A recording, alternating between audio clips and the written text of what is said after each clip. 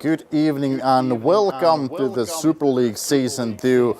We have a Super League first race here in Boden, Sweden. My name is Harri Kolehmainen. Good evening for everyone. And we have a special guest here, straight from the States, Bruce Gaspari Jr. Welcome to the Sweden. Happy to be here. Happy to be here. So you're from States? Yes. Actually, Yes. and you are with a driver or something? Tell us something about you. So I raced for a long time in the States and helped run our team back home, Team Southside. Stopped racing about 6 years ago.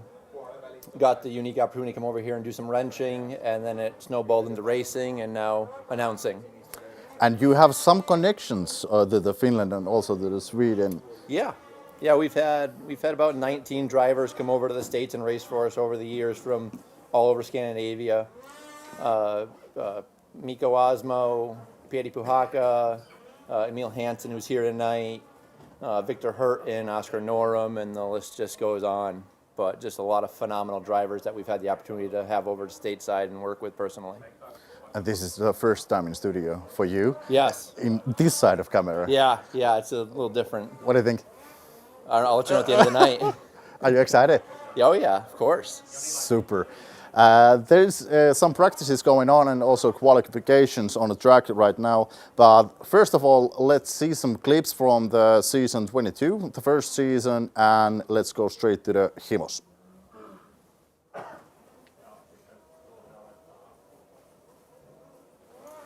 Vaihto.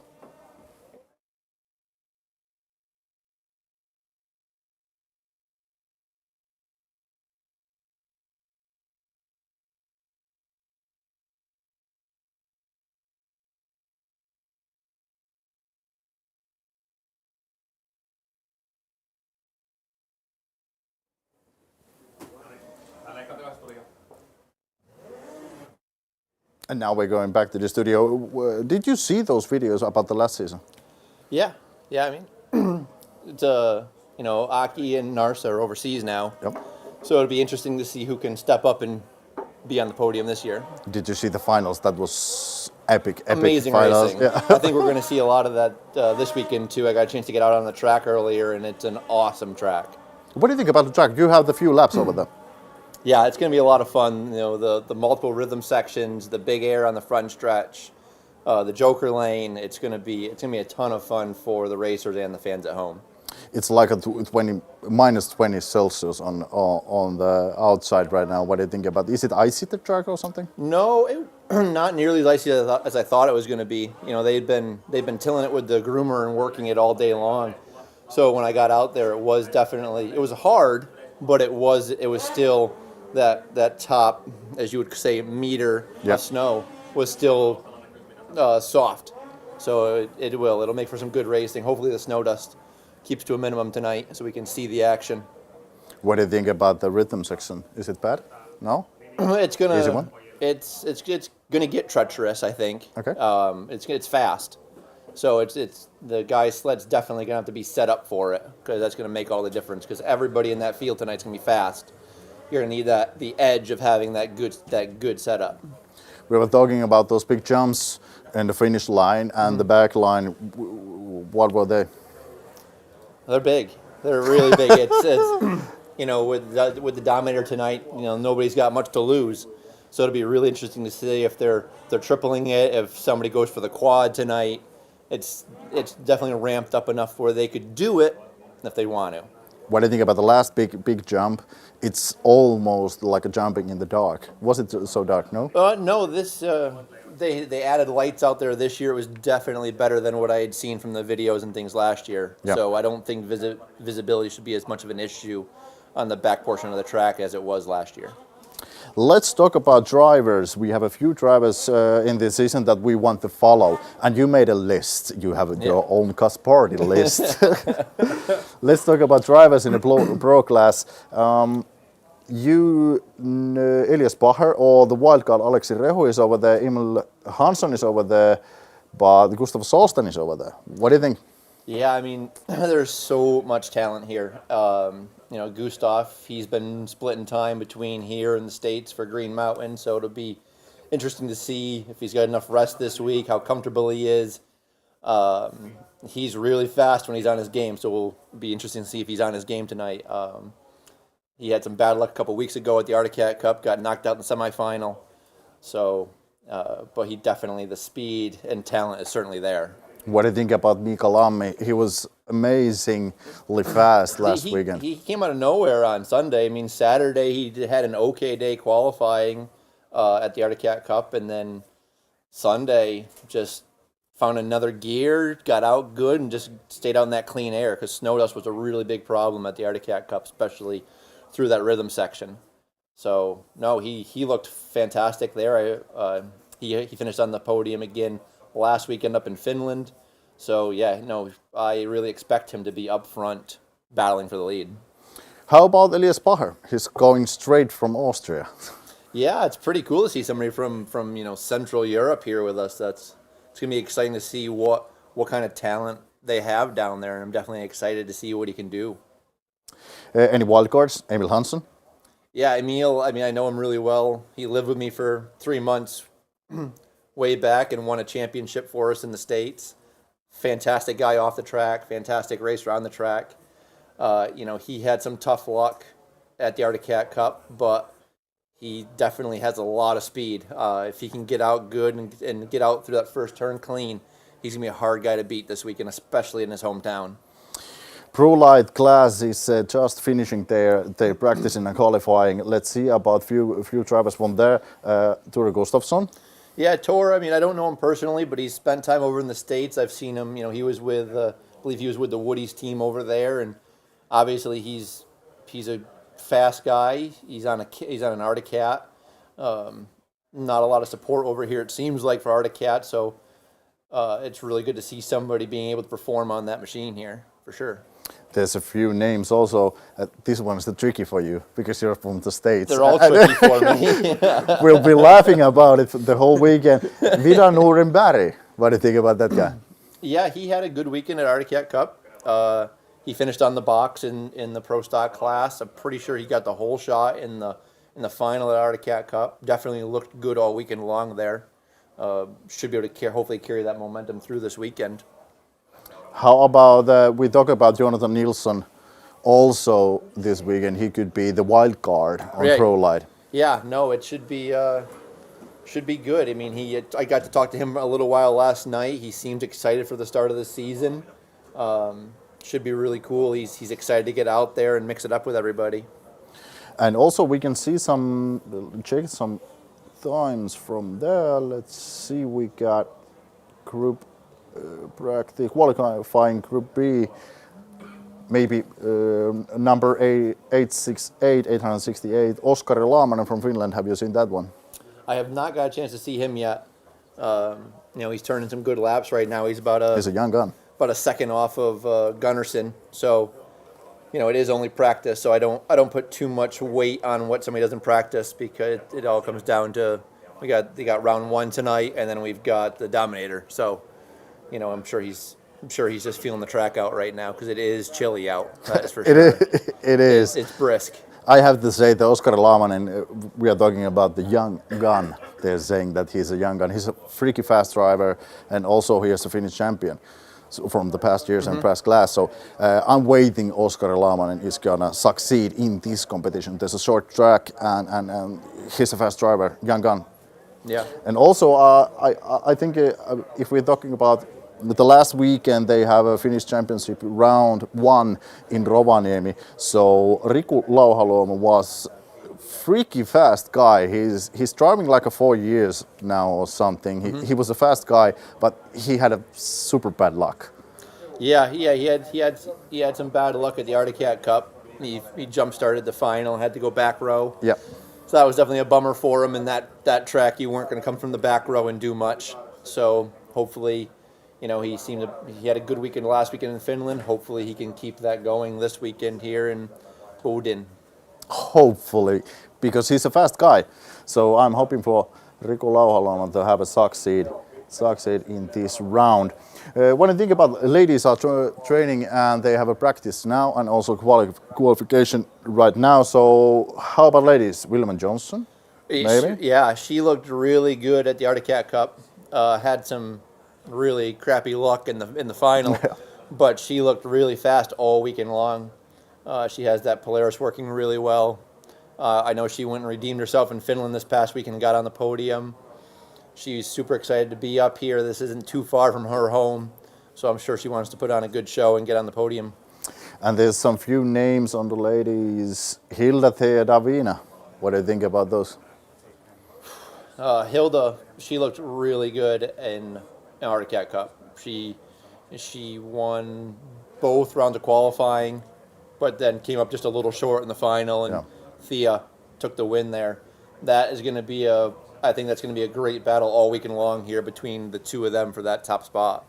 Let's see how they are in practice right now. Ladies practice. Hilda Öhman is the fastest right now. Fanny Wikström second. Wilma Johnson third.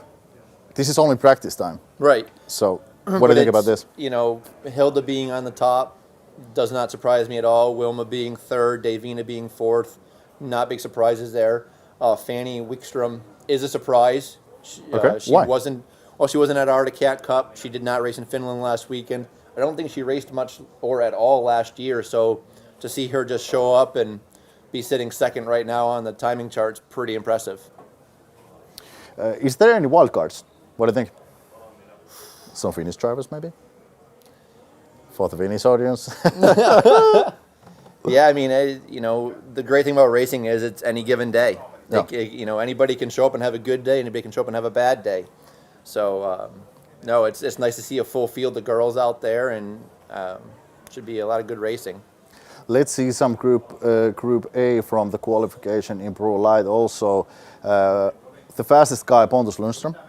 Second fast, Sami Huttunen from Finland. And the third was Felix Andersson. What do you think about this one?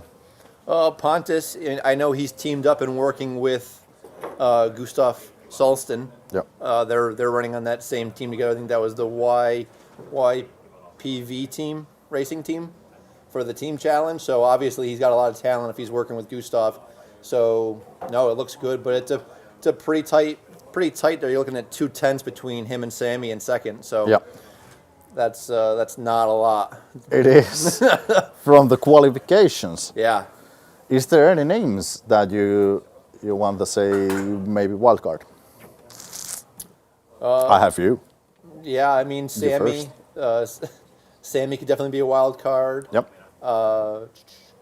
Jonah, 681. Yep. I think he can do something. Like I said, there's a lot of talent out there, so it's really going to be getting through that first corner clean is going to be important. And then if this snow dust keeps up like it kind of is right now, that clean air is going to be worth a lot later on in the evening. Yeah. I'm waiting for Levi Puustinen also 812. He's fast guy. He's in good shape, and other guys told me from the pit lane today that he's going to be fast. So we wait for it, and he was fourth in his qualification Group A. So that could be the wild card. Yeah, I think so. Yeah, I mean, it's nice to see. I mean, I believe we're working with 25 or so pro stock drivers. Yep. So we got a deep field here this weekend. So it's going to be important to get out good and stay clean. Yeah. So we are seeing today, we are seeing that tonight, we are seeing the Pro class, ladies class, and the Pro Light. We're going to see the Dominator, and also there's from few guys from the crew, Rayton, Norwegian. What do you think about that one? Magnus is a phenomenal rider. He's been around a long time.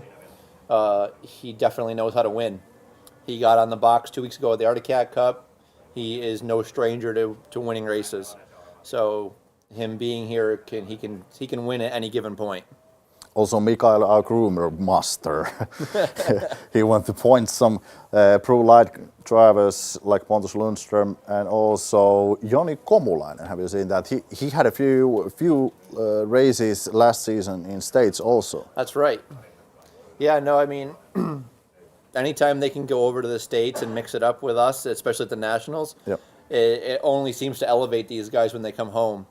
Because that experience of being on different tracks, on different sleds, against different riders, some usually, better riders in some cases, they come home and they're like the next step. Yep. So we can wait some showing from the Joni Komolainen. What do you think? Maybe. Time will tell. Hopefully it's a good day for Joni. Yeah. I think so. How about Andron Lindholm? You know this guy? That name does not ring a bell off the top of my head. What was he in Group A or Group B for Let's qualifying? see. I think he was in Group B. Yep. Anton Lindström. Okay. It's that guy from 67. 30. He was the second. Yeah, he's 10th of a second off of Alfred, and Alfred looked, he's been looking really good. So that should be, that's a good place to be, because the same thing. That class is deep. So to be up front and showing good lap times already is going to hopefully. Let's see some times in ladies qualification. Hilda Öhman she's the fastest on track right now. 33.083. Elina Palojärvi from Finland second. What do you think about that one? That's exciting. She was not at the Arctic Cat Cup a couple weeks ago. Yep. So I haven't had a chance to see her race personally, but to be sitting above Davina, Fanny, and Wilma right now, and Thea, that's a pretty impressive time. How about Davina Baktaman? He's third right now, 34.612. What do you think about that? I mean, I figured she was going to be a top 5 this weekend. I mean, Yep. she made the podium at Arctic Cup, so you can't take anything away from Davina. She looked really good all weekend there and rode a consistent weekend. So I was figuring her in the top 5. To see her sitting third right now is really good for her. Let's see what happens. How about the pro? We are waiting for the pro qualifications and training. They're starting in a few minutes. You know these guys. Is there any other drivers that you want to say that they could be a wild card in pro class? Everyone is waiting for that. Yeah, I mean, it's, when you get to that level, that bar is so high, and once you meet it, it's just tenths of a second here or there is what makes or breaks your night. And that's really what it's going to come down to out there, because that track is a lot of fun and it's a fast track. It is. And the Dominator, men versus men, lady versus Yeah. lady. There's 2 drivers. Who's going to win? Oof. What do you think? Oof. Whoever wants it the most. Yeah. It's no points on the line, no nothing. It's all about bragging rights. So it's really whoever wants to send it the furthest. That's what it's going to be. It's going to be hard. It's going to be really good. What do you think, if we're talking about Pro Light, we're going to see the Dominator over there also. Is there any thoughts about it? I mean, Linus Eriksson, he looked really good a couple weeks ago. I was able to talk to him in the pits this afternoon. He's really excited to get the show on the road. In my opinion, he's definitely one of the favorites, in my opinion, to win tonight. You have driven the Dominator also in past years or something? Yeah? No? Never? No, never. Nope. Men versus men.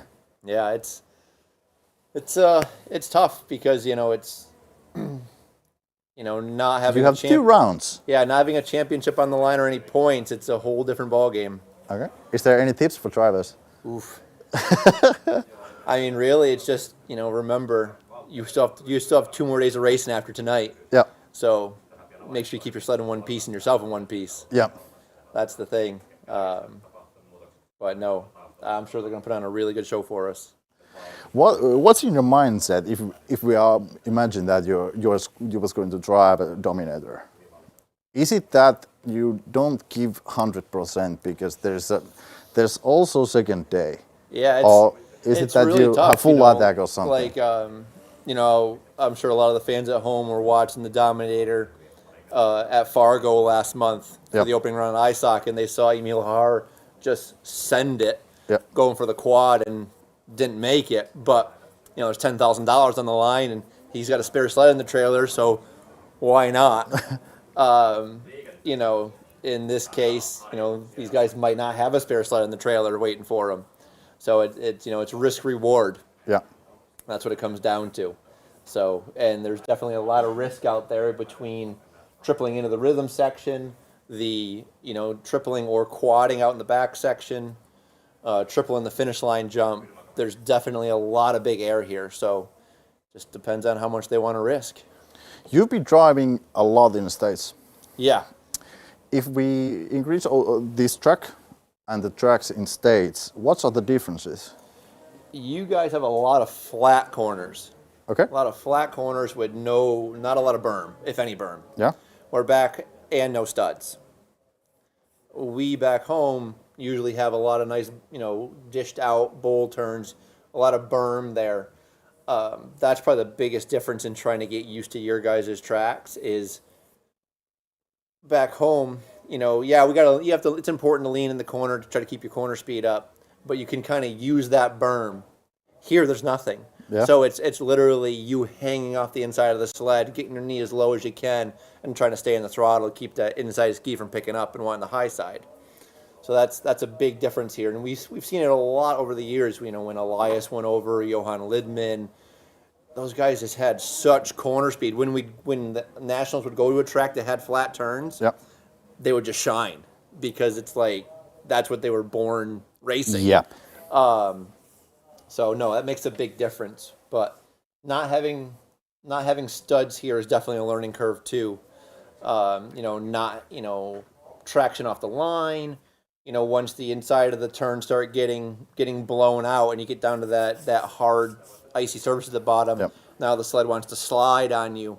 Not used to that. I'm used to having Woody's traction products just digging into that ice and helping me turn. Oh, really? Yeah. So it makes a big difference.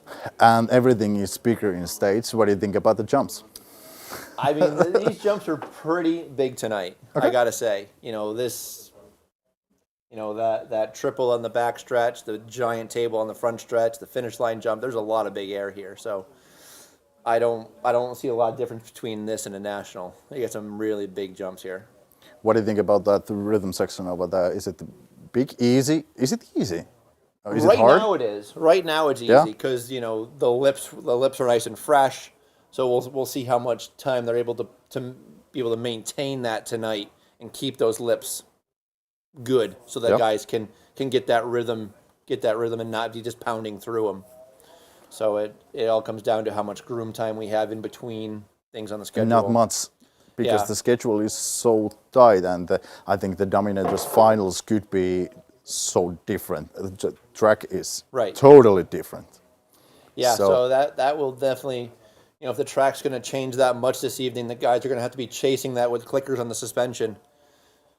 Because if they don't, right now their sled should be set up super stiff. Yeah. Because the top of the snow is soft, so you want your stiff suspension so that when you're coming down, the snow isn't sucking your momentum out of your snowmobile. You want to just be able to hit and keep going.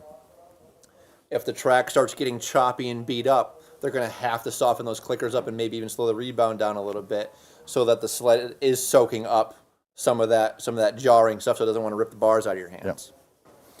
Any other the technical changes from now to the finals? Suspension's going to be the biggest. Yeah. Yeah. If this track starts going away and getting really chopped up, holes start getting deeper, they're definitely going to have to soften the stuff up a little bit so that they can keep the speed up through the stuff without it wanting to just rip the bars out of their hands. And now we are starting that practice in a pro class, and it's time to introduce our commentators, ladies and gentlemen. Let's give the speech to our commentators Jarkko Ylläsjärvi and Ossi Kiviniemi. Hello. Good evening, ladies and gentlemen. Yes, and welcome to Boden. We are here waiting for the pro class practice and qualifying to begin. And it was a nice section from the guys telling us about the racers of the weekend. And today we are racing the first heat of the weekend, and also we are doing the Dominator. And at the moment they are maintaining the track. How does it look, Ossi? The track looks really nice and wide. That makes a lot of possibilities to make passes. But also we're having a kind of a cold weather, so the start will be more crucial than usually because of the snow dust might come out.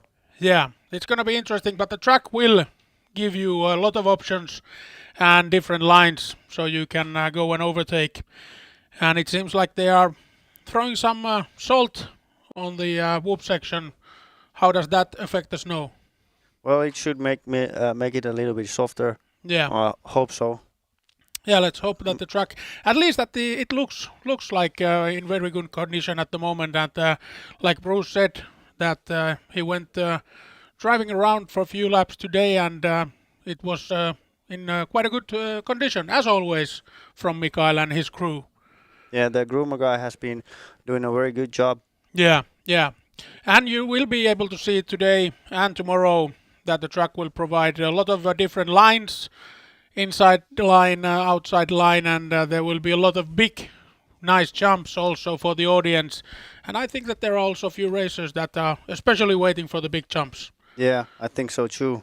And also we are having the sled territory super lane. Yeah, that's a nice little addition in the Snowcross. There is the super lane that you have to use once in every heat in these top classes, so that gives you some extra bit of strategy to do. So it's not only just the normal corners that you do.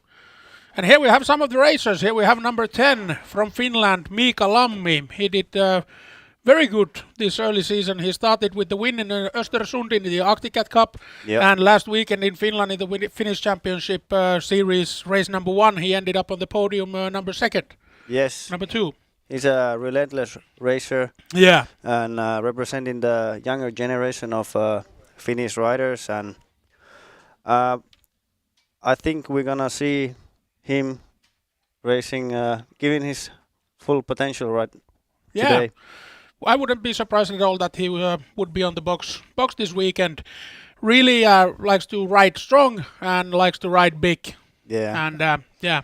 He also had a pretty severe setback last summer, having a bad crash with a dirt bike. Yeah, and the winter before that, he's been suffering a lot of these injuries. Yeah, he might not be 100% here, but he will give his 100% for sure. Yeah, and the results from the earlier weekends this year, it seems like the speed is there, and he's keeping the speed all heat from the start to finish. For sure. But he's not the only one that we should look into. We have 20 guys in pro class, and if you look at the names, Lammi, Dahlberg, Laakkonen, Lindgren, Johansson, Hansson, Jaakola, Lundén, Salsten, Virmakoski, Mikaelsen, Sjögren, Johansson, Stenberg, Bacher, Andersson, Lundqvist, Rehu and Raiteen. There are a lot of good names, 20 names, and like Bruce said earlier, you never know in racing. You can end up on the top of the box if you're lucky and you do your thing. So anything can happen. For sure. We have a wide selection of talented riders, and we're going to see some good action tonight. Yeah.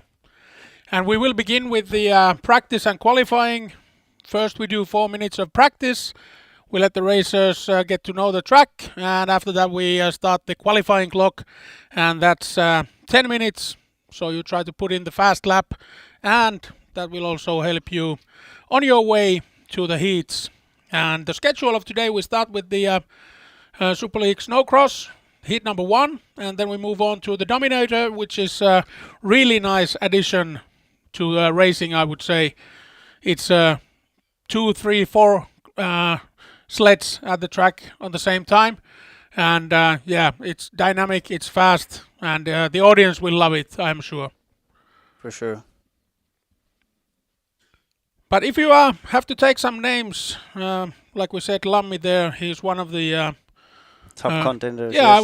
I would say. But we also have, I always like to say, for the Swedish people, we are in Sweden at the moment, that Gurra Salsten, number 81, Gustav Salsten, he's also a very, very strong podium finisher, I would say. And a lot of good names that we see in the picture. 259, Jon Stenberg, he won the Finnish Championship a few years ago, and he's been racing also in the States.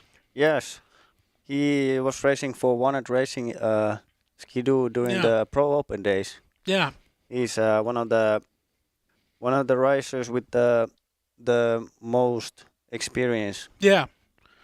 Yeah, and at the moment we have a lot of young riders there, and Jon, even though he's not that old, he's easily one of the most experienced ones. Yeah. So he will bring in his A game today, I'm sure.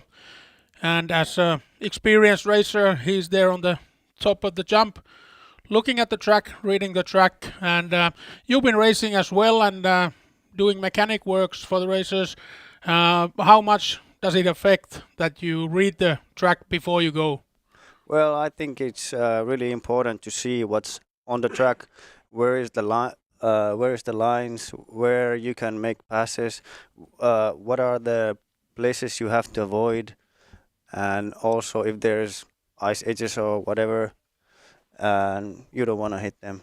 Yeah, and of course the track will start to live as it goes further down the day, but the start will give you some lines that you will know and remember, and then lap by lap you will learn more and more.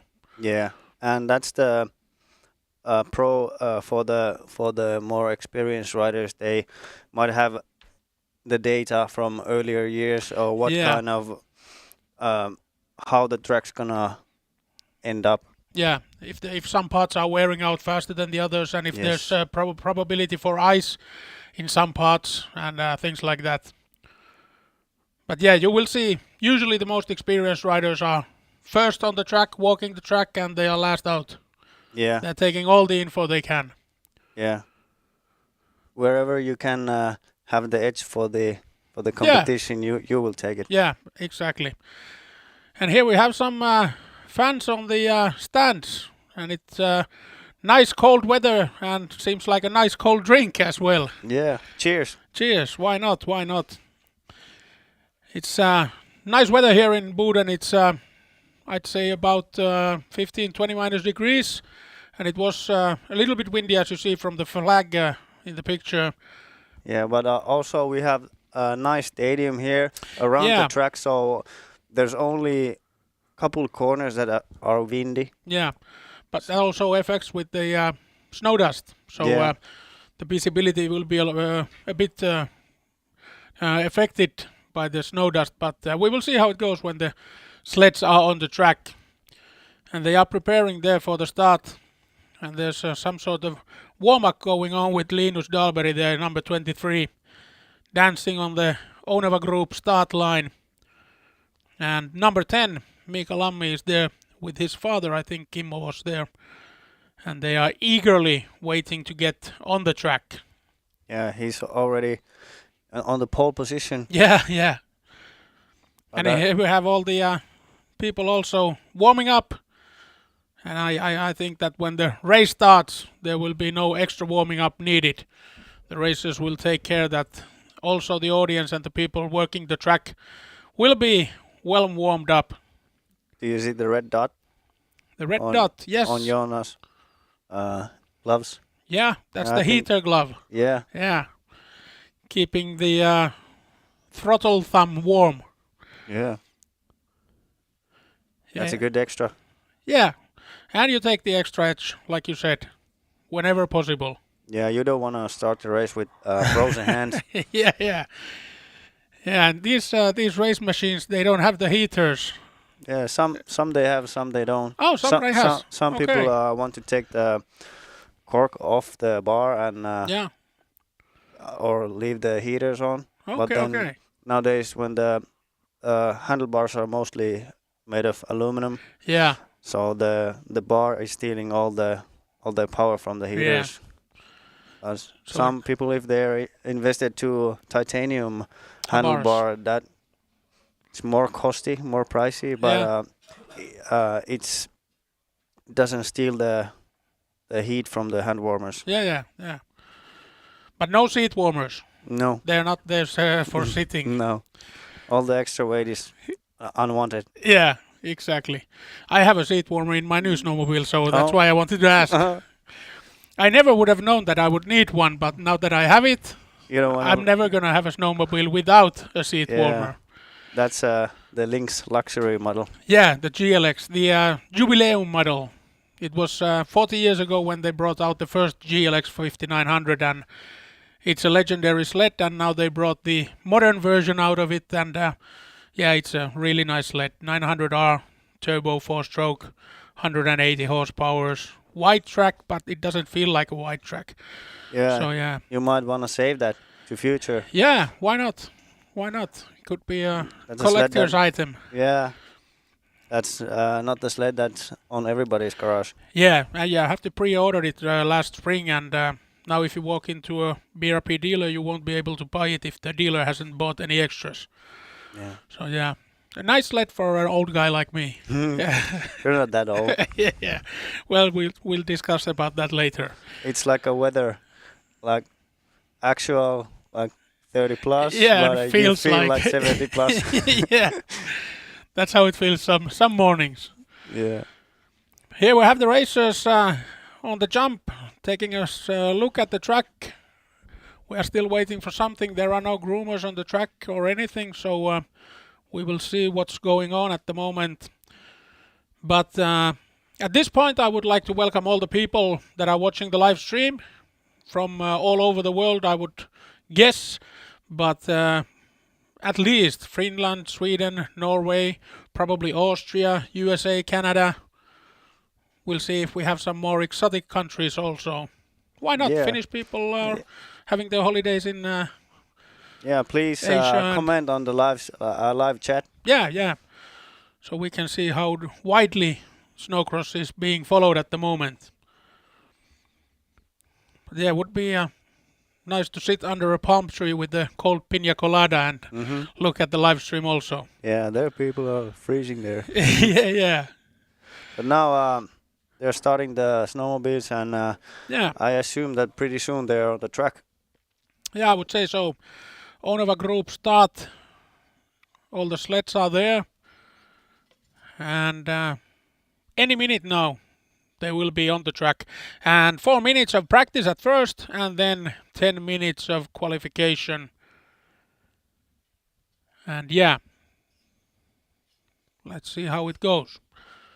Want to have any guess for fastest lap? Who's going to do the fastest lap? It's hard to say. 4 minutes to fill up the track and make notes to your brains. Yeah. Mental notes. But in pro class we have only one group. Yeah. 20 racers, and that's it. But it's also, some racers are, like in Formula 1 also, some racers are better in qualifications and some are racing better in heats. So you never know. There could be some surprises also. Yeah, some people are more willing to take the risks and go full throttle right away, just like it seems. Mika Lammi took the start by a storm, and you could also see the white links with number 66 behind him at the start, Oliver Jaakola, and he's also a guy that you should follow because just 2 years ago he won the 14-16 championship in Finland. Last year he won the Pro Light champion in Finland, and yeah, now he's in pro class. Yeah, hopefully he's back in 100% because last weekend in Rovaniemi he had a little bit bad luck and had some crashes. And yeah, there was some Superman action going at the back rhythm section, but it seems like he's back on the sled. And these guys are tough. You know, you're a racer. They are tough as nails. Yeah, little soreness doesn't make you quit. Yeah, and you won't feel it if you get the adrenaline rush. You will feel it the morning after, but not during the race. But you ended up also letting go of racing a few years ago because of an injury. Yeah. Can you just shortly tell us about it and how was it? Well, it was my first race in pro class in Oulu Stadium Cross race, and I was a little bit too eager to triple in practice, and in the second lap I broke my leg totally, and 13 surgeries later we're here. Yeah, and we are in 3rd floor and no elevator, and you did the stairs better than I did. Yeah. So, yeah, but yeah, it's it's a tough sport, and of course the jumps are big, and if you are not that lucky, sometimes you might break something, but most of the time the racers are safe, and even though there are some big jumps and big crashes, they end up walking out of it not harmed at all. Yeah. And of course you have to have the protection, starting from the helmet and going all the way down to the boots. There's a yellow flag. Yeah, I was just looking at it, what's going on. There's a sled. It looks like Jaakola. Yeah, white links. Let's hope that Oliver is okay. Yeah, you can also already see the berms are getting bigger on the outsides. Yeah, they are Snow is moving a lot of snow. Yeah.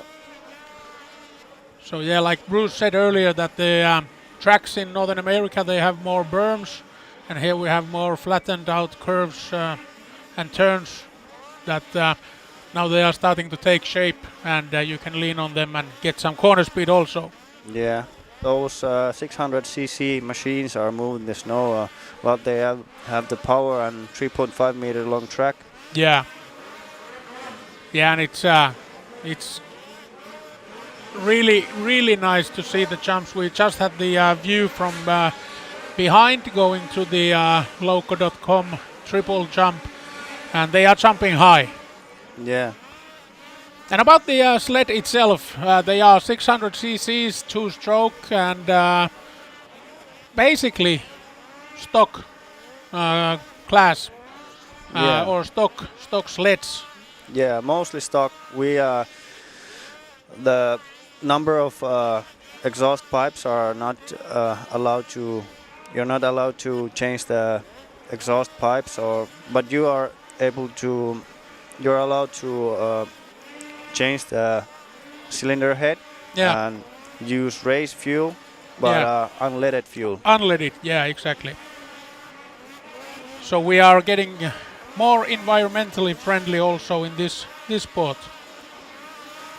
And the power that they put out stock is about 130 maybe? I would say closer to 150 horsepower. Okay. So the power is not the issue. No. They have more than plenty of power. Yeah, the regular guy from gas station, it's more than enough. Yeah. Might be too much. Yeah. And we see the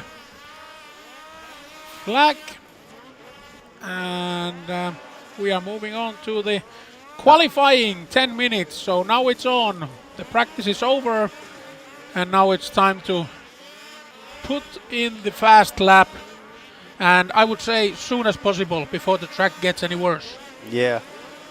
So we will see how it starts. John Stenberg has put in the fastest lap at the moment, under 30 seconds, followed by Hansson and Lammi. But let's gather some data for a couple of laps. Yeah, I really like the track when there's two options for the corners. Yeah. It gives a little bit different speed to enter the whoop section. Yeah. So we're gonna see some different choices, line choices from the racers. They can go from outside and double, maybe triple.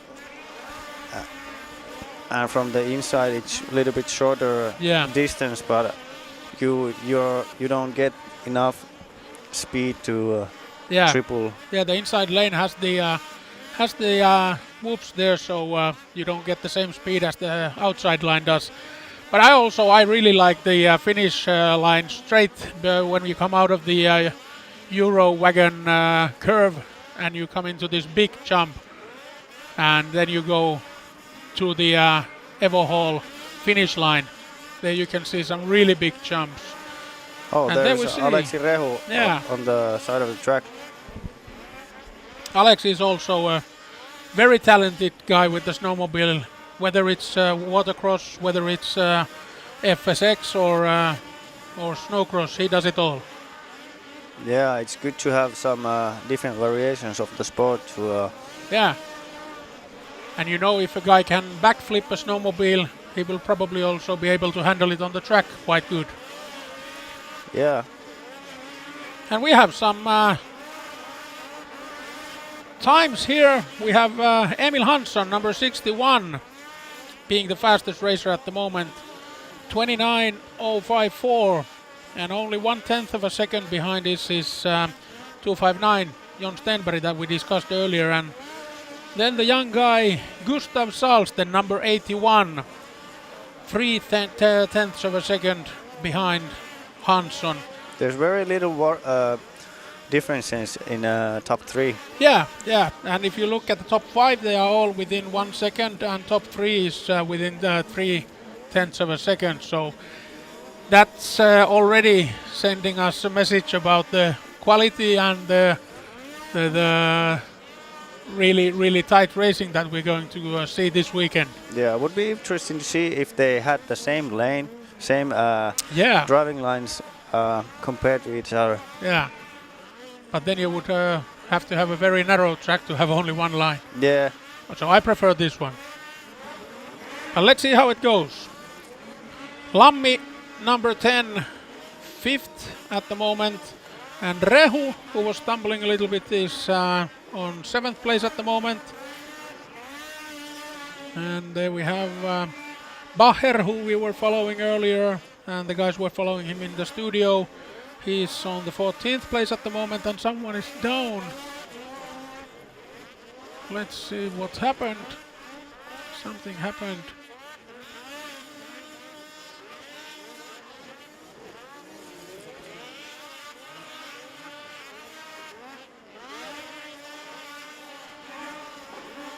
Yeah, but it seems that the track is clear at the moment. But yeah, Hansson is still keeping his fastest lap at the moment.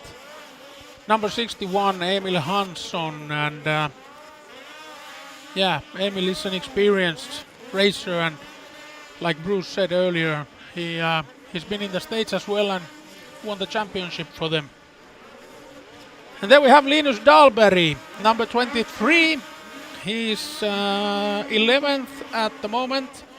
He's representing the Evo Hull racing team. And who do we have here? That was number 23. And Magnus Reiten has joined top 5 and top 4. 0.6 seconds from the top. Yeah, the Norwegian Lynx driver. Yeah, number 999. And he's a fast guy. He's a fast guy. So he will be probably also battling for the top positions today.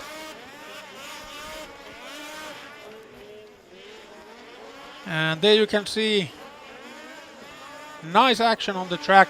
And at the moment the snow dust is not that bad. Not that bad. But of course it's not the racing situation as it normally would be, but it gives some idea of how it's going to be. Yeah, maybe the salt helped a little bit. Yeah.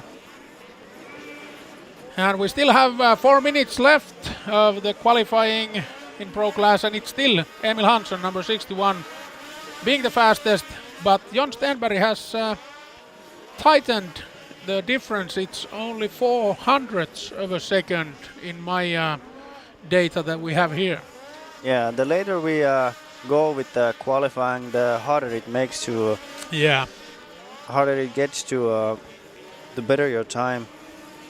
Also, some of the lanes might get easier, but like you saw from the finish line jump, it gets steps. Yeah, you will get the double jumps. And just earlier we saw the drone footage. That's also a very nice thing here in Super League. We get the bird's eye view from the top of the track and following the racers. So that's also a very nice thing for the people back home watching the live stream. And let's see. There is number 61, Emil Hansson. Checking the lines. Yeah. And now it's a good time for him being on the top, being the fastest at the moment, to check out the other guys, what kind of lines they are using and what they are doing, because he's pretty safe at the moment. Yeah. But still 2.5 minutes to go. Yeah, and also after this we're going to dominate a race. Yeah.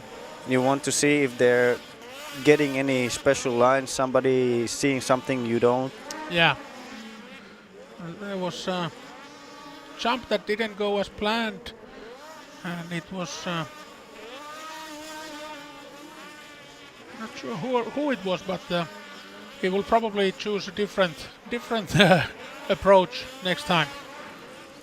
And there you can also see some options that you have, even on the inside lane you can battle.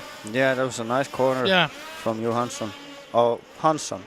Yeah, but now we have a new Johansson made a best time. Yeah, numbers 58 Axel Johansson, and look at the difference. Top 3 within 600ths of a second. Now Salsten made the fastest lap. And easily the fastest, 0.4 seconds faster than the other guys. Yeah, he found something. Yeah, Gustav Salsten, number 81, young guy from Sweden. He's been in the stage racing also this year, and yeah, it looks like that he was just waiting for the perfect time, and there it was. Putting one lap together. Yeah. And I believe he's the guy who has the target on his back this weekend. Yeah, I would say that he's definitely being followed by the other racers. Yeah. Showed some competitiveness in US ISOC Pro class, and now everybody in the pits are thinking that who the heck is that guy? Came from nowhere, and now he's young Swedish guy challenging. Yeah, but yeah, really happy to see that he got the speed. And we still have 40 seconds left. Let's see if someone answers the call. But at the moment, you have to beat 28.615 to be the fastest. And there we have Albin Lundqvist. He's 7th at the moment, number 681, with the Skidoo. And it looks like everybody hasn't even tried the super lane yet. Yeah, I was just thinking about it, that now would be the perfect time to go and check out the lines on the Sled Territory super lane. But you can see on the name list, you can see the blue stripe between the position number and the name, if you have been to the super lane or not. And Johansson, Hansson, Lundqvist, Johansson, and Mikkelsen, and Dahlberg, and Laakkonen haven't even tested it out yet. No, and now we ran out of the time, and this will be the last lap the racers can make. Yeah. And Emil has lost his hand guard. Yeah, you really need it this weekend. Yeah.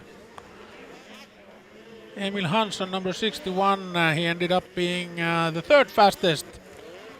But yeah, crazy fast time from Salsten.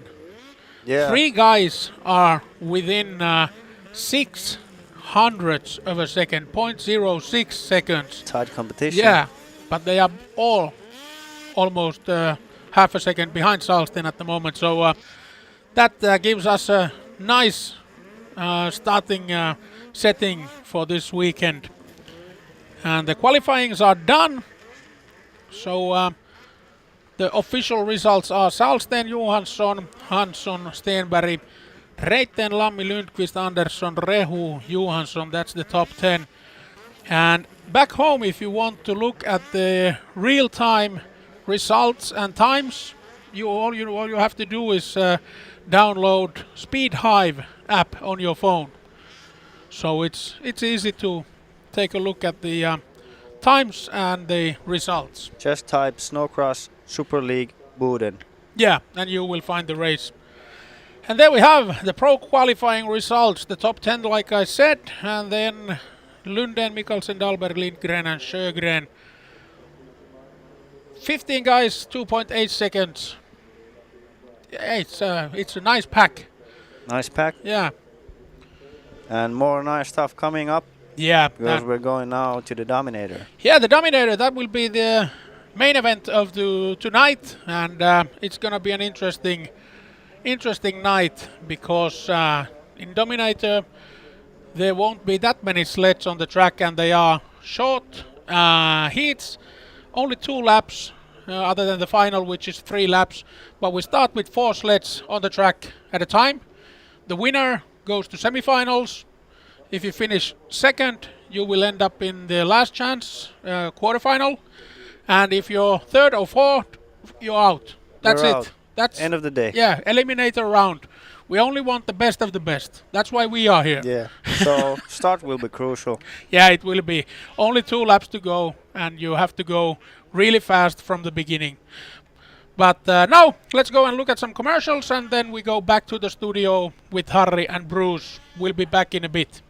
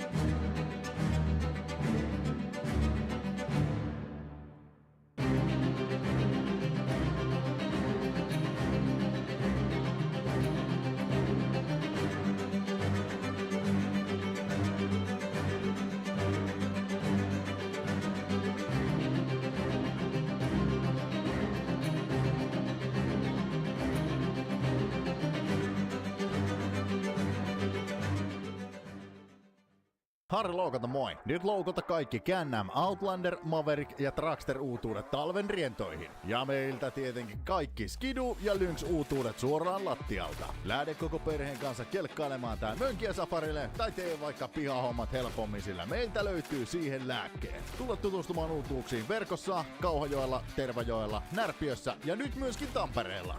Tervetuloa reiluille kaupoille!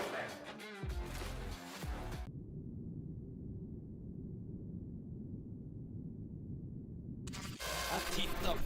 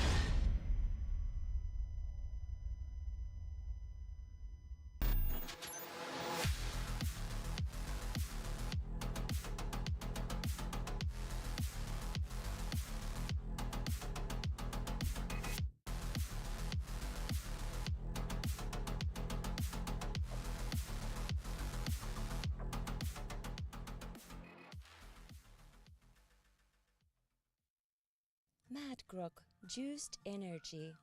Helmeileviä makuja, kuten tutuissa virvoitusjuomissa. Maista ja ihastu.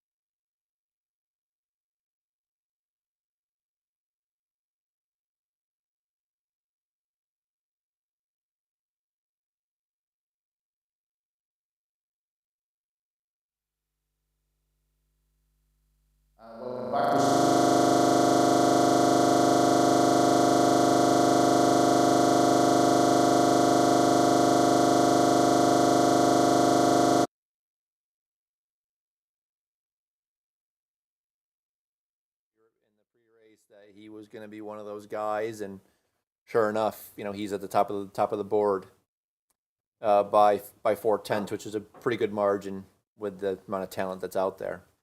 What do you think about Axel Johansson? He was second. Yeah, big surprise. Obviously we did not talk about him pre-race, so to see him come out there and just eke out a couple hundredths of a second over Emil and Stenberg that's really impressive. So we'll see if he can. That was a one-time thing, or if he can keep doing it this evening. John Stenberg is a legend. He's a yeah, that is for sure. I've known him for a long time. I mean, he spent time over in the States with Bowerly Racing and Warnett. He had 2 different stints over there, so he was now fourth. Why? Why he's fourth? What do you think about that? I mean, you only got 6 hundredths of a second between Axel, Emil, and John. So I mean, that's nothing. So he could have easily been sitting second after qualifying. He looks really good. He looked good at Arctic Cup, just had bad luck. Yeah. But obviously the speed is still certainly there for John. We were talking about Mika Lammi, his 6th in Pro qualification. What do you think about Mika's speed? Yeah, I mean, I guess that's about where I was thinking he was going to be. Because obviously we felt that, Gustav, Emil, John were going to be up front. So, to see Mika sitting. And now there's Pro Light round 1 going on, so let's get straight back to Jarkko and Ossi. Thank you. Yes, we are here. We are racing. The yellow flags are being waved at the moment, so there is something going on at the track. But yeah, we have moved on to the light round 1, Group A. So we will see in a bit where we are at the moment, and it seems that the whole shot was being taken by Angelva. And racing action is on. Pontus Lundström seems to be first at the moment, so could it be that it was Angelva who ended up crashing his sled at the Evohall finish line? There's still something on the finish line jump. Yeah, they are pulling the sled. Oh, and now he did it.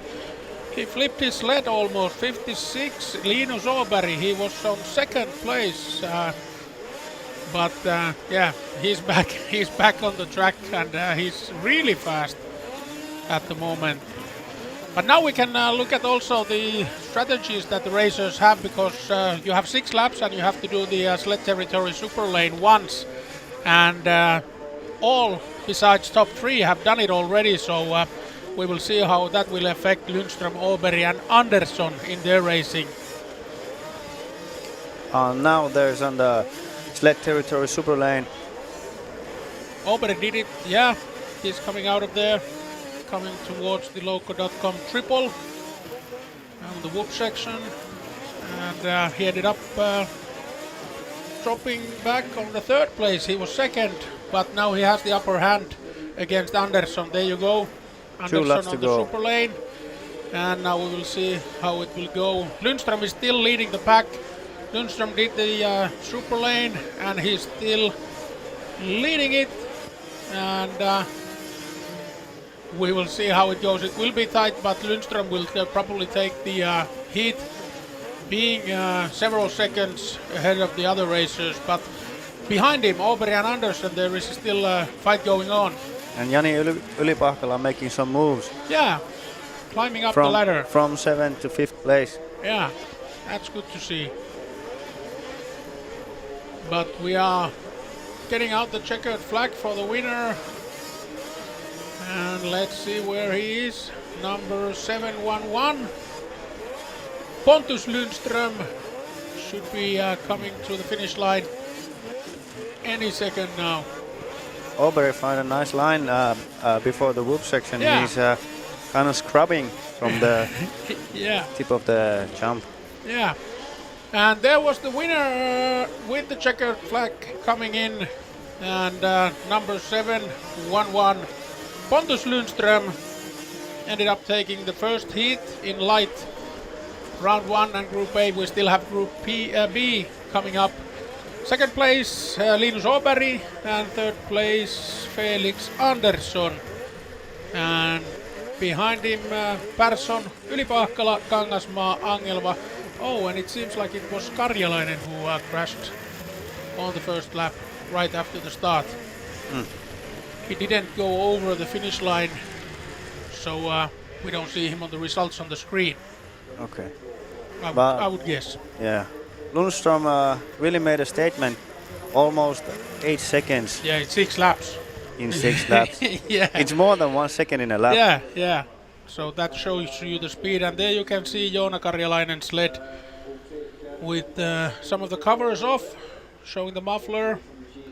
Let's hope that Joona is okay, and the sled will be fixed for the Dominator and tomorrow. And then we have the other half of light. We have Group B going in for the first heat, and we have Alfred Gunnarsson, number 327, Joel Nordholm, 21, Jan Rumsdahl, 117, Linus Eriksson, 26, Jonathan Nilsson, 101, Myrsky Rissanen, 173, Vidar Berg, number 4, and Wilmer Andersson, number 97. Eriksson representing the Evohall racing team, and we'll see how they perform just in a second. There's a nice trailer for the maintenance vehicle. Yeah, it's almost like an official tow truck. Yeah. Yeah, with the blinking lights and all. Mm. Yeah, and talking about tow trucks, Gustav Salsten, who ended up being on the top in the qualification in Pro Class, he works as a tow truck driver. Oh. And he helps people out of the ditches, and he was even in a Swedish TV series about tow truck drivers. Oh, I didn't know that. Yeah, I was watching the TV and I was like, oh, that's Gurra.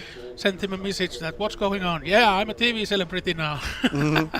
Professional, nice guy. Yeah, he's smiling all the time. But yeah, let's go for the light heat number 1, Group B. And 6 laps, 8 sleds, and let's see who will be on the finish line first. A little From the bit tight. inside. Yeah. 173, but after the second turn, lost the first place. Yeah, Johan Nordholm ends up taking the Evohall hole shot, and we have already 2 racers on the sled territory, Super Lane, Nilsson and Andersson. So now they have the tactical upper hand. And as we come to the Eurowagon turn, this is the jump that I like the most. They are flying high, they are flying long, and right next to each other. Yeah, 2 sleds side by side. Nordholm first, Eriksson at the second place, and now Nordholm is moving on to the Super Lane. And let's see how that affects. We have Romsdahl on the 3rd place. Romsdahl came from the States. He was racing for Green Mountain Racing, I think. And behind him is Rissanen, 173. Barry, Nilsson, Gunnarsson, Andersson. So we have 4 guys who haven't done the super lap yet. Did you see how smooth was the outside line? Yeah. They will be running that for sure. High speed lane. And now we have the Pöntinen corner here. And these guys are not going to the super lane at all. Eriksson still leading. Behind him is Rumsdahl, Nordholm.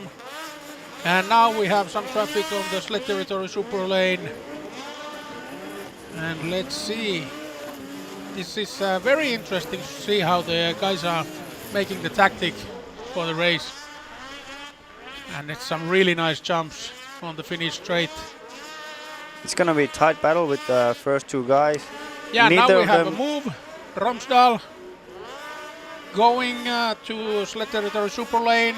There we can see him with 117, and now he has to catch up. Yeah, break disc blowing. Yeah, exactly. But Eriksson has the pressure now, being in the lead and not done the super lane yet. Yeah, this is the moment where you make the move. And look at the jumps; they are really high, really high. It's also nice for the rider. And there it is. Now he's on the super lane. Nordholm and Rumsdal, they are coming for it. And he triples in. Yeah, easily. He's now on the second place behind Nordholm, but what an exit. Yeah. Yeah. It's also nice to catch a little bit big air and to relax your hands for a that's second. Taking a small break Yeah. mid-air. And we're moving on to the last lap, and we have Joel Nordholm, 21, in the lead. Behind him, 26, Eriksson. And Eriksson is racing for Evohall Racing Team. And behind him is 117, Jan-Even Rumsdal. But yeah, it seems like Nordholm will take this heat. And here we go. Nice high jump. And crossing the finish line first. Joel Nordholm, number 21, 3.54 seconds behind him, Linus Eriksson. And third place, straight out of the States, 117 Rumsdal and Gunnarsson, Rissanen, Nilsson, Barry Andersson. That would be the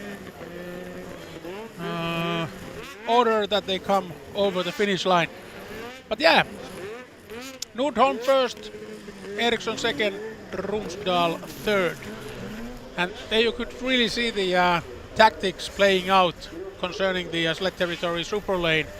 You really have to think when you go onto the super lane and how it affects your racing. Yes, if you get a really bad start, yeah, then take you it might out just first thing. Yeah. And now we are moving on to the third group of light. And I think I said earlier that the previous heat was the other half of the light, but we have 4 groups in light. Yeah, lots of riders. Yeah, and that's a good thing. It's a good thing that we have plenty of racers, and we are now starting to see who is fastest of each group. And now we have more Finnish colors this heat. 827, Sami Huttunen from Finland, 812, Leevi Puustinen from Finland, and 17, Joni Komulainen from Finland. 728, Oskar Nikula, also almost from Finland. 150, Simon Schellman, Norway. 13, Anton Lindgren, Sweden. 492, Leevi Saukkonen from Finland, and 104, Jim Eliasson from Sweden. Leevi Saukkonen won his class last weekend.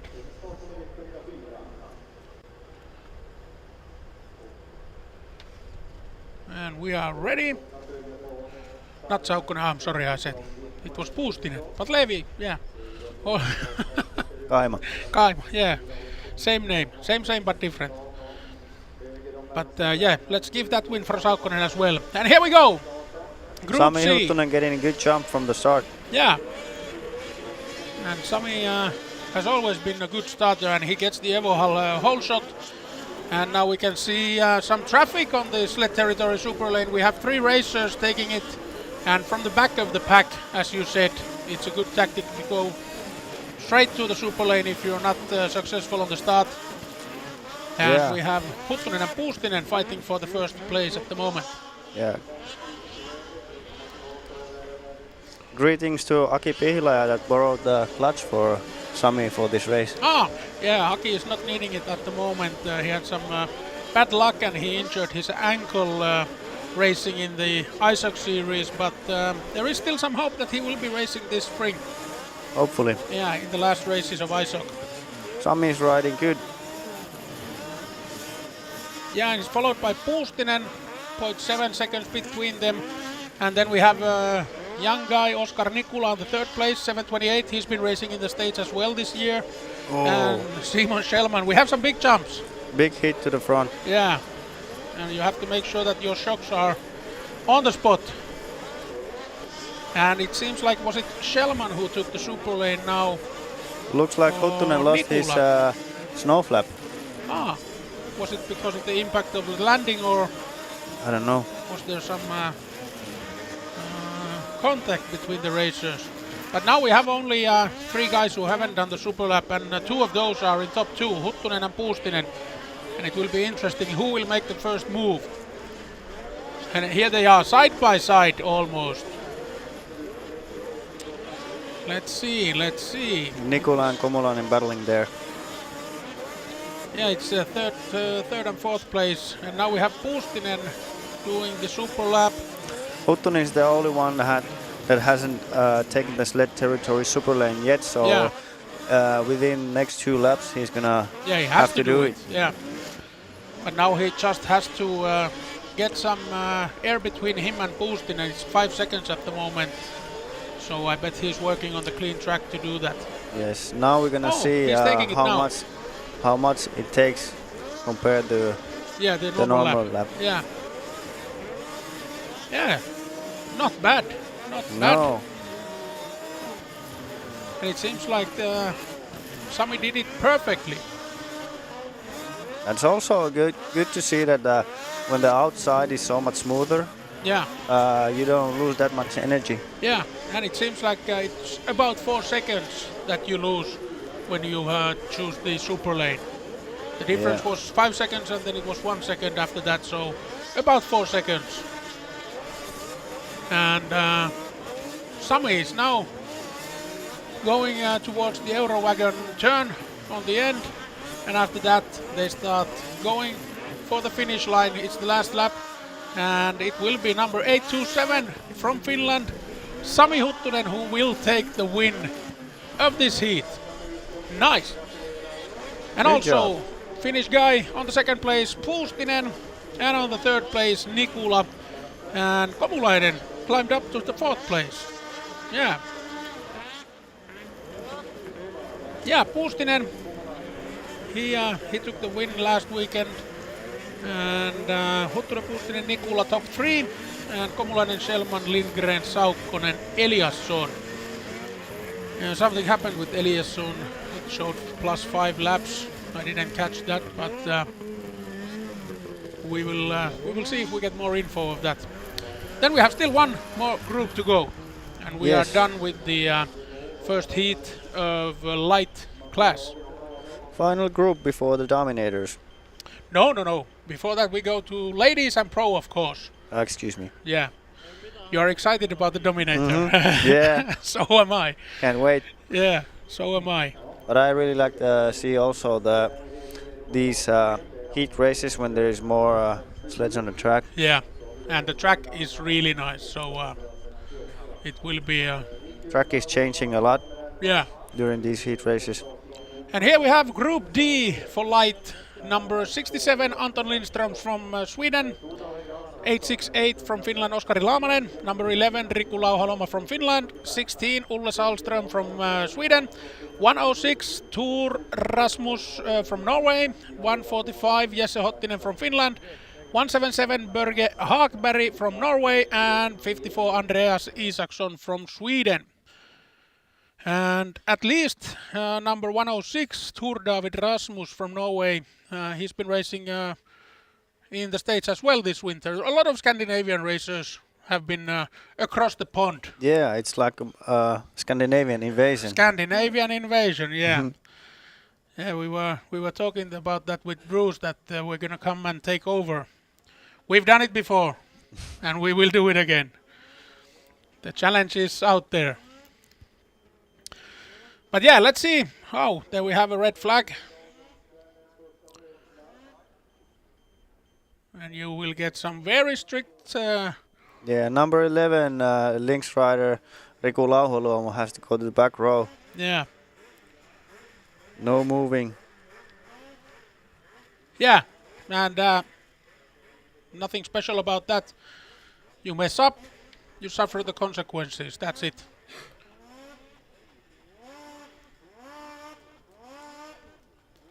And you being a racer before, how do you get ready for the start? How long before the lights turn off do you have to start to focus on the start? Is it 1 minute or well, 10 it seconds? Takes several minutes to warm up your body and your sled if you don't have a mechanic to do it for you. Yeah. And just it's not just a 1 minute. It's a longer process. And now we are good to go. Group D, round 1, light.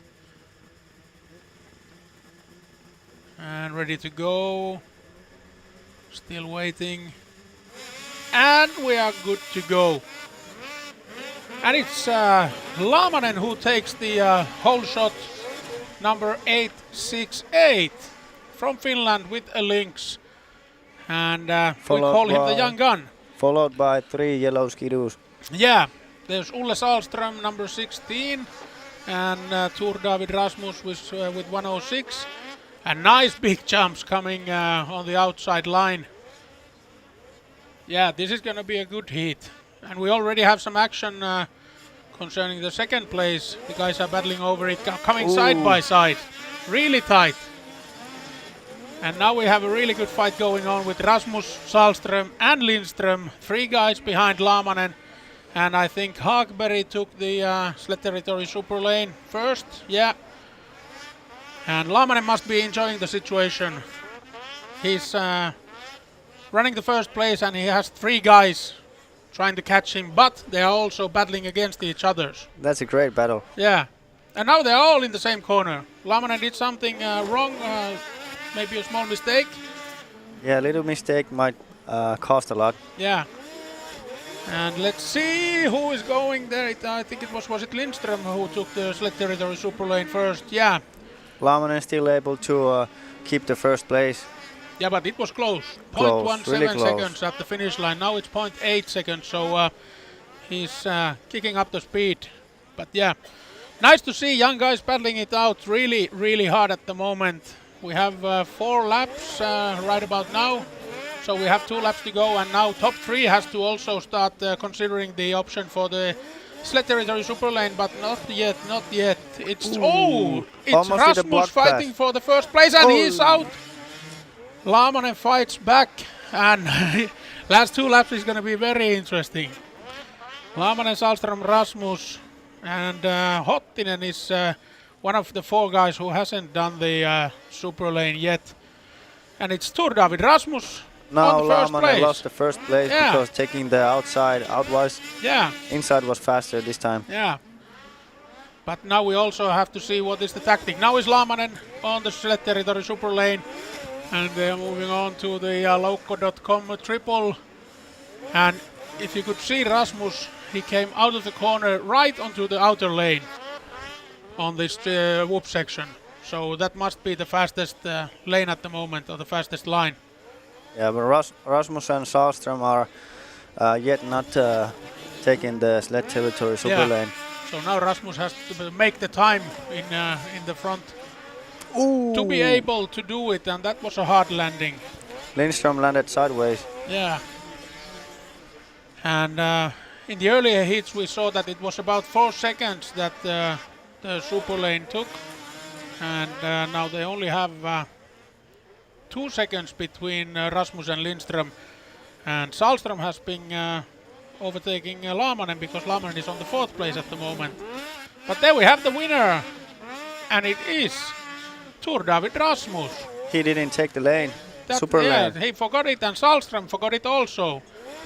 I think this is going to be discussed on the pit. But yeah, sled territory super lane should be done once in every heat in this light pro and ladies class.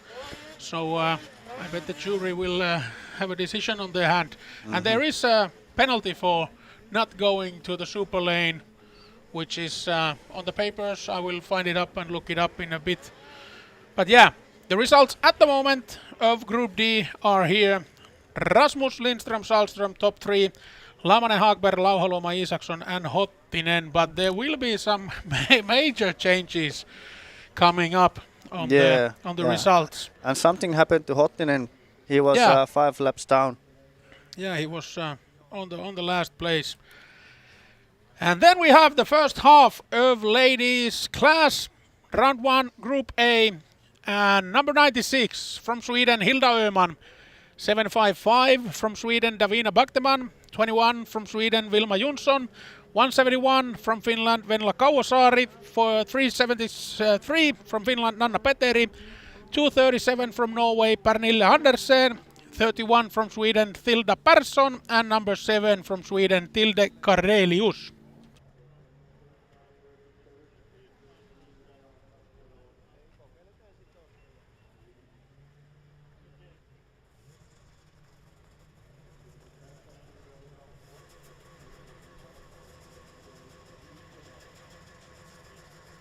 Ja näin sillä laitetaan.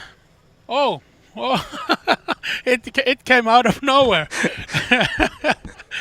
That came Back to straight from the spine. Yeah, this weekend we're doing English only, but yeah, old habits die hard. 10 years I've been doing this, and if one weekend every now and then is in English, I will probably switch back to Finland or Finnish language as soon as possible, if no one is guiding me the right way. But yeah, the ladies are ready. The first half of ladies class is ready on the Oneva Group start line, and we will see. Now we have the penalties in on the previous round of light, and I think it was a 10-second penalty for not running the super lane. So Rasmus ended up on the 6th place. So Lindström first, Laamanen second, Haagberg, Lauhaluoma, Isaksson, Rasmus, Salström and Hottinen. Yeah. So you don't want to miss the super lane. You really don't want to miss the super lane. Yeah, it's a crucial part of the heat, and it's part of the tactics also. They are firing up the sleds, and we are good to go. We have 2, 4, 6. We have 7 sleds on the line, ready to go. Ladies, round 1, Group A.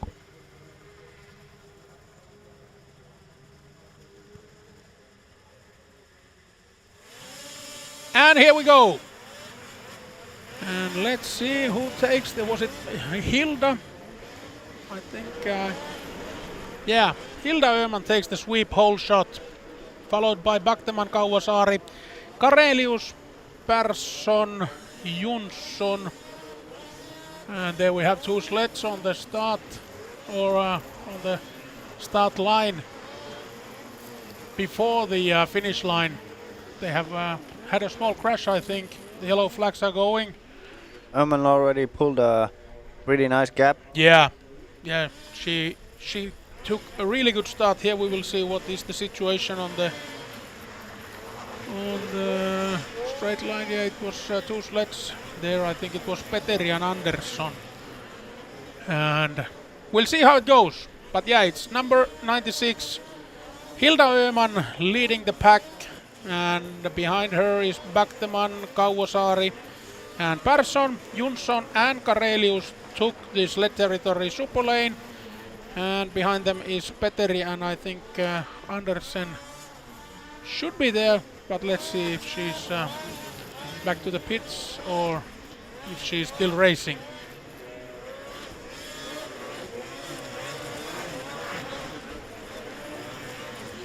Oh, and we got some info. It's 20 seconds, the penalty, if you don't go to the super lane. So, yeah, that's a lot. Yeah, that's a lot. If your lap times are less than 30 seconds and you get the 20-second penalty, that's it, basically. That's it. Yeah, no top 5 positions. No. And so, yeah, keep in mind, you have to take the super lane. Öhman and Bakteman. And Bakteman is now taking the sled territory super lane. Let's see, she was 4 seconds behind. Oh, no, it was Öhman.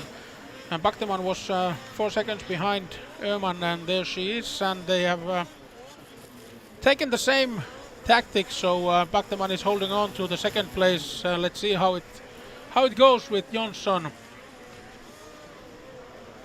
Yeah, I think she managed to take and keep the second place.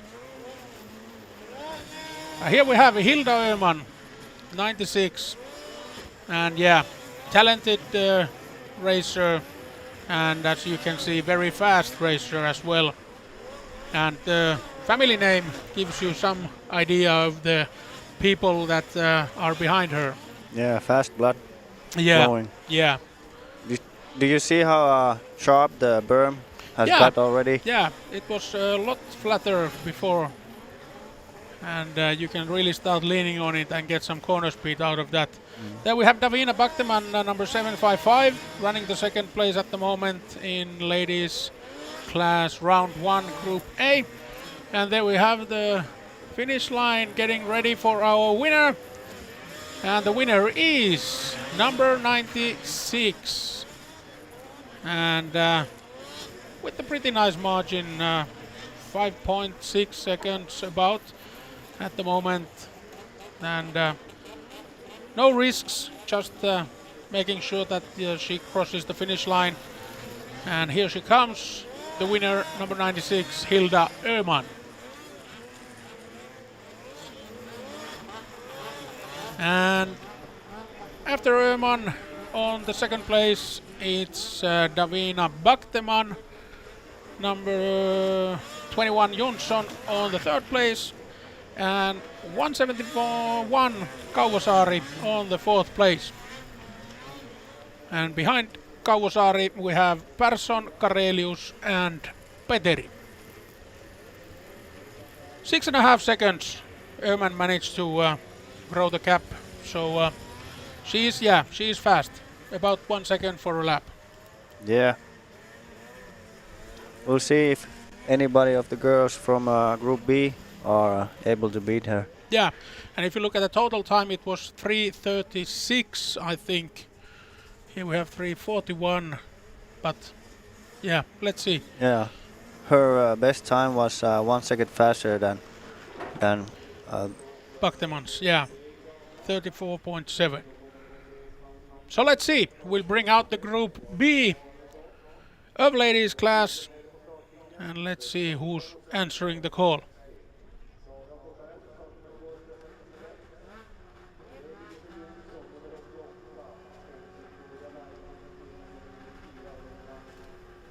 And we have 6 racers in Group B, and I will introduce them.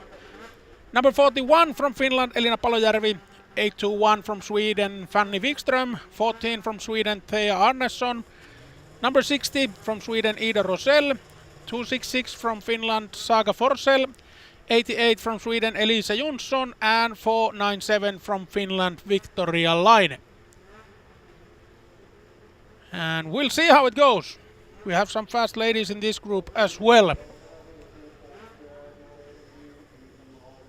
So you never know. Oh, and it seems that Laine got false start, so it's back row for her. Yeah, no moving when the green flag is on. Yeah. It's a strict policy, but it's also fair because it's the same for everyone. So no funny business on the start line. Not at all. We are not about funny business at all here. We are serious, professional commentators. But yeah, there you can see, you have to have the cord pulled out from the sled and your arm raised. Okay, then we have some jumping action from 821 Fanny Wikström, but that was earlier than the flag, so it's okay, and there we go.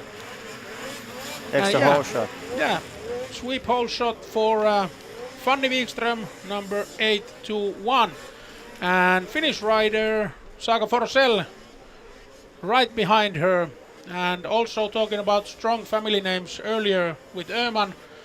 If you have followed the 90s Snowcross and Enduro, you will probably recognize the name Forsell as well. Yeah. Ooh, and there goes her. As soon as I said the name.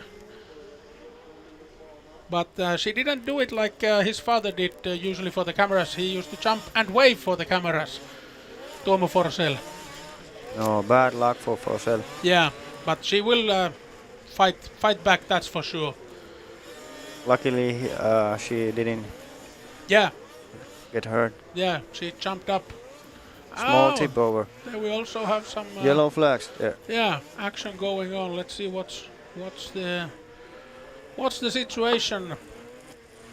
But yeah, Wikström still in the lead, followed by Arnesson, Rosell, Jonsson, Laine and Forsell.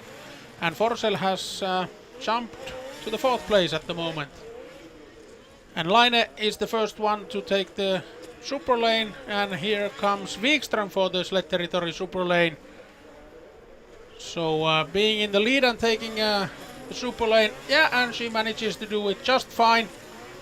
Not too much time to spare, but enough. followed by Arneson about 0.8 seconds. Arneson is close. Yeah. But she close enough to make pass? No. No, and she still has to do the super lane, so Wikström has the upper hand at the moment. But some really good, nice jumps also. Yeah, it looks like some of the places are getting slippery. Yeah, losing a little bit of traction there. Forsell and Laine have done the super lane, but Arneson, Rosell and Jonsson are still waiting for the right time, and now it's right time for Rosell from third place. And let's see if she has enough time to go back to third place. Probably, yeah. And there we have Saga Forsell, number 266.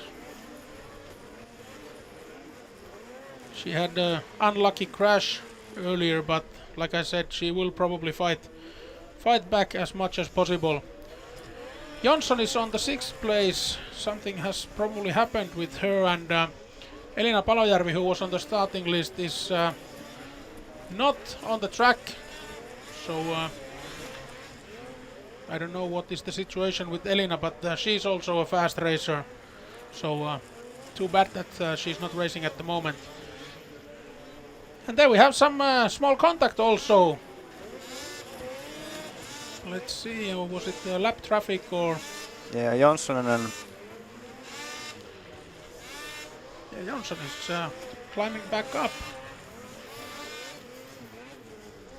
But it's the last lap for the sleds in the lead, and Wikström seems to be taking a win from this one.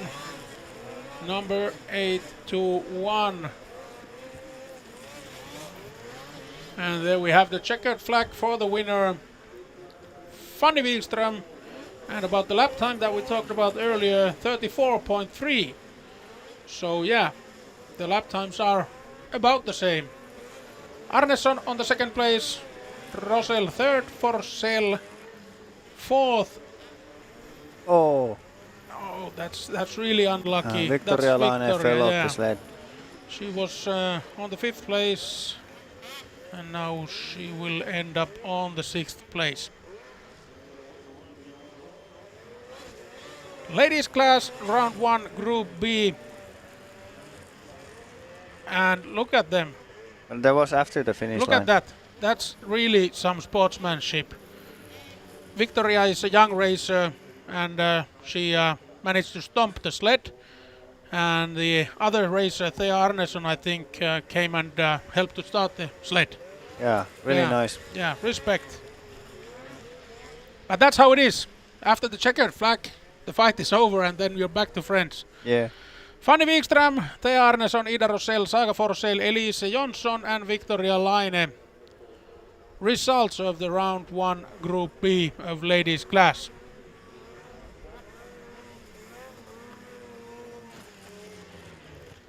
And then it's only 2 more heats that we have left before the Dominator that you've been waiting for all day.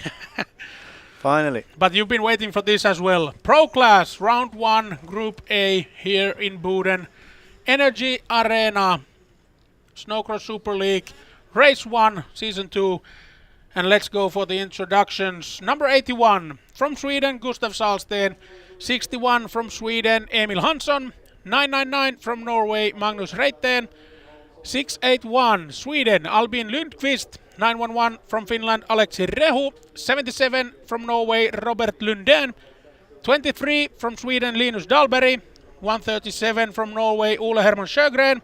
35 from Finland, Jonas Laakkonen. And number 82 from Finland, Juha Virmakoski. And we are ready to go. 6 laps. And as it is, you have to start collecting the points straight away. Yeah, you see Virmakoski on the right side on the screen is not in a balanced starting line. It's a bit tilted at the moment. And there we have penalty for Ole Herman Sjögren has to go the back row.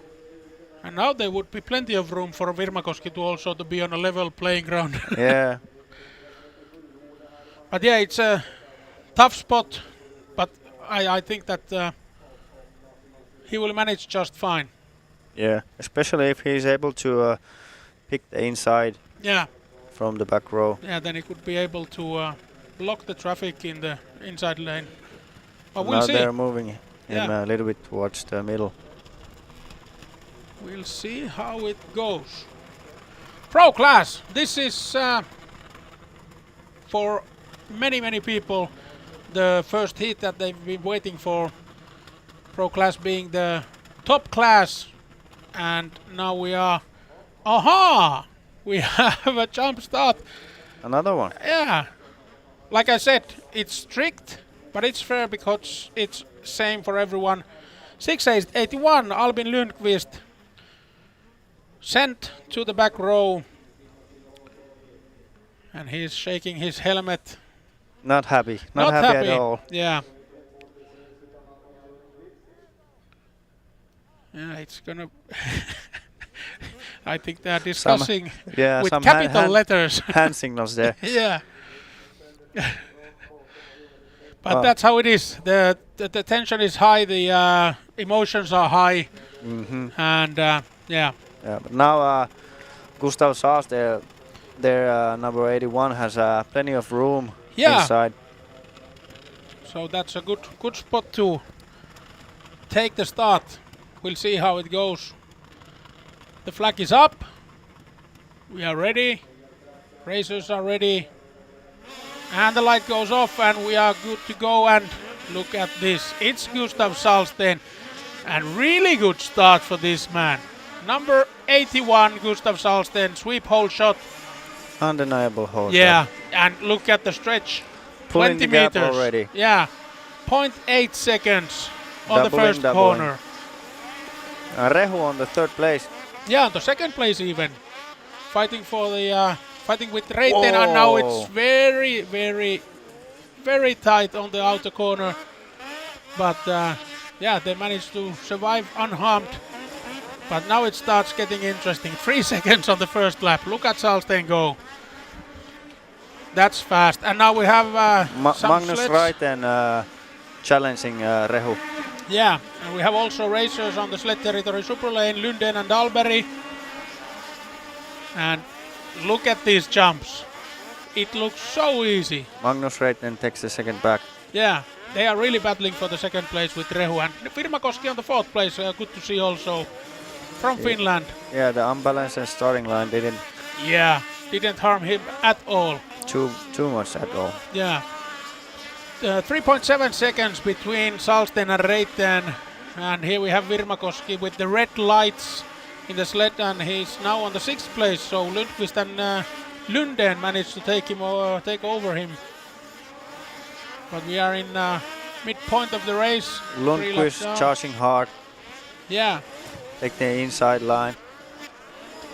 And it's a tight pack with three sleds here. And now we have some tactics also. Salsten has done the sled territory super lane. And now will he be Rehu's on able? it. Yes, he will. Rehu is there also.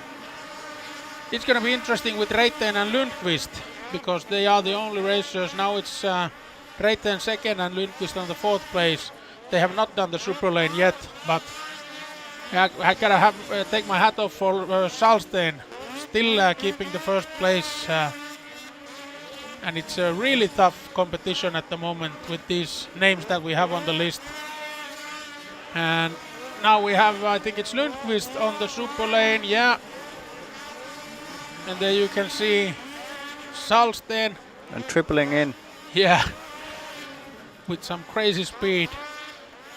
Salsten, Reiten, Lunden, top 3 at the moment. Reiten has to take the sled territory super lane, but he's about 0.2 seconds, maybe 0.5 seconds ahead of Lunden. That will not be enough probably. Lunden will overtake him. Lundqvist overtook Rehu. Rehu's choosing always the outside line and losing some time there. Yeah, but some huge jumps, and oh, there he goes, there he goes. Was such a bad luck, such bad luck. And that was Magnus Reiten from he Norway. was on the 3rd place, and with a huge jump. Yeah, tipped over bad. Yeah. But there's the winner, number 81, Gustav Salsten, 6 seconds before Lunden, who came in second, and nice third place for Rehu. Yeah. In tough competition. Lundqvist, Virmakoski, Dalberg, Reiten, Laakkonen, Sjögren seems to be the order at the moment, and we're missing one guy who was on the list, Emil Hansson.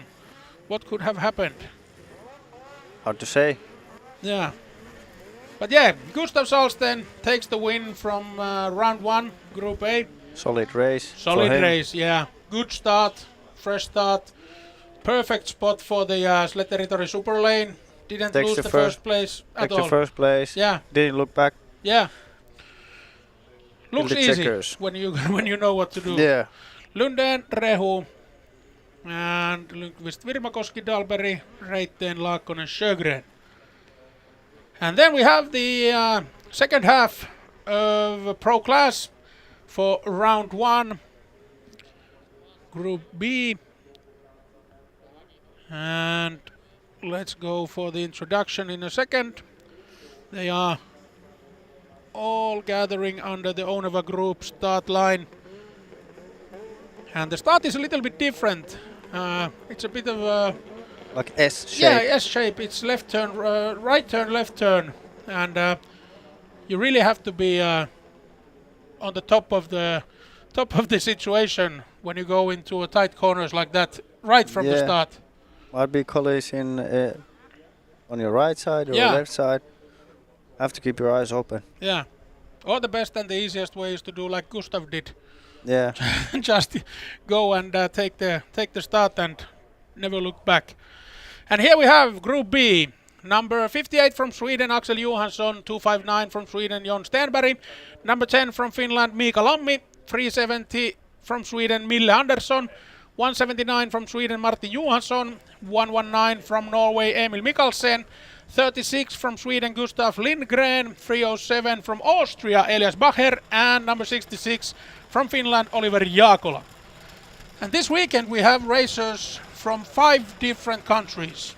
Finland, Sweden, Norway, Austria, and the United States of America. We have a song about that. America. Oh yeah. I think that's how it went. But yeah, international series. Yeah, for sure. Super League. And it's nice to see racers from all over Europe and all the way from across the pond. And here we go. Stenberg from inside got a little bit stuck there. Yeah, little contact, and that will definitely affect his racing. Johansson takes the sweep hole shot, and right behind him is 2 guys. Mika Lammi. That's... little contact there. Yeah, and Bacher is out at the moment. Yeah, this is going to be a tough heat. Because as soon as the lights went out, we had some very heavy traffic and a little bit of contact also. And as you can see, the positions are changing. Johansson, Lammi, Andersson, Stenberg, Mikkelsen, Lindgren, Bacher. It looked like Stenberg almost landed on Lammi's running board. So this is the Pro Class racing with full throttle in Boden Super League. And look at the contact. One guy is... rider off the sled. And let's see who that was. Oh, it's Lammi. Oh, bad luck for him. Let's hope that Mika is okay. But yeah, like I said, he likes to race strong, likes to race hard. And now they had probably some contact with another racer there. But let's see if we get some replays of that. A top 3 still haven't done the Sled Territory Super Lane. Let's see when that comes in. We have Johansson in the lead. And we're talking about Axel Johansson at the moment, number 58. Behind him is Jon Stenberg and Mille Andersson. But Axel Johansson at the moment looks solid. Strong racing in the lead. And yeah, let's see how it goes, because these 2 guys are fighting for the second place. And the yellow flag's on. Yeah, something has happened on the in the corner. Oh, that's really tough ice there. That track is getting slippery. Yeah, and that will be affecting the grip. And now we have only the top 2 that hasn't been on the super lane. So it's Nice job there inside. yeah. And Johansson, Stenberg, they only have 1.8 seconds between them, and they are moving on to the 5th lap. Johansson has now done the super lane, and 3-lap battle there. yeah. Stenberg takes the lead because Johansson takes the sled territory super lane. Yeah, now it's up to him to make the gap long enough for him to be able to finish or cross the finish line first. It's roughly 3 seconds, Yeah, plus minus half. yeah, there he goes. Now we will see how it will end up. Oh, that's tight. That's really tight, but Stenberg manages to do it just fine. Still keeps the lead. Yeah. Yeah, and I And think pretty comfortably. Yeah, and I think that the last lap before that he did some fast racing because the difference wasn't that big before. So yeah, good for Jon. Here comes the winner, number 259, Jon Stenberg. Yeah, solid heat from him. 3.7 seconds ahead of Johansson, and right behind Johansson, Emil Mikkelsen, who was racing in the States this winter also. And then we have Martin Johansson, Mille Andersson, Gustav Lindgren, Elias Bakker, and Mikael Lammi. Yeah. Tough luck for Bakker and Lammi, Yeah.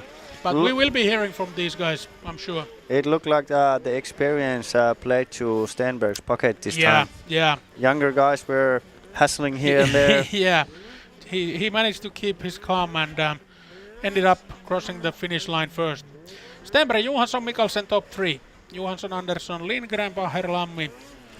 And that's it for the round 1 of Super League. And now we move on. And next up there will be the Dominator that we've all been waiting for. And let's see. Guys will probably have some thoughts about the first round and also about the Dominator in the studio. So we'll send the stream back to the studio. Go ahead, Harry and Bruce. Welcome back to the studio. That was a tough race. That was a lot of good racing. Amazing racing.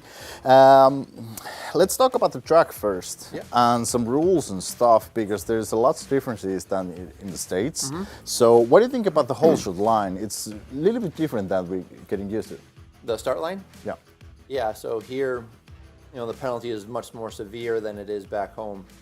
Back home you jump the start. Worst case, you're going back row. But the sled stays running, you stay ready to go. Yeah. Here, you jump the start, you go back row, you unplug the tether and hold it up in your hand and wait for the light to go before you can plug it and refire the sled. It's a pretty big penalty. It definitely, on a track that's 29, 30-second laps, that's a big deal. And those guys are very hard about it. You just can't move a millimeter or something. Does not seem like it's really hard. Yeah. There's no freebies. Yeah. It's hard to watch. How is it in the States? You can move a little bit or something?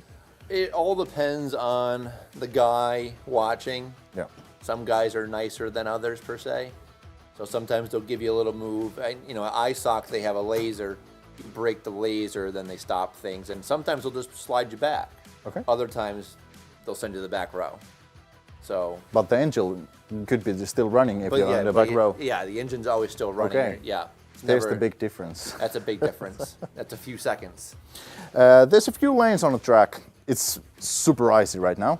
They're fixing it, hopefully. Good. Yeah, There's a few lanes. We've seen that especially these last few pro open races, that the insides are getting super icy. Yeah. And they're sliding around. Back home, the studs would be making a big difference right now. What do you think about those driving lanes? There's in the first corner after the whole shot, there's a few lanes, and also there's joker lanes. We can talk about the sled territory joker lanes afterwards. Yep. But what do you think about those two lanes in here? Yeah, so turns 1 and 2, you have 2 different lanes, which is really nice. It seemed to me like the outside of the 2 lanes was definitely faster later on in qualifying.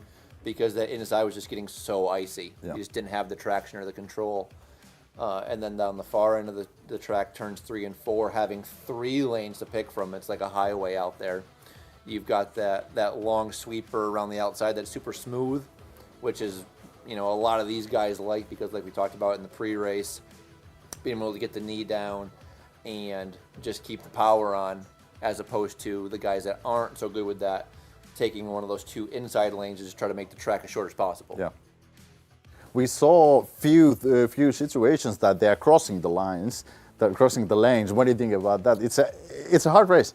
Yeah, I mean, I think some of it was on purpose, some of it was by accident because it was pushing too hard. Of course.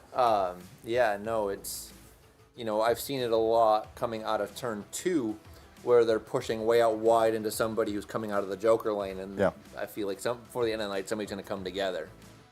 But no, it is. It makes for really good racing, having all the line choices.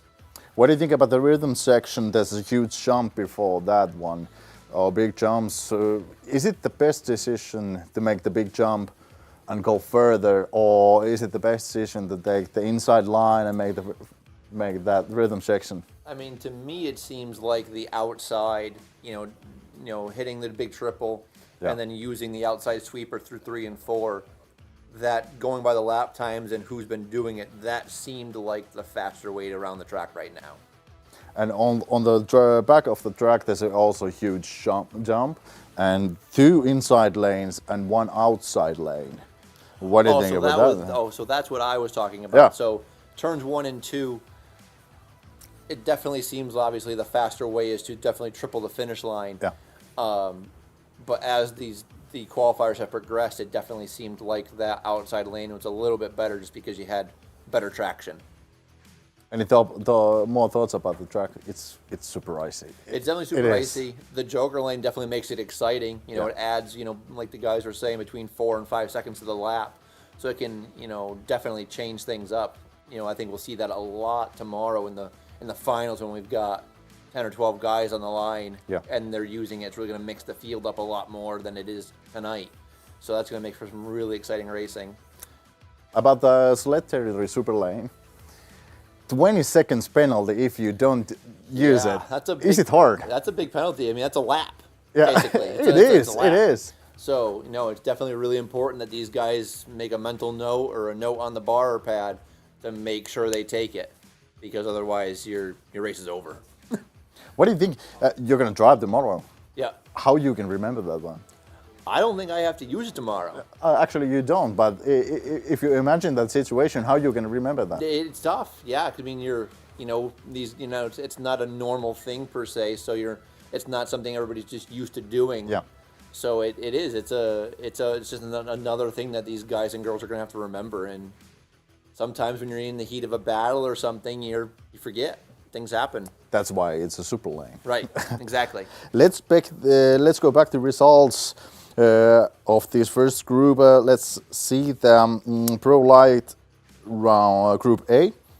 Pontus Lundström was the winner over there, Linus Åberg and Felix Andersson after that.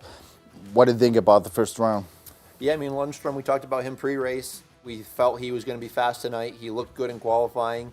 He's on that YPV racing team with Gustav. Yeah. So we knew he was going to be quick, and he proved that. He went out there and he won by just about 8 seconds over Linus and Felix. So no, he looked really good, really, really good tonight. How about the Group B? Let's see. There was first of all Joel Nordholm, second Linus Eriksson, and third was John Eber Romsdahl. Nordholm and Romsdahl were both surprises to me. We didn't talk about them at all. Yep. In the pre-race. But Linus Eriksson, we talked about him, and he looked good all night. He had his 30.532 was the fastest in Group B and the fastest lap period in all of the Pro Stock riders. So he really has good pace tonight. So he's definitely, in my opinion, one of the favorites for the Dominator coming up. I think that Joel Nordholm can be the wild card right here because we didn't talk about it. No, we didn't. No, we talked It about was a surprise. We talked about a lot. We talked about Berg. Berg had a tough race in that when he finished 7th. Yeah, we did not talk about Romsdahl or Nordholm. So it'd be interesting to see if it was just pot luck per se, or if they're going to keep it going and go deep into the Dominator. they could be the surprise moment. Yeah. I can think so. What about Group C?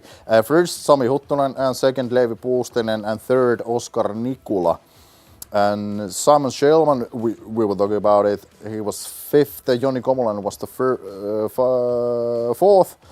But Jim Eliasson have 2 laps because he didn't do it the super lane. He's the poor soul that forgot to do the Joker lap, so that was definitely a bummer for Jim. But no, Sammy, Levi, and Oscar all looked good in that one. Yeah. Not a lot of big names in that one, but hey, a win is a win, and it is. And Sammy got it done, so that's important.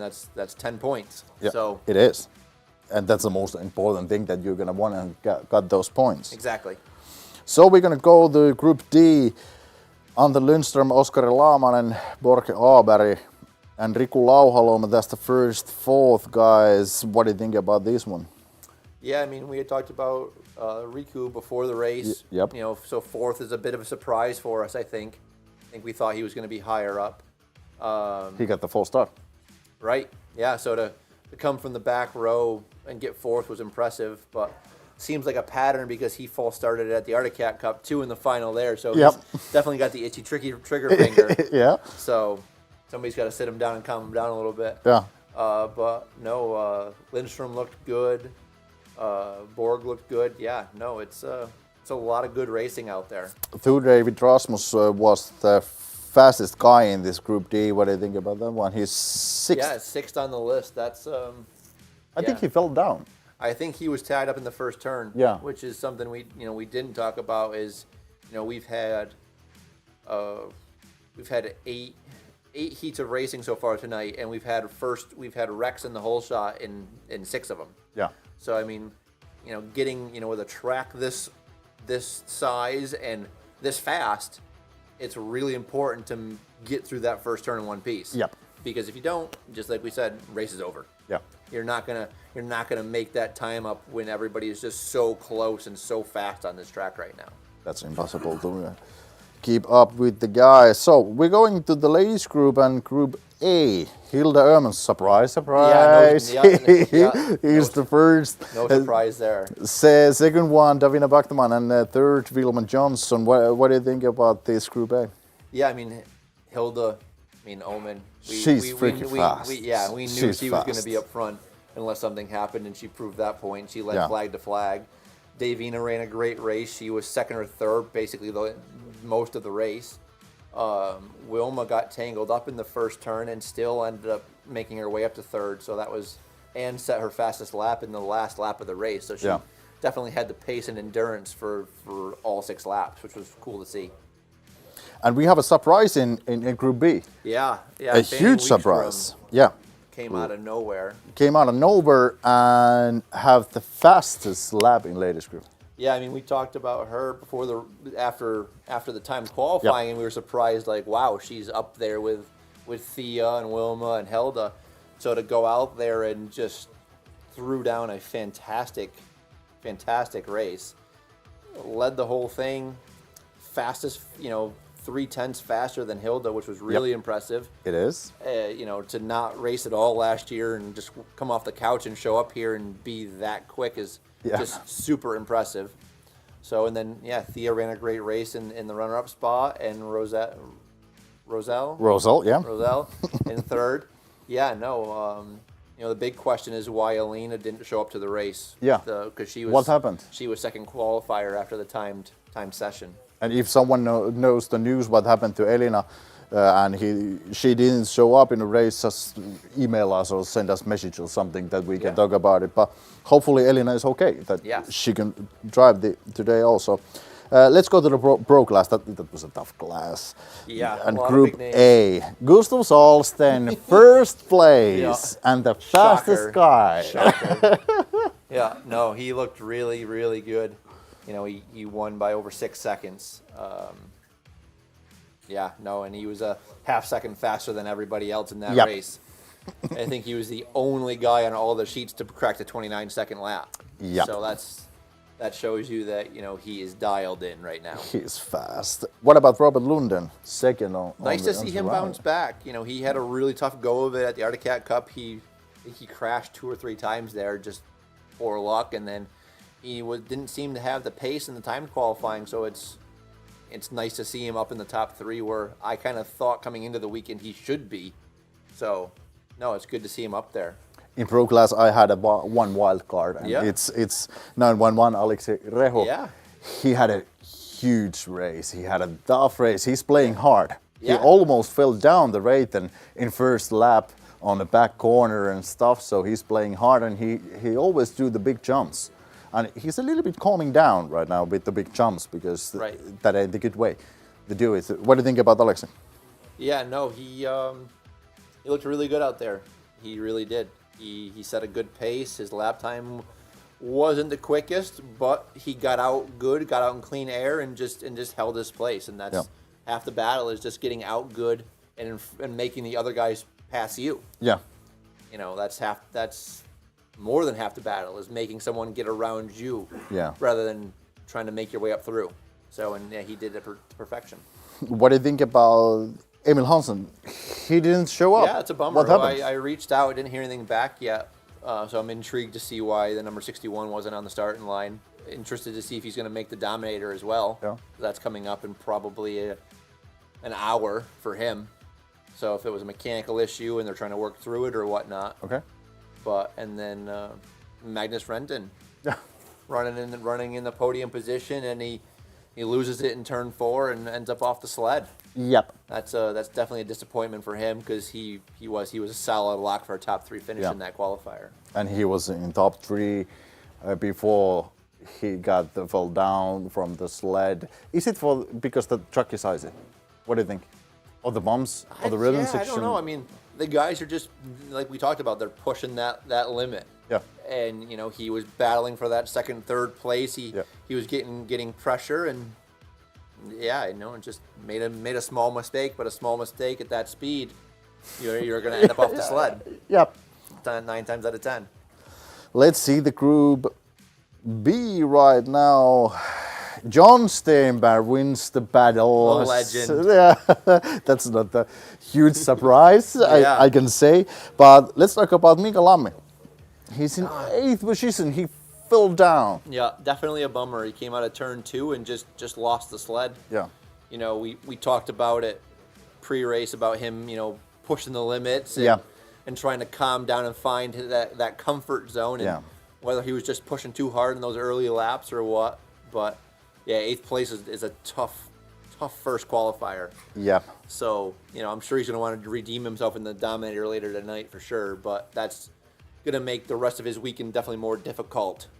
Mika Lammi has been like 3 years before this season. He has been an over the limit driver. He's always driving over the limit. So hopefully last weekend he was a decent, very good driver. He was a calm down, and he had a good lines, and he was a second after Joonas Keskiaho, which is a freaking fast guy. So I was hoping that he got that calm driving and good lines in here in Boden. So hopefully he's gonna a little bit take a I mean, he didn't have the greatest a few start. clicks off the limit. Yeah, you know, he didn't have the greatest start, so whether he was putting the pressure on himself that he needed to make a move right then and there and made the mistake, but, you know, because we saw in Finland last weekend and Arctic Cat Cup 2 weeks ago, when he gets out in clean air, he runs a great race. Yeah.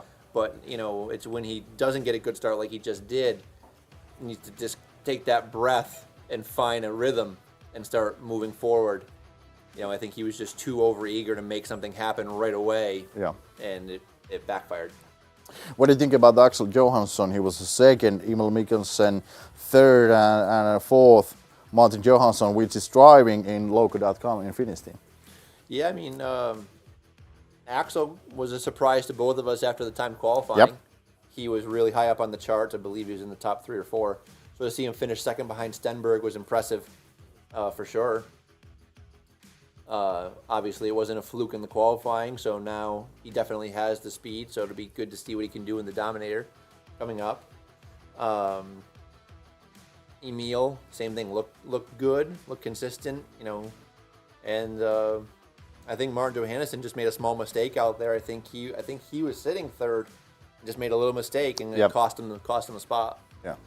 But no, I mean Stenberg with the win though. You cannot give that guy the credit. I mean he's a legend. Oh my God, I don't want to put him down, but he's one of, if not the oldest guy out there. Yeah. And he's still just taking it to the house. Yeah. Every time he goes out there. Yeah.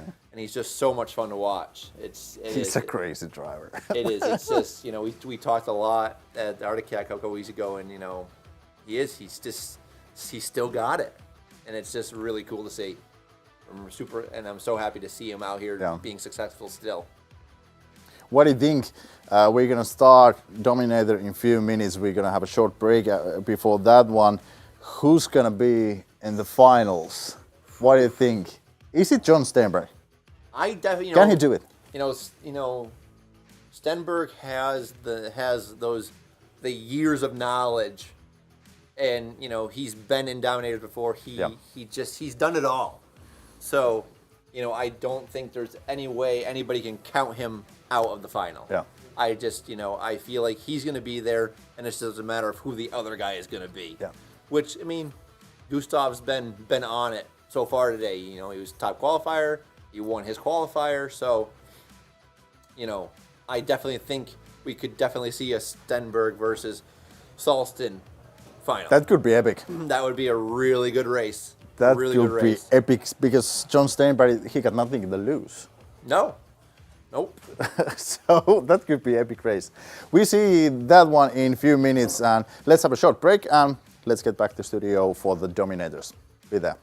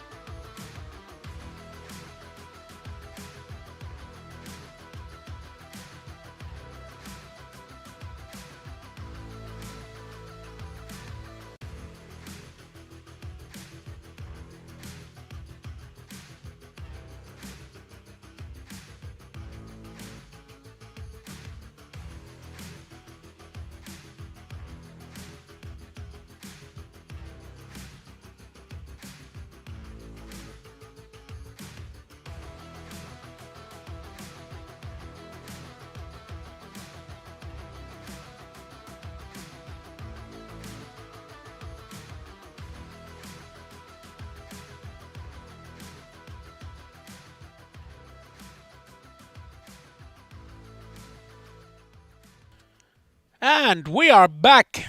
Jarkko Ylläsjärvi here, and with me I have my commentator, co-host Ossi Kiviniemi. Good evening. Good evening. And now it's time for the Dominator that we've been waiting for. We've done the first round of Snowcross, and now it's up to Dominator. And we have 3 classes today. We have light, then we have ladies, and then we have the pro class. And we will go class by class. We will climb up the ladder all the way up to the finals, and then we'll move on to the next class. And we'll start with the light class. And basic idea is very simple. At first we have 3 or 4 racers in the first heat. Winner goes to semifinals. Second place goes to last chance qualifier. And if you're third or fourth, you're out. Back to the hotel. Yes, that's it. It's an eliminator round that we do at first, and of course we want to have the best of the best in the final. 2 laps besides the final, which is 3 laps, so it's going to be quick, it's going to be dynamic, and it's going to be a tough battle because the start is now even more important than in the longer races. It's only 2 laps to make your way to the top and move on all the way up to the finals. So we have 11 heats in pro light class, 11 heats in ladies class, and 11 heats in pro class. Yeah. Finals included. Finals included, yeah. And 2 laps in all the heats except for the finals with 3 laps. And here we have the structure for light Dominator. In first heat we have Lundström, Puustinen, Romsdal and Nilsson. And there you can see we have 6 heats, so that totals 24 racers. And we will end up with 4 racers in the final, fighting for the Dominator win of 2023 Super League Snowcross Boden Energy Arena Season 2. So it's gonna be interesting. And this is also a very good event for the audience, because you get heat after heat. So you won't be getting bored. Lots of starts. Yeah, and lots of battles. It's gonna be, I bet it's gonna be even with less racers on the track at the same time, but it's gonna be even tighter in the first 2 corners than in the Snowcross heats. And there you can see the Oneva Group flags are not that much waving in the wind, yeah. So the weather is not that bad, and it's quite clear. It's about I would say 15-20 minus degrees. You just went outside for a minute. Was it cold? Cold enough. Cold enough. Cold enough. And there you can also see the pit area. There are some sleds for tomorrow as well. And tomorrow is going to be a great day too, but we will talk about that later. It's going to be a full day of racing, but now it's a nice evening event here in the Boden Energy Arena, and you know, the night time with the lights and everything, it's a special thing. Yeah, I really like the contrast between the white snow and black sky. Yeah, and there's lots of the snow. I have to give it up for the guys who've been putting together the track. They've been running a lot of snow here. Track looks perfect and smooth. Or yeah, they took 15 minutes to maintain it, and it looks fresh right out of the box, like it's brand new. And here we have the first 4 racers lining up for the start on the Oneva Group start area. We have number 711 Pontus Lundström here on the right. Then we have 812 Levi Puustinen. Then we have number 117 Jan-Even Romsdal. And on the left we have number 101 Jonathan Nilsson. Winner, semifinals, second place, last chance qualifier, and number 3 and number 4, it's out. That's it. Eliminator round is about to start. And like I said, we're doing the light class first, all the way to the final, and then we move on to the ladies, and on the last event of the night we will have the pro class. Are you ready, Ossi? We have the 5 second and we are good to go for the first time. as ready as I can be. Yeah. It looks like the number 101 is the nose of the sled is turned to the corner. Yeah, a little bit. Hopes there is no collision. Yeah, it's gonna be tight, like I said. So, racers are ready. They're leaning on the handlebars, and the first start is here. Dominator is on the track, and like I said, the start is very important. And Lindström takes the lead, followed by Rumsdahl, Puustinen, and Nilsson. And it's only 2 laps. And look at the inside lane. That was fast. Yeah, Lundström loses the corner a little bit.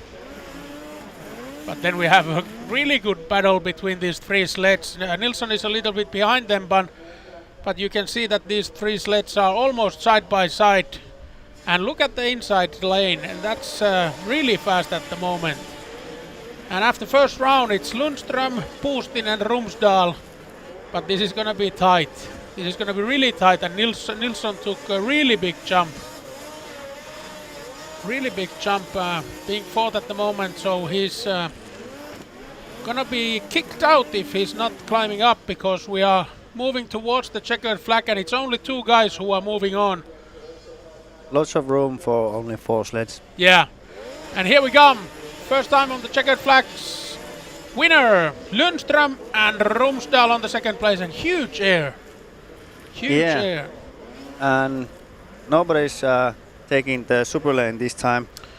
No. The sled territory super lane is out of the Dominator heat races. Yeah. And as you can see, it's Lundström who will move on to the semifinals. Rumsdahl to last chance qualifier. And Puustinen and Nilsson. That's it for today. But yeah, that's how it goes. And for a note, we have only 2 laps in every Dominator heat race and quarterfinals and semifinals. But in the finals, we have 3 laps. Yes. In the finals, they have 1 extra lap to try and make it to the top. And we have the next heat ready. And look at the position of the sleds. Now they are moved on to the inside lane. Yeah. Number 106 there, getting his hand warmer. Yeah. On the exhaust. And let's look at the guys who we have there. We have 11 Lauhaluoma, 17 Komulainen, 106 Rasmussen, 327 Gunnarsson. And let's see who takes the whole shot. I saw Komulainen being maybe on the 2nd place, but it is tight, especially the 2nd place is really tight at the moment, and it was a Polaris on the lead. I think it's Gunnarsson. Yeah, Lauhaluoma tries to take the inside. I think it's Gunnarsson and Rasmus here. And it's tight. It's really tight. Oh, and look at that. Gunnarsson made a small mistake on the outside lane. Got pushed over the berm. Yeah. But he makes it up. He's back in the game. Yeah, this is gonna be interesting. Only the winner and 2nd place move on, and Rasmus takes the faster inside lane, and let's see how it plays out in the next corner. We are closing up to the finishing line. Yeah, it's still Gunnarsson in the lead. Yeah, Gunnarsson did really good the outside lane last time. And here they come. Straight to the semifinals. Alfred Gunnarsson and last chance qualifier Tur David Rasmus. And that's it for our Finnish racers, Lauhaluoma and Komulainen. Komulainen 3rd, Lauhaluoma 4th. It's a tough spot. Yeah, better luck tomorrow. Yeah. So Gunnarsson semifinals and Rasmus last chance qualifier.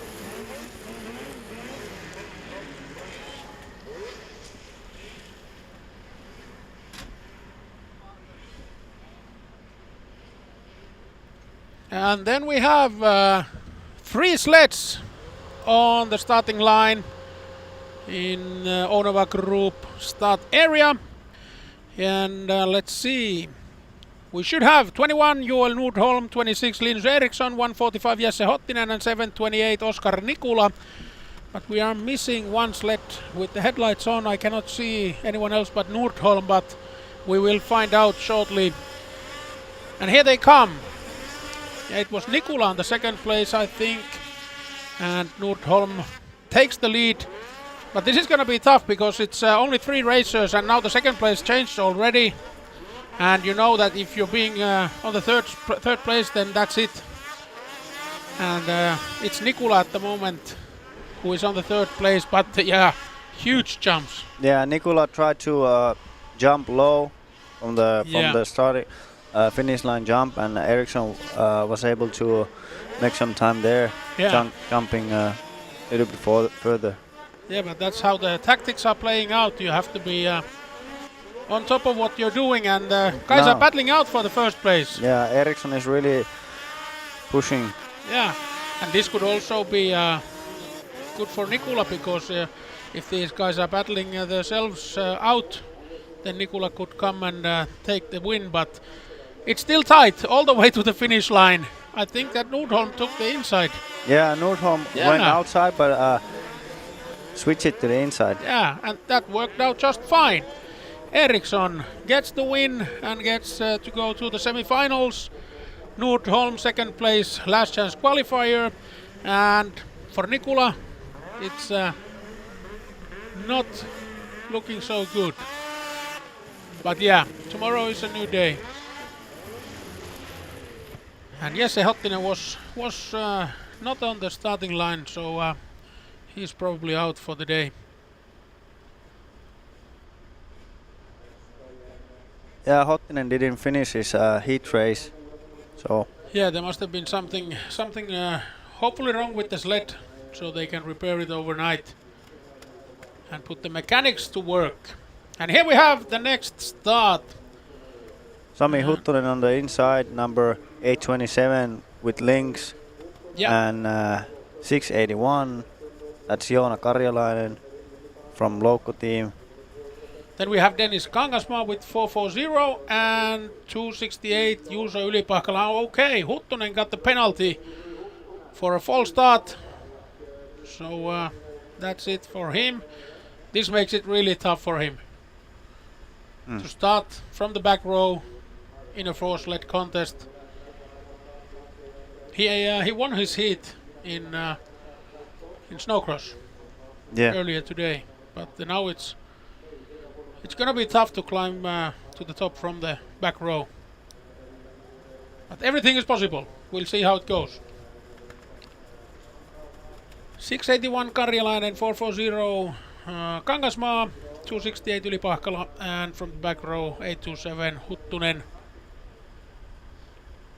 And you can see the start light on the left of the screen. And when the light goes out, the sleds are good to go. Small contact, but nothing too bad. Karjalainen takes the lead. Kangasmaa on the 2nd place and Ylipahkala on the 3rd place. And let's see if Karjalainen can go and take the win. Looks very good at the moment. Yeah, Huttunen is in the 4th place, but didn't lose too much time. Yeah. It will be tough to make 2 passes. Yeah, now he's choosing the outside lane, and that's a good thing to do because all the other races. Oh, and Karjalainen is stomping his sled. Oh, that's a game changer. From the 1st place to the 4th place, and now we have Ylipahkala on the 1st place, followed by Kangasmaa and Huttunen, and Huttunen is now charging for it. He saw Karjalainen. Yeah. He's chasing his tail off. Yeah. And Karjalainen is also coming back for it, so this is going to be interesting. The last corner to do, Eurowagon corner. It's Ylipahkala in the lead, Kangasmaa on the 2nd place, and let's see if Huttunen can charge for the 2nd place. But it's not enough. Yeah, Huttunen is 3rd. Ylipahkala moving on to the semi-finals with the win, and Kangasmaa to last chance qualifier. And it's over for Huttunen and Karjalainen. But there you can see, only 2 laps. Anything can happen. Anything can happen. No room for mistakes. No room for mistakes. I think he pulled the cord. Probably. He just dumped the sled and then reconnected the cord and continued. Well, that's what it looked like. He won't be happy. Oh, no. But yeah, what can you do? Sometimes things like this happen. Yeah, it's racing. Yeah. Has it ever happened to you? Maybe, I don't know. I don't remember. Yeah.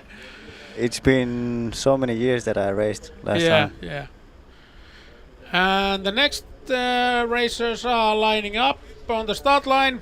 We have number 32 Albin Persson, 67 Anton Lindström, 150 Simon Schellman, and 173 Myrsky Rissanen. And Myrsky Rissanen, young guy. Let's see how he does. He did pretty good last weekend in Rovaniemi. I think he was second. Yeah. In Pro Light. Yeah, he has developed a lot, and moving on from the juniors to Pro Light has been very good for him. And now, Dominator Light, heat number 5. The winner and second place move on. Third and fourth place are out. 5 seconds. Aha, we have a penalty coming up. Who will it be? Oh, to the back row. And that was from Norway, Simon Schellman.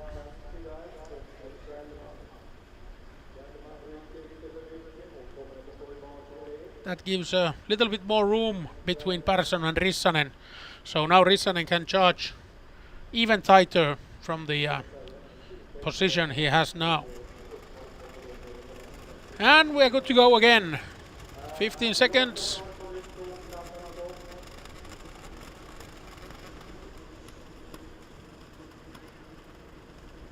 And 5 seconds.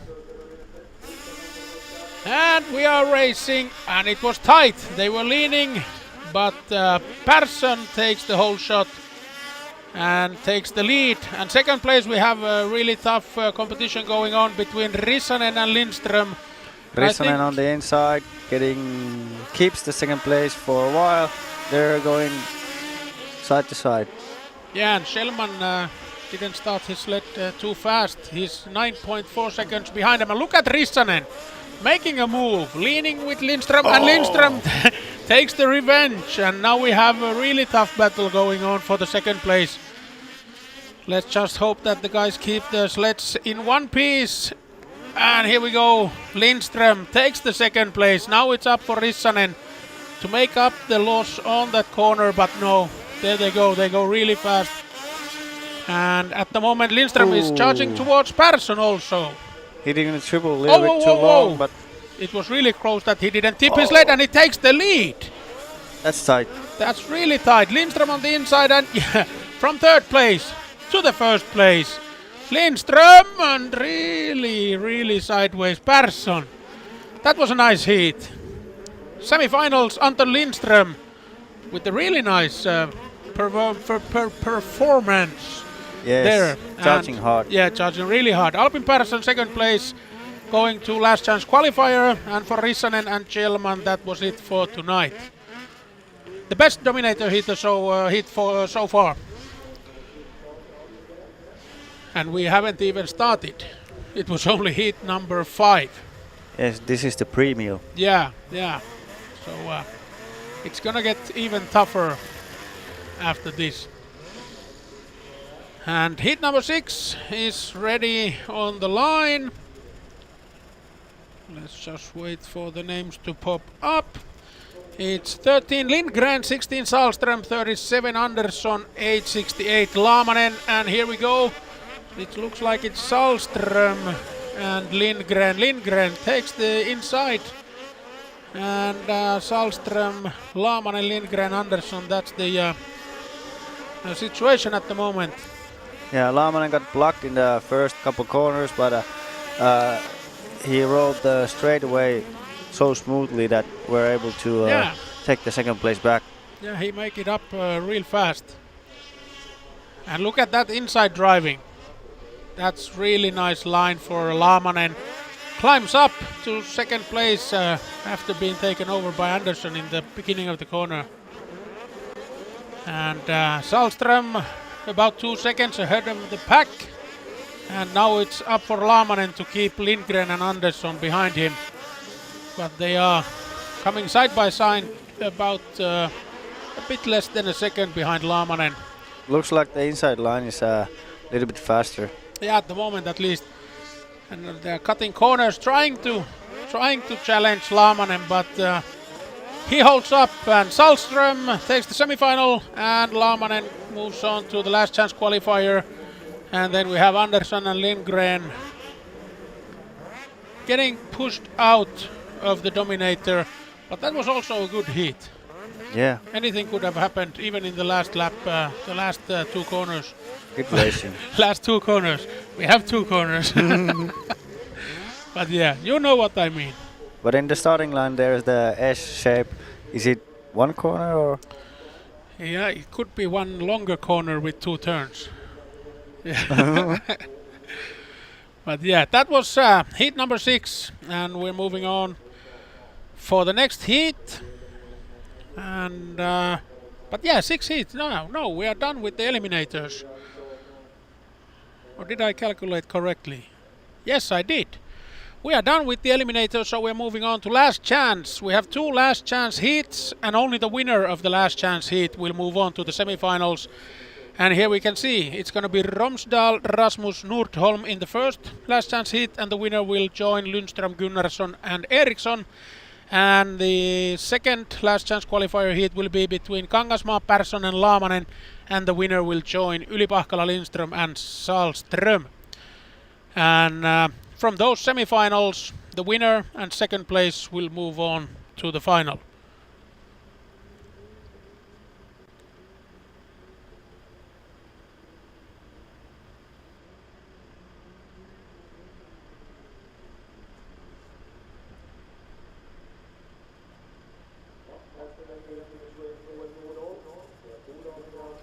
And we are good to go.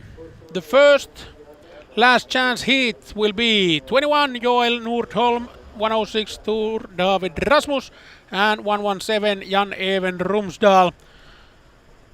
There is a good chance that the winner is Norwegian, because there are 2 Norwegians and 1 Swedish guy. 67%. Yeah. And here we go. A little bit of action in the middle. And it's Rasmus in the lead. Romsdal follows him on the second place. And Nordholm is on the third place at the moment. So it's 2 Norwegians in the lead at the moment. And they will be battling out who is going to semifinals. And huge air from Tur David Rasmus from Karasjok, Norway. Greetings to Jonsa, who is sick at home at the moment. They just flew in from the States and now they're racing in Scandinavia. And Tur David is doing, I would say, just good at the moment. 1.2 second lead. And Nordholm has made a move and he has passed Romsdal. But there is still a lot of work to do if he wants to overtake Rasmus, because Rasmus is well over a second, almost 1.5 seconds ahead of him. And here we have the last corner, Eurowagon corner, and we move on to Evo Hall finish line, and the winner is Tur David Rasmus, and 0.8 seconds ahead of Nordholm. And guys showing thumbs up, good sportsmanship. So Nordholm and Romsdal out. Rasmus will move on to semifinals.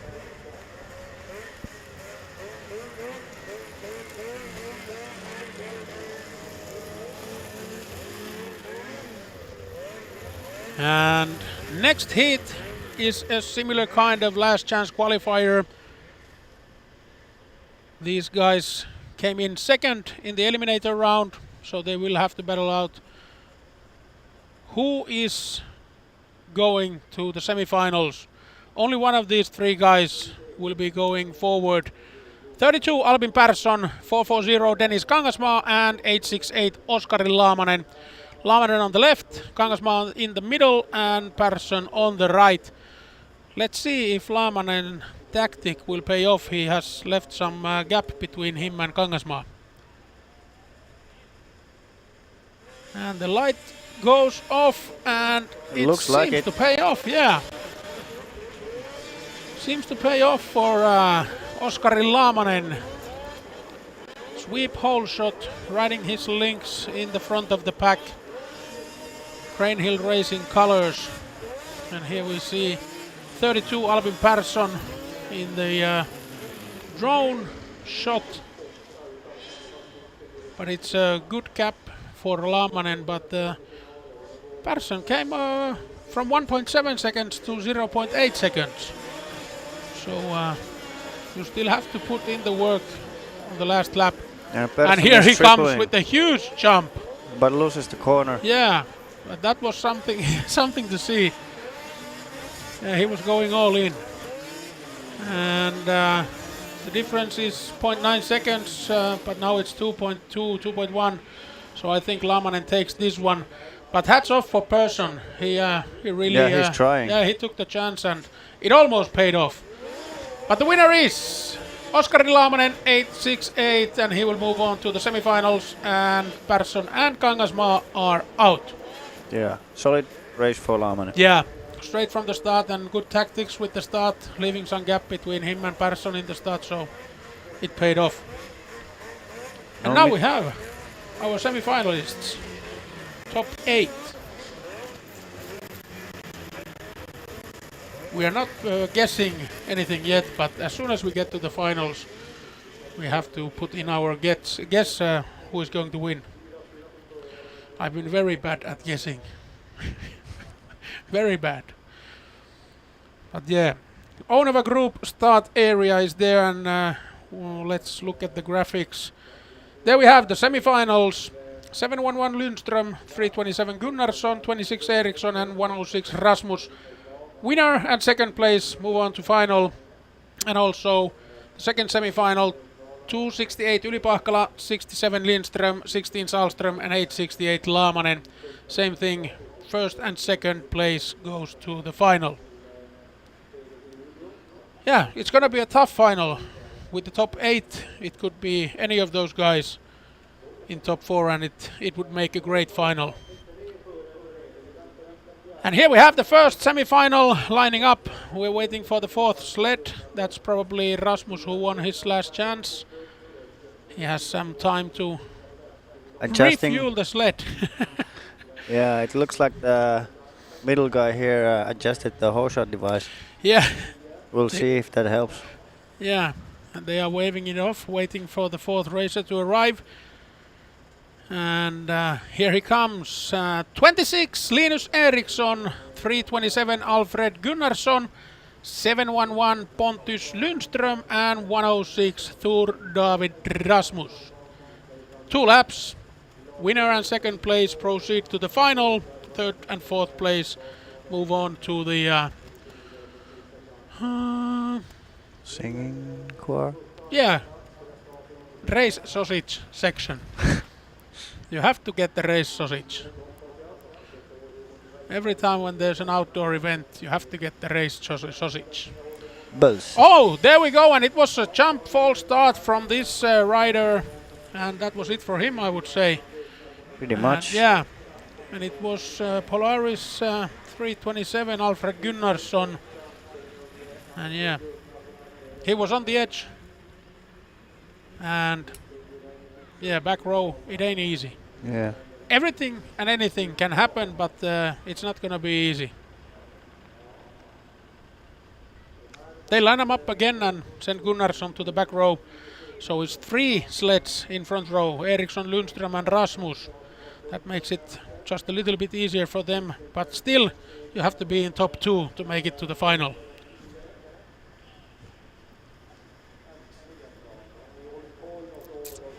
Yeah, this is interesting to see how the guys are setting up the sleds. And really tight fit over there on the right. So yeah.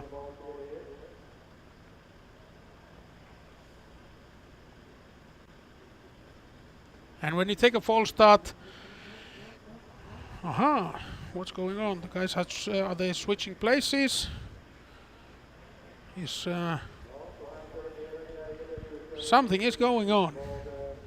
We'll see. It was probably Lundström who gets to choose the place first. Yeah. Leaves a little bit of room there. And also the same with Rasmus. So now they have a good gap between the sleds. Rasmus 106 on the right, in the middle Linus Eriksson, and on the left that should be. Am I looking correctly? Is it the number on the sled? It should be Lundström. But here we come, and they are going into the first corner, and only the first and second will move on to the final. And it's Lundström Rasmus after the start. Pontus Lundström 711 with the links in the lead. Tur David Rasmus second place. And Linus Eriksson third place, and Gunnarsson after the false start starts from the back row and starts to try and catch up the guys. But there's a little bit of ice in that corner also. But it's tight, it's tight. After the first lap, Lundström and Rasmus only 0.3 seconds, and Eriksson is 0.75. And look at Rasmus going from the inside. Went outside and gave Rasmus some space. Oh, and he really takes up the speed. Tur David Rasmus in the lead. And make notes, that line looks very good. Lundström is still challenging him, but it doesn't help. Tur David Rasmus takes the win. Lundström second place, and they will move on to the finals. And out is Eriksson and Gunnarsson. Gunnarsson even took the sled territory super lane. Yeah, he's getting his full racing for the money. Yeah, Rasmus having fun. Yeah, Rasmus, he's a fun guy. I've known him for several years, since he was a small junior. And yeah, he's a fun guy from northern part of Norway. And greetings for all the Norwegian people watching the live stream up there, and greetings to all the other countries as well. We got some messages from all the way from Thailand. So yeah, we have people tuned in from all over the globe. And we are waiting for the next heat, which will be the last semi-final of the light dominator. And here we have it. It's 16 Salström, 67 Lindström, 268 Yli-Pahkala, and 868 Laamanen, and with 16 Salström taking the lead. Lindström on the second place, Yli-Pahkala and Laamanen on the third and fourth place. But yeah, Olle Salström took a really good start. Yeah, it was tight. Lindström is charging hard. Yeah, he's coming in Tripling fast. in and take the inside. Oh, a little bit of contact there, but this is going to be a tough battle. And we get the replay of the jump. And there you see. Tough fight going on between Salström and Lindström. And now you have to make your move if you want to be in top two. Laamanen and Yli-Pahkala, they are way behind. And at the moment it's looking very good for Lindström and Salström. Lindström is racing really smooth. Yeah. Getting all the timing for the jumps right. Yeah, effortless and smooth. And here is the checkered flag. Lindström and Salström will move on to the finals. And Laamanen and Yli-Pahkala are out. But yeah, these guys are fast. These guys are really fast. And we still have one semi-final left, and after that we have the final of the light group. No, that was the second. The light class. Oh, this was the second. I'm blaming it on the time difference between Finland and Sweden. Yeah, 1 hour ago we had 3 left. Yeah, exactly. Yeah, heat 10. Yeah, of course. It's the final. But yeah, Lindström and Salström, even though they both got up front here, I think they both are really good challengers for the win. Yeah. And as you can see, they can go really big and charge fast when it's needed. And here we have the final. 4 guys. 106 Rasmus, 67 Lindström, 711 Lundström, and 16 Sahlström. It's a lot of Ström in the final. 3 Swedish guys and 1 Norwegian guy. Ström, Rasmus, yeah. It's almost like in Finland we have the Nen ending family names. Häkkinen and Kauppinen and all that. Ylläsjärvinen and Kivinieminen. Yeah. But let's see who takes the top of the box in light dominator here in Boden. And now remember, it's 3 laps in the final. And this is gonna be interesting because any of these guys, 4 guys, can make it first across the finish line. Nice detail in Rasmus's sled. Yeah. He has the Sami flag next to his number. He always has it there, representing the roots. Yeah. And maybe we can hear a little yoik if he wins. You never know. Never know. And we have 3 yellow sleds and 1 black and red. I'm colorblind, but that's what I saw. Black and yellow. Black and red. No, black and yellow, black and red. Where? Oh, is it black and yellow? Black and yellow, Okay. 1, 2, 3. Oh, yeah. Black and white and red on the right side. Yeah. Like I said. Just like I said. Yeah. The red caterpillar flag. Yeah. And we are good to go. It's the light dominator final here in Boden. Super League, and it's tight. Pinched. Really tight, and it looks good for Rasmus because he manages to take the lead straight out of the start. Sweep hole shot for Thor David Rasmus, followed by Sahlström, Lindström and Lundström. Now there is a lot of Ströms following Rasmus. Let's see if he can keep it up for 3 laps. Big jumps. But Rasmus is leaving his drum Yeah. in the lead. Yeah. 0.7 seconds on the Loco.com triple jump. And we'll see what is the difference here on the Evo Hull finish line at the moment. After first lap, it's 0.8 seconds between Rasmus and Lindström. Behind Lindström it's Lundström, and behind Lundström it's Sahlström.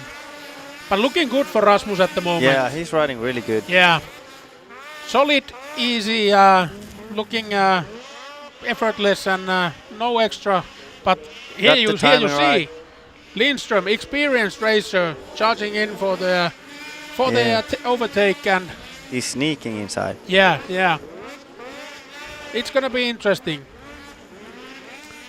But will he have the time to do the back pass? Yeah, and Thor David, even if he's a young racer, he's still an experienced racer. So we will see what will happen.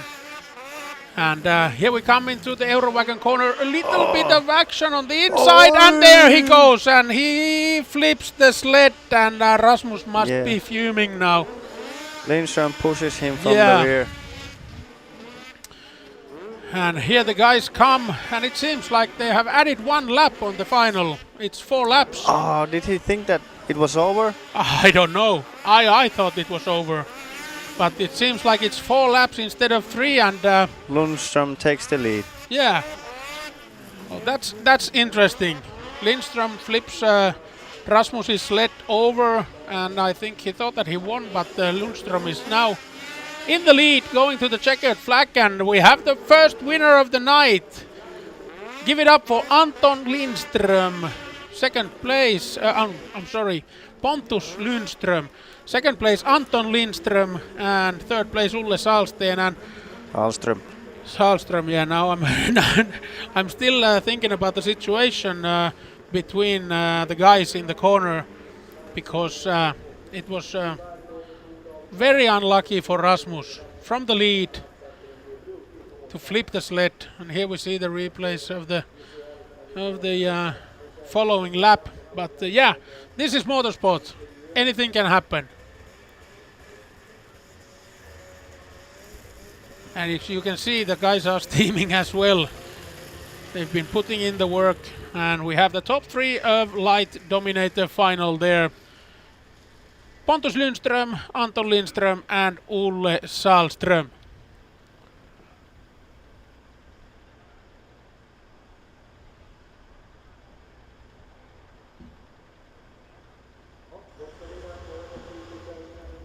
And we have interviews of the racers coming up. So let's go to the podium. You're welcome.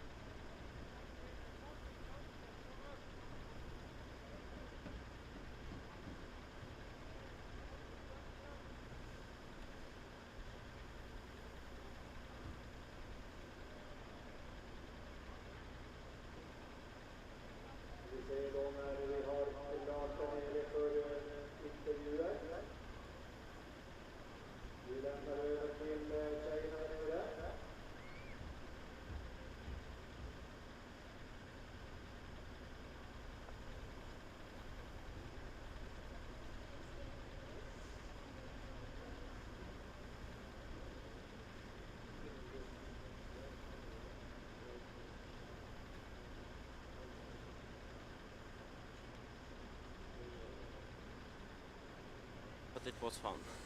Okay. Is there anyone you would like to thank? My dad, definitely. Okay. Thank you. And then here today on the second spot, Anton Lindström. Congratulations. Thank you. How are you feeling? Yeah, I'm feeling good. It's really cold outside, but it's good. Yes. And is there anyone you would like to thank? Yeah, I want to thank sponsors and my family. Okay. Thank you. Thank you. And then the winner of the Pro Light Dominator. Congratulations, Lindström.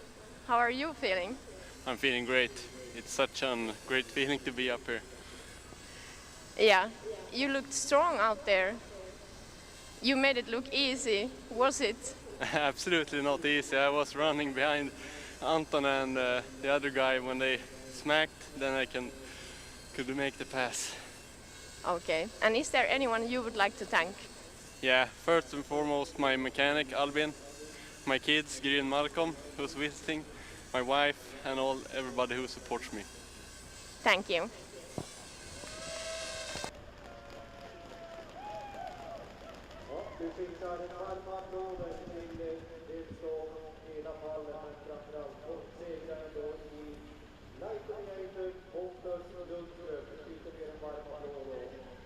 Well, that was a tough race. You really got to feel for Thor. That was, he'd been making improvements all day long. He qualified 10th, and he finished 6th in his race, and then he made his way all the way through the bracket to the final. Gets the whole shot. He's winning, and he gets knocked over. Yeah, and the battle was so hard, and actually, we thought that it's a three lap race, and it was a 4th lap race, and I think that Anton Lindström forgot that. He definitely checked up after the 3rd lap going into turn 1, and then realized, there's one to go. Is it that you don't have to calculate those laps? You just check the flags? Yeah, it's a tough one, but I think we got racing going on, and Yeah. now I think the ladies are on the track. Let's go to ladies dominator.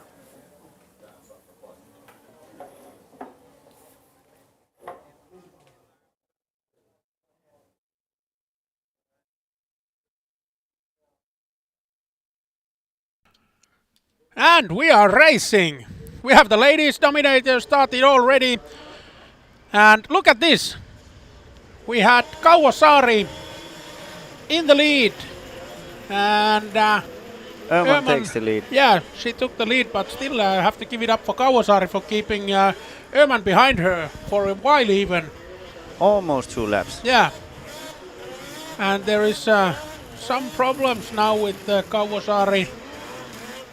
She's limping through the Pöntinen corner. That's too bad to see. She has developed a lot as a racer. So it's too bad to see that she had to quit now. But here is the winner, and it's Hilda Öhman, number 96, and she will move on to the semifinals, and Tilda Persson will move on to the last chance qualifier.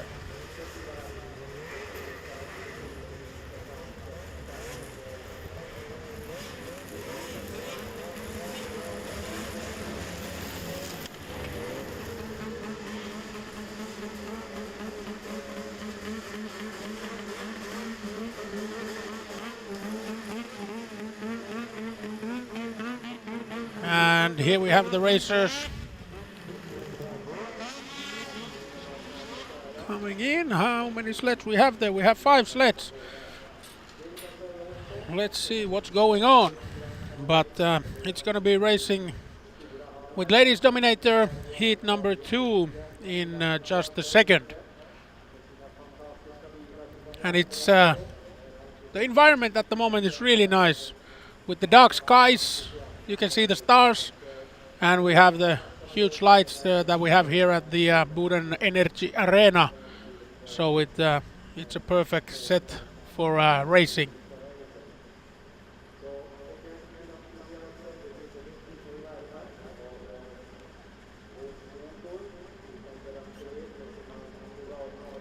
And the next racers are on the line. And let's look at the starting list, who we have there. And quite a bit of smoke coming out of the first sled. Yeah, somebody's burning. Yeah. Number 7, Tilde Karelius, 373, Nanna Peteri, and 755, Davina Bakteman. And we have a red flag. Is it because of the sled burning up? No. From the middle. No, not from the middle. It was Tilde Karelius who got sent to the back row.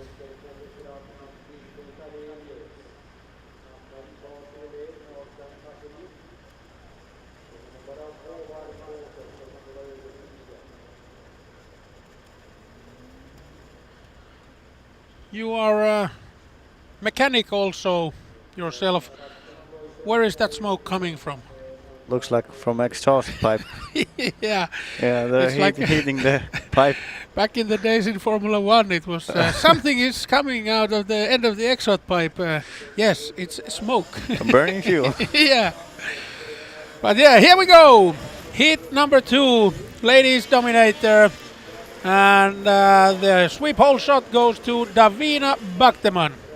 But it's good to have a professional mechanic here to give us an insight. Yeah. What's going on. And Nanna Peteri on the second place at the moment, and Karelius after the false start sent to the back row is trying to fight her way back up to top 2, because only the first and second place will proceed. First place to semifinals and second place to the last chance qualifier. And 2 laps, it's a short race, so you really have to put in the effort from the start. And you don't have that much time to climb your way back up if you end up on the back of the pack. Yeah, it's intense. But Bakteman is taking the lead and pulling the gap. 4.4 seconds at the moment, and on a 40-second track, that's more than enough. Now it's 6.6. She's really shredding now, and there she is on the finish line, finishing first, going to the semifinals, Davina Bakteman. And on the second place, number 373, Nanna Peteri, going to the last chance qualifier, and out is Tilde Karelius.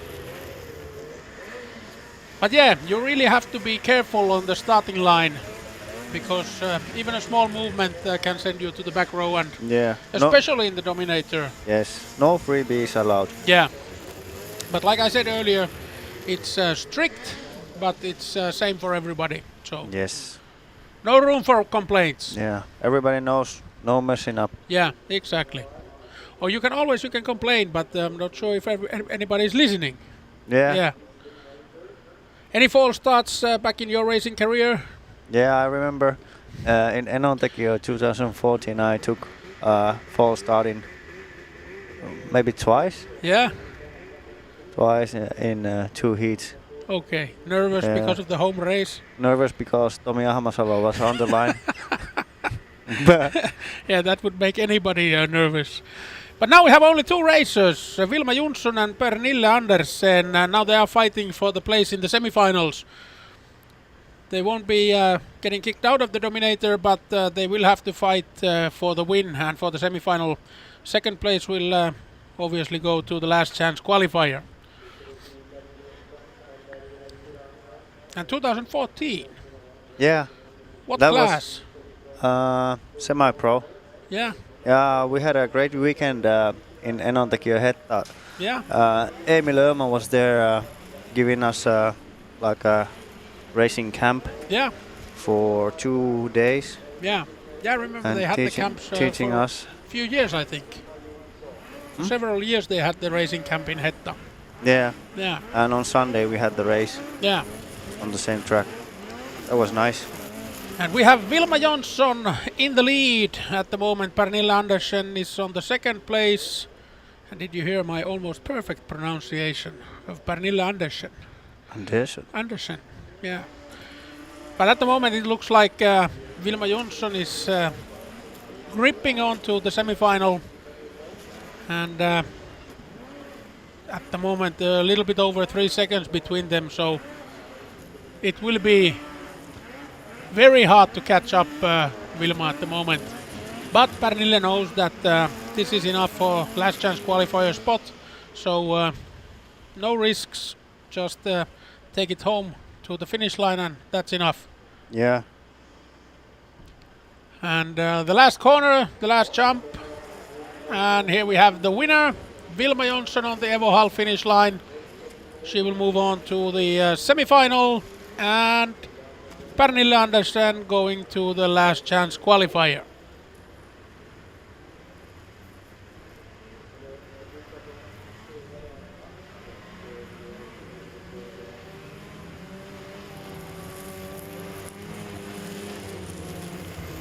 And it seems that the next heat will also be with only 2 sleds because Palojärvi is not attending. So it will be Rosell and Laine, I think. Here we have a replay of the previous heat. But that was easy win for Jonsson. And she will head on to the semi-finals. And there we have number 60. Rosell and number 497 Laine, and same thing, the winner will get the semi-final spot and the second place will move on to the last chance qualifier. And look at the left of the screen, you see the guy who is checking the false starts. He's really paying attention. Hawk eye, really. Laser eyes. Yeah. And here we go. And it seems that it is Rosell who takes the lead.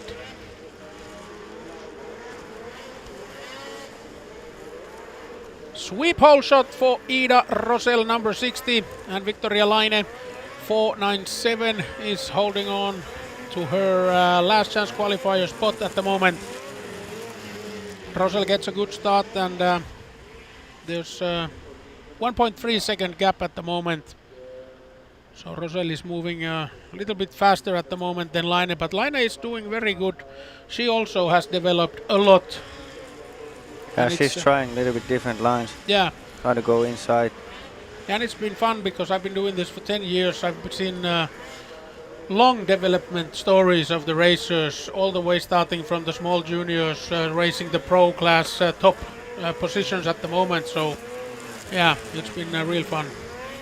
When you're 80 years old and still doing this, and Yeah, you've seen many generations of racers growing Yeah. up and retiring, and yeah, their children Yeah, doing this and retiring, and exactly. their children. Here's the winner, Ida Rosell. But the guy in Finland who was announcing the races before me, I think he did it for several decades. Erkki Lehtoranta, legendary announcer. Yeah. And second place, Victoria Laine. And Rosell will move on to the semifinals, and Victoria Laine will move on to last chance qualifier.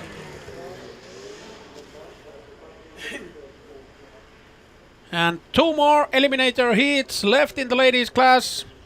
This one is between 821 Wikström and 266 Forsell. Fanny Wikström and Saga Forsell. And let's see who will take the semi-final spot. This could be tight. They've both been racing quite evenly. So far at least. So we'll see. And in the middle of the screen you can see the start light. And as soon as it shuts off, we are good to go.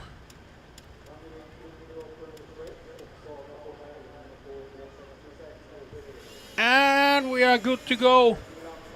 And it seems like it's Fanny Wikström who takes the lead.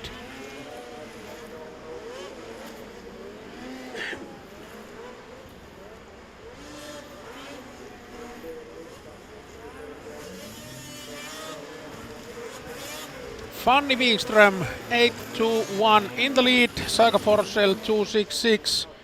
About 1.2 seconds behind Wikström.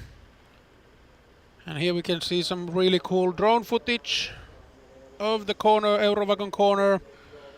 And they are moving on to the Evohall finish line. After the first lap, the gap is... It is 3.4 seconds in favor of Fanny Wikström. So for Fanny it's looking really good. She is holding on to the semi-final spot. And here on the Lococom triple, that was Saga Forsell who is on the second place, moving on to the last chance qualifier.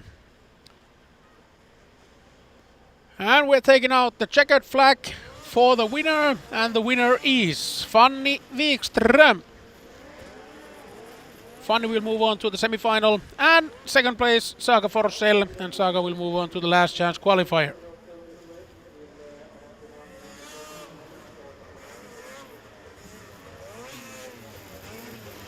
And you can see on the replay that this was a one corner race basically. Wikström took the lead and held on to it all the way to the finish line.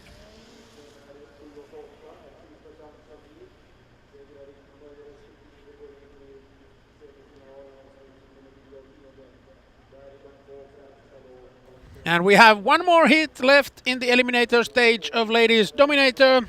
And it will be between Arneson and Jonsson.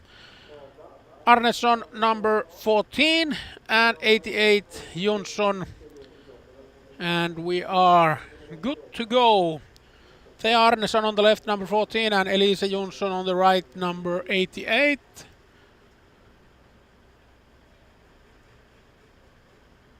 Let's see what's going on. Someone is waving off the start. Thea is spinning her head.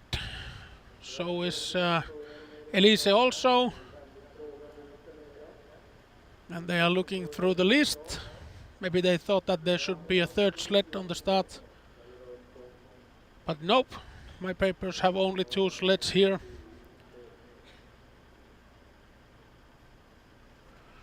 And here comes the man himself, Mikael Nilsson. You have to really give it up for this guy. He's the main force behind this Super League Boden. He's, as you can see, he's running all over the place. He drives the groomer, takes care of well, everything that you can think of. Except for commentating this time. He has done it that as well. This is one of the hardest jobs. Yeah. But he's done the commentating also last year from the groomer. Mm-hmm. Yeah. So yeah, there's nothing that he couldn't do. But here we have the last stage, the last eliminator heat on the track, and sweep hole shot goes to Thea Arneson. And second place at the moment, Elise Jonsson. Going through the Pöntinen corner, going towards the Loco.com triple.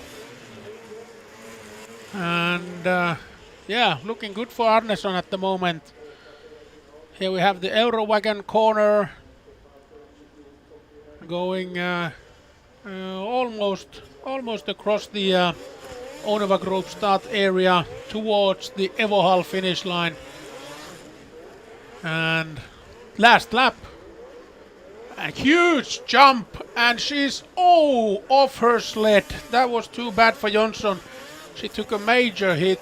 She couldn't stop the landing. Maybe we get a replay of that, but yeah, she had a huge jump, and she held on to the handlebar, but she also gripped the throttle. So she ended up being the passenger instead of the racer, the driver. Went whiskey throttle. Yeah. Oh, she's back on the sled, so no worries. The Hopefully winner is... she's fine. Yeah, Thea Arneson. And Jonsson even took the sled territory super lane after the small crash. So yeah. Here she comes. No harm. Even though it looked quite hard. Let's see if we can get the replay of that so you can see it as well and the people at home can see it again. But it looked like a Superman whiskey throttle, like you said. But she's good. There we have the replay. This is from the start.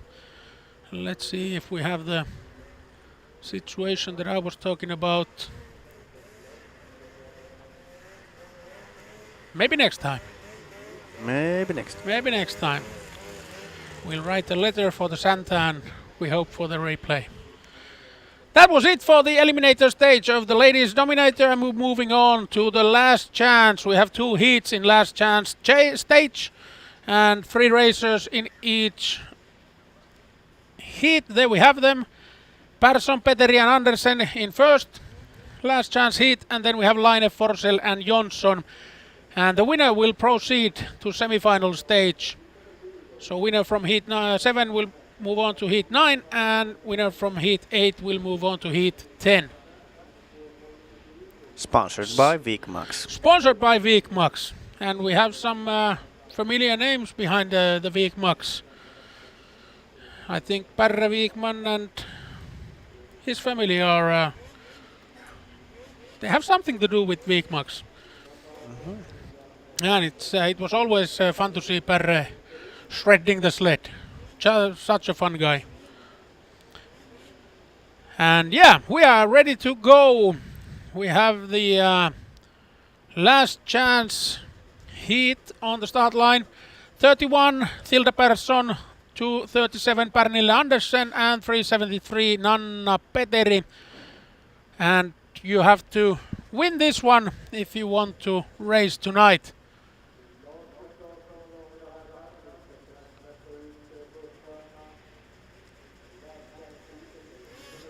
Oi! And the pressure got too high for her. From the middle position, it's to the back row, and it was Nanna Petteri who jumped the gun.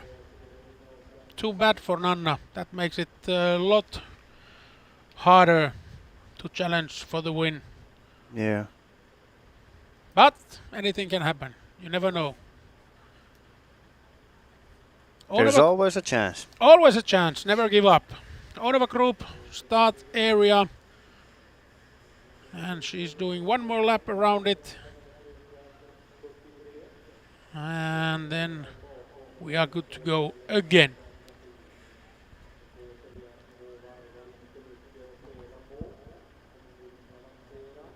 And yeah, she gets the instructions to lift her hand with the cord all the way up. Yeah, the drone footage was right on time. Yeah.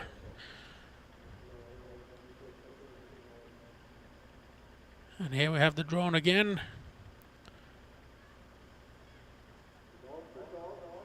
The flag is up.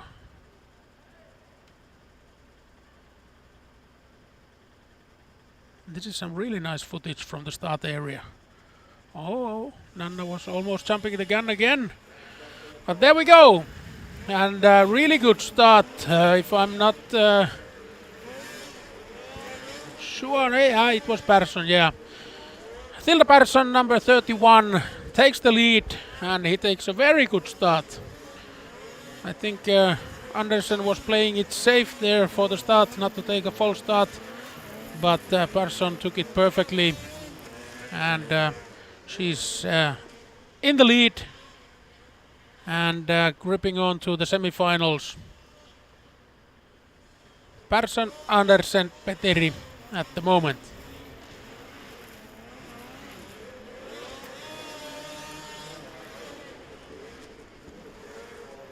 One lap down, 1 lap to go. Persson still in the lead.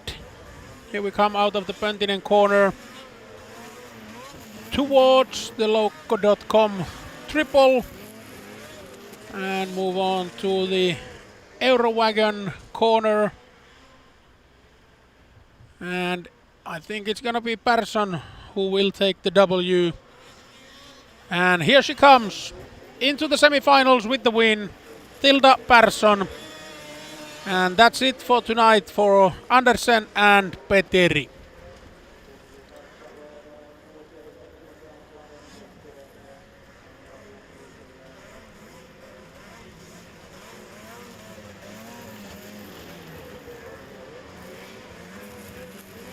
And now we have to find one more racer for our second semi-final. And we will find that racer from the heat that we have here. It's heat number 8, last chance qualifier.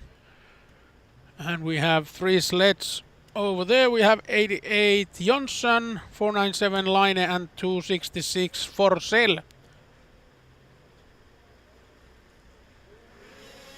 And we are good to go. Jonsson takes a good start, but Forsell takes even a little bit better start. And this racer from Tuupovaara, Finland, takes the lead and takes quite a good lead. Yeah, Forsell really made it happen. Yeah. Forsell almost a second in the first corner. And yeah, good to see. It's now 1.5 seconds. And Jonsson is trying the outside line. What do you think about that? Didn't play out well this time. No, didn't help at all. Maybe Forsell got a little bit gutsy after the little tip over. Yeah. But it seems to be working out just fine for her. Saga Forsell in the lead. And she's now really close to moving on to the semi-finals. Last corner, and then we are racing towards the checkered flags. And Jonsson is still doing the outside lane. Laine is behind her about 1.7 seconds. And here comes the winner, Saga Forsell. Winner of the last chance qualifier.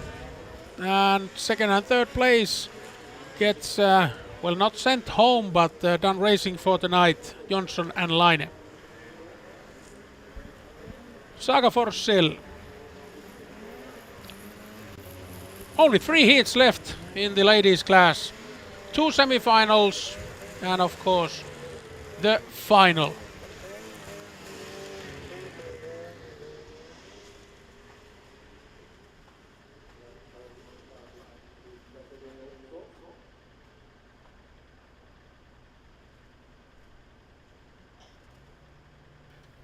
And here is the semi-final number 1 out of 2 of Ladies Dominator. And we have 4 sleds and only 2 of them will be in the final.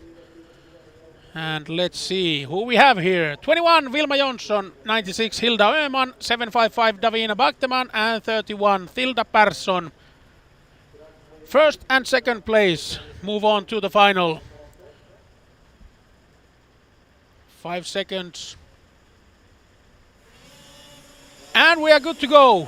We have 1 sleeper on the starting line. Öhman wasn't the sleeper. She took the whole shot. Sweep whole shot, 96. Hilda Öhman, Jonsson, Persson, and it was Bachteman who fell asleep on the starting line. But yeah, she's still part of the pack. Oh, and what happened? There was some traffic on the corner. I think Jonsson had some problem. Maybe she slipped the throttle or something. Yeah, it's not over yet. No. Bachteman made a over. move and she's in 3rd place now. Yeah.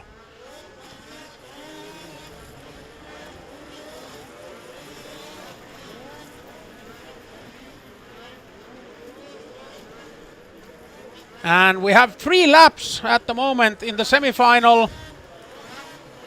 And that makes it a little bit easier for the racers in the back of the pack to try and climb their way up. But Öhman is, she's dominating at the moment, the Dominator semi-final. But second place is tight. Jonsson and Bachterman. Bachterman tries to charge.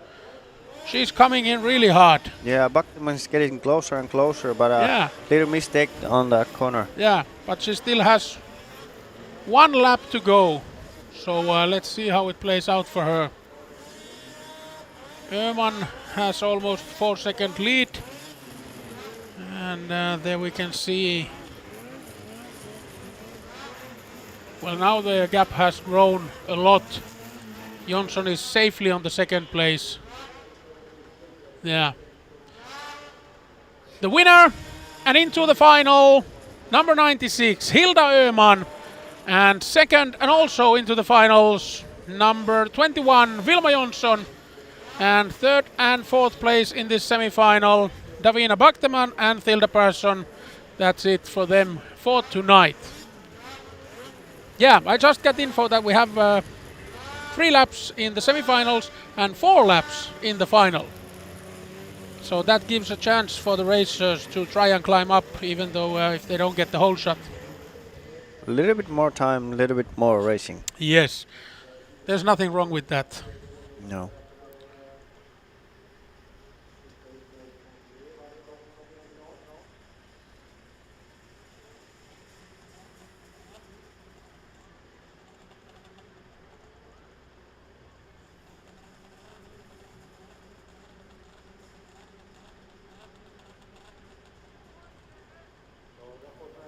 And here we have heat number 10. The last semi-final, the last spots for the final are available for top 2.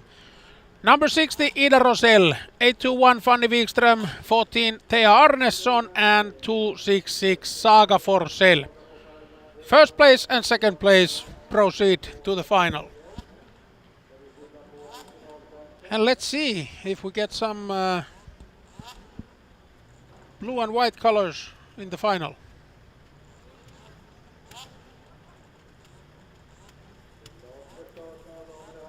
But it's not going to be easy. It's a tough semi-final.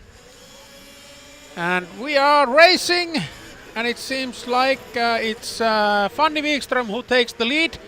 Oh, and there's some contact between Forsell and Arnesson, and they both are fast. Yeah, Forsell has the inside.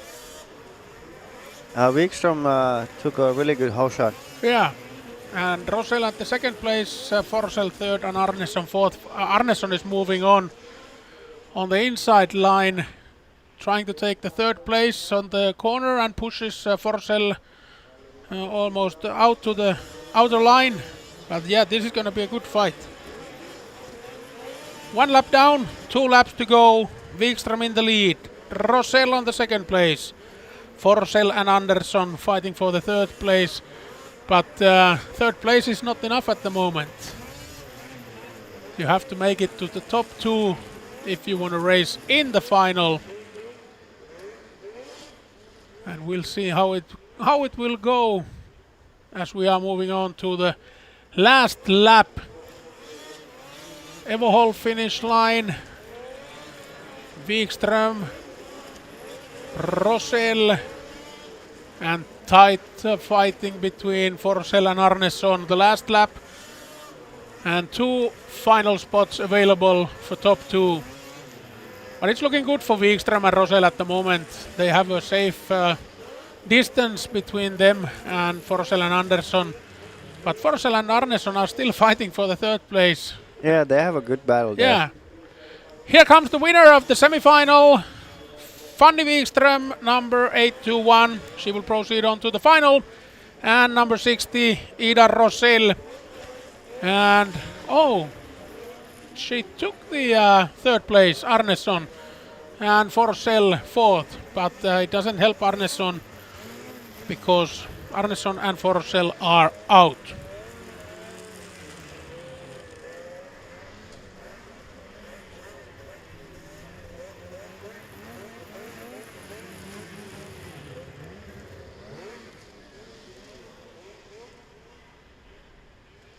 And here we have some replays of the semi-final. That was, I shouldn't say easy, but it was really steady performance from Wikström. And we have the final here. Öhman, Wikström, Jonsson, Rosell. And it will be 4 laps of racing. And after that we have the winner of Ladies Dominator here in Boden Energy Arena with Snowcross Super League Season 2. And as you said, sponsored by Weekmax.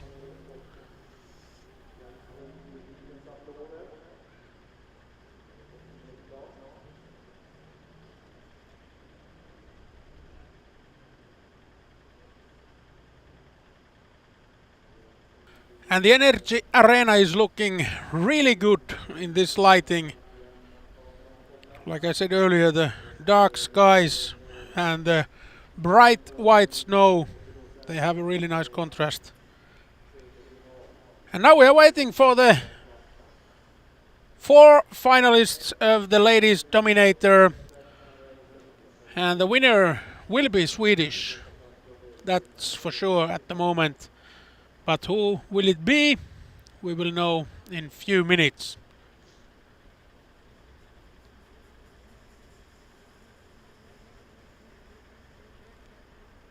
And 4 racers will line up in Onova Group start line.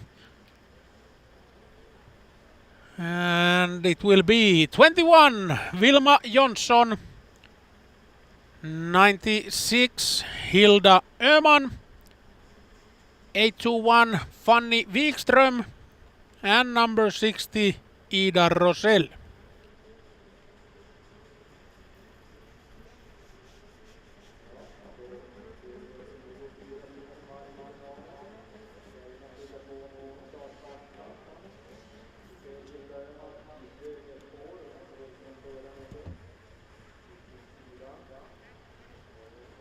Hilda is working the sled, trying to do everything she can to improve the grip from the starting line. And here we have the finalists.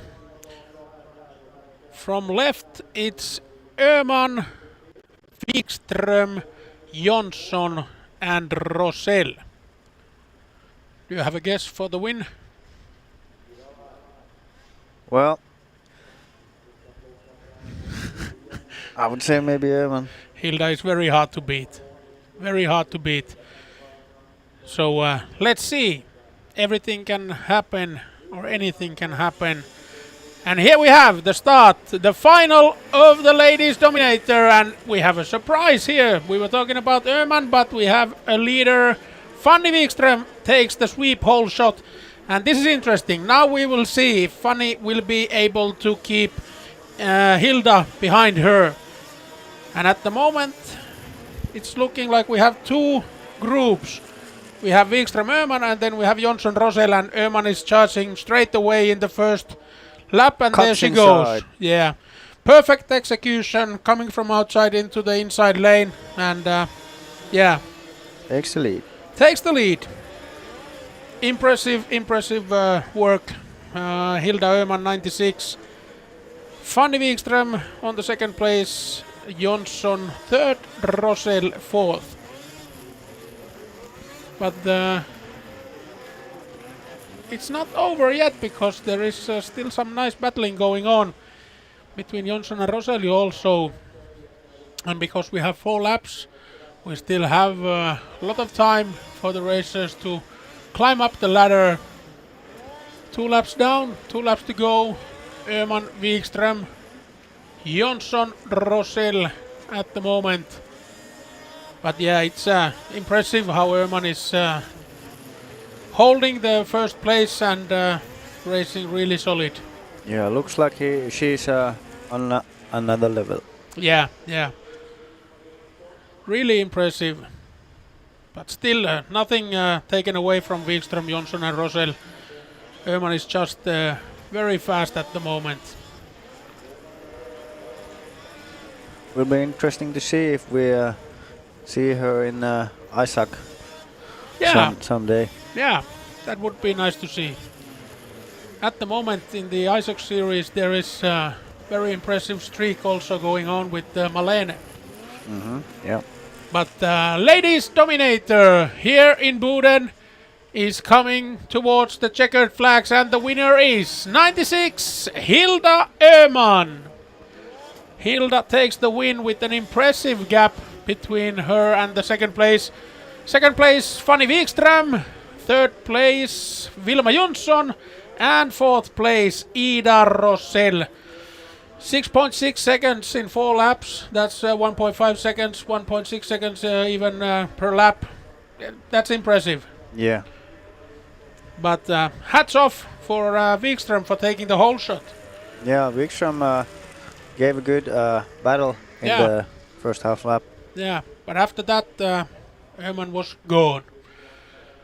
But yeah, let's go to the podium with the top 3 for some prize ceremonies and some interviews. And podium, you are welcome.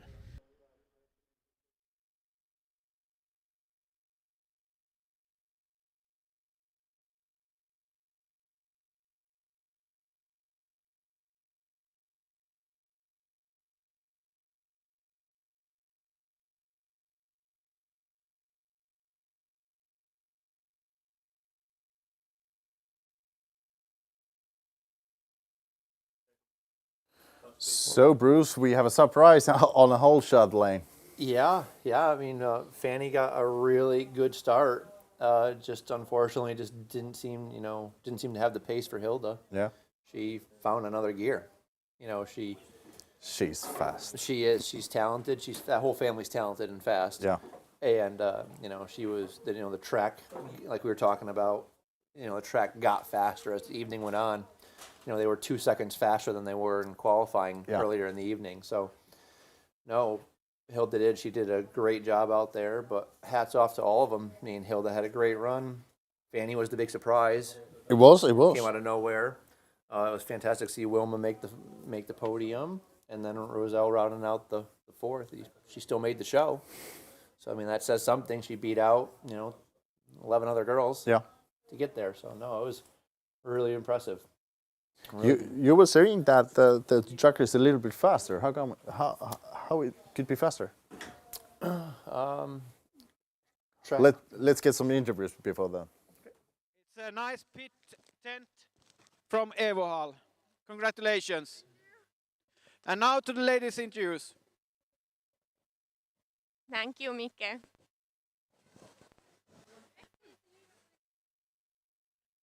So, Vilma Jonsson, congratulations, third place this evening. How are you feeling? I'm feeling good. It was fun to get up on the podium today. Who would you like to thank? I would like to thank Polaris, Utmob, Climb, and all other sponsors, and my dad, my mom, and my boyfriend, and everyone at home that are cheering on me. Thank you. And then on the second place, Fanny Wikström, you were able to take the whole shot. Yes. How are you feeling? So happy. It was so nice to drive here. How was the track? Really, really good. I have nothing bad to say. Okay, and who would you like to thank? I want to thank my boyfriend and my mom and dad. Okay, thank you. And then congratulations, Hilda.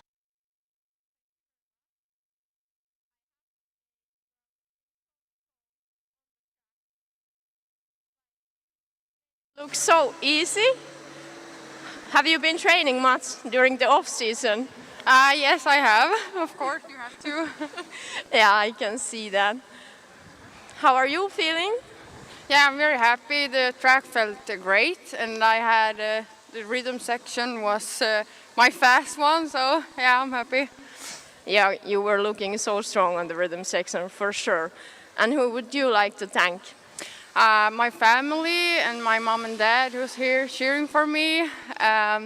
Skidoo and all my sponsors who's making this possible for me, and everybody else support.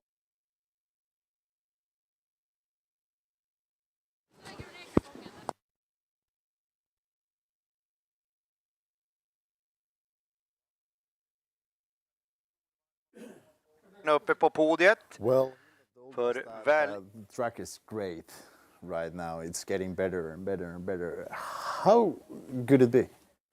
Combination of It's things. icy.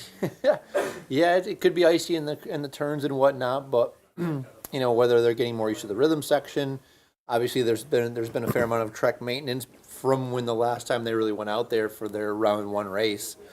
It's been probably an hour and a half difference. So, you know, a lot can change with the track, the snow conditions. So it is, and it showed on the lap times. I mean, all the girls were basically second and a half to 2 seconds faster than they were in the round one qualifying race. So no, but Hilda showed the biggest gain. I mean, she really, you know, we both felt it was gonna be a really close race between her and Fanny, but once she got by Fanny, she really just checked out. So we're going to the pro class, and we have that Solsten and Steinberg on the finals. You with that opinion? Yep. Is it still? Oh, absolutely. I mean, I think you're definitely going to see Gustav and John Stenberg in the final. It's just a matter of who the other two are going to be. But those guys have definitely shown this evening so far that they are the ones to beat. Who could be the wild card? I mean, Renton. I mean, he had bad luck in the qualifying race, but he looked fast. Robert London, he looked good in the qualifying race. So, you know, there's plenty of speed, plenty of pace, and a lot of those guys. It's going to take a little bit of luck to get there, but I really think we're going to see Stenberg and Salston in the final with two other guys. Okay. How about those two guys? You have to say someone. Oh, I have to? Yeah. Can Mika Lammi have a surprise for us? We're talking about him a lot. Yeah, we have been. You know, he has the pace. He's proven that in these last 2 weeks of racing. He has the pace. He just needs to have some better luck than he did in his race. But he could definitely be a guy. I did find out that Emil Hansen is going to race the Dominator. Okay. I haven't found out why. That could be the surprise. I mean, I don't know if it'd be a surprise, but it's a welcome that he's going to be in it. We don't know why he missed the round one qualifier, but he will be in the Dominator. So I can definitely, as long as he has some luck on his side, I think he'll be one of those other two riders in that final. But no, I like Mika Lammi. That could definitely be one of those guys for sure. And we're going to see it in a few minutes. Jarkko and Ossi, what do you think? What is the top four? Top four? We'll see. Definitely have to put in Gustav Salsten, I would say. Then Jon Stenberg is up there probably. Mika Lammi has performed very well. And if I would say fourth place, or not the fourth place, but the fourth guess of mine. Let's shuffle it up a little bit. Raceday. Ossi. Yeah, that's pretty similar that I would have guessed. Hansson, Salsten, Reiten, Stenberg. Lots of good riders there. Yeah, you said Hansen. I didn't say Hansen, but I said Salsten. But Hansen also. Emil could be there. So, yeah, let's see. It's going to be an interesting race.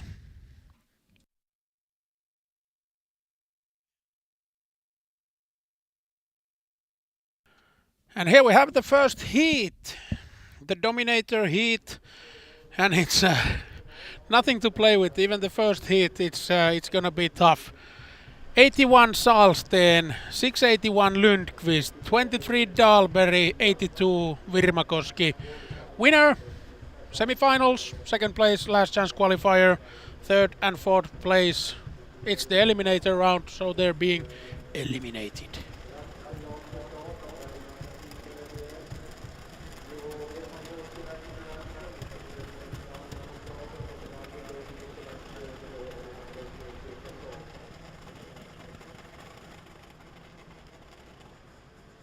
And the guys are ready on the starting line. Oneva group start area. Oh, that's really tight. Really tight. But guess who is taking the sweep hole shot? Pulls the whole shot. Gustav Gurra Salsten. And he takes the start by the storm. Lundqvist second place. Dahlberg, Virmakoski. But yeah, hats off for Gustav. Did you see that? Yeah. He was shredding through the rhythm section. Racing like a dirt bike. Yeah. Just lifting the skis up towards the sky and pinning the throttle. It looks a little bit too easy. Yeah, but yeah, I'm not complaining. This guy is also a sled territory ambassador, so I've collected a nice team for sled territory. Yeah, and here he goes. No surprise there. Yeah, 2.2 seconds, 2.5 seconds ahead of Lundqvist, and then it's Dahlberg and Virmakoski. So yeah, really impressive. And here we have the checkered flag, and the winner is Gustav Salsten, number 81. He will proceed to the semifinal, and second place Lundqvist will go on to the last chance qualifier, and for Dahlberg and Virmakoski, they are out.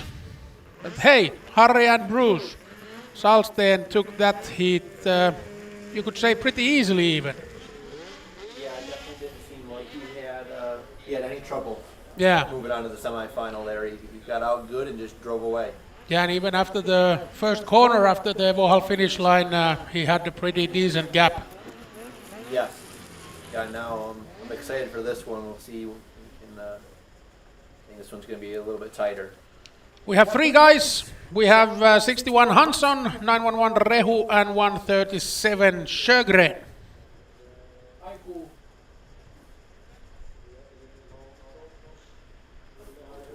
And we see the starting light, and as soon as the light goes off, it's time for racing. And we have three guys, Rehu on the left, Hansson in the middle, and Sjögren on the right. Rehu takes the lead. Yeah. And this is a very good hole shot for Rehu, because he's there with two very, very good racers. So and he blocks the Hanssons. yeah. And now let's keep our fingers crossed for Rehu. This would be a really good win for him. 2 laps, and Hansson goes in big. Takes the inside lane, and there you see the experience. Kicking in, Emil Hansson takes the lead, and he takes it with the style. He puts the sled sideways in the jump, and the last lap, Hansson in the lead, Rehu is behind him, and Sjögren on the third place. But yeah, have to give it to Emil. That was a perfect execution on the inside lane. And first place and second place will proceed. First place to semifinal, second place to last chance qualifier. And the winner of this heat is Emil Hansson, number 61. And second place, 911 Aleksi Rehu. Hansson semifinals, and Rehu last chance qualifier. Sjögren came quite close in the end, but couldn't challenge Rehu. Rehu over there, because Sjögren almost got him. I don't know, it showed 0.8 seconds on the clock on the finish line, so should see the replay to catch it, but if the clock shows 0.8 seconds, then it happened after the finish line. Yeah, he went a little bit wide in the last corner. And there we have the next racers. Heat number 3. 35 Jonas Laakkonen, 77 Robert Lundén, and 999 Magnus Reitteen. Finland, Sweden, Norway. Yeah, international start. Laakkonen from Finland, Lundén from Sweden, and Reitteen from Norway. And we are good to go.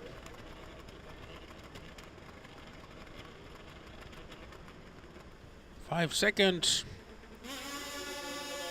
And we are racing, and from the middle, Swedish rider with the yellow sled. Robert Lundén, number 77, takes the sweep hole shot. Reitteen on the second place, and Laakkonen on the third place. And with 3 sleds, it's only one who gets dropped off and knocked off. Huge air from Raceday. He's really trying to get the first place. Moving on to the inside lane from there. Did you hear that sound? Yeah. Little bog there in the air. Yeah, especially for the mechanic's ear, that sounded not too good. And let's see, Lunden and Raceday, 1.4 seconds between them. It looks very good for Lunden at the moment, and he will be taking the semi-final spot from this heat. The winner, number 77, Robert Lundén. Last chance qualifier, Magnus Raceday, and out Laakkonen. Did Harry and Bruce hear that sound? Yes, of course we can hear the sound. That's amazing sound. Yeah, that was a good race. I mean, Robert's been getting faster all evening, and for now him to be able to beat Renton, that's an impressive showing. So a nice Norwegian 1-2 for him there.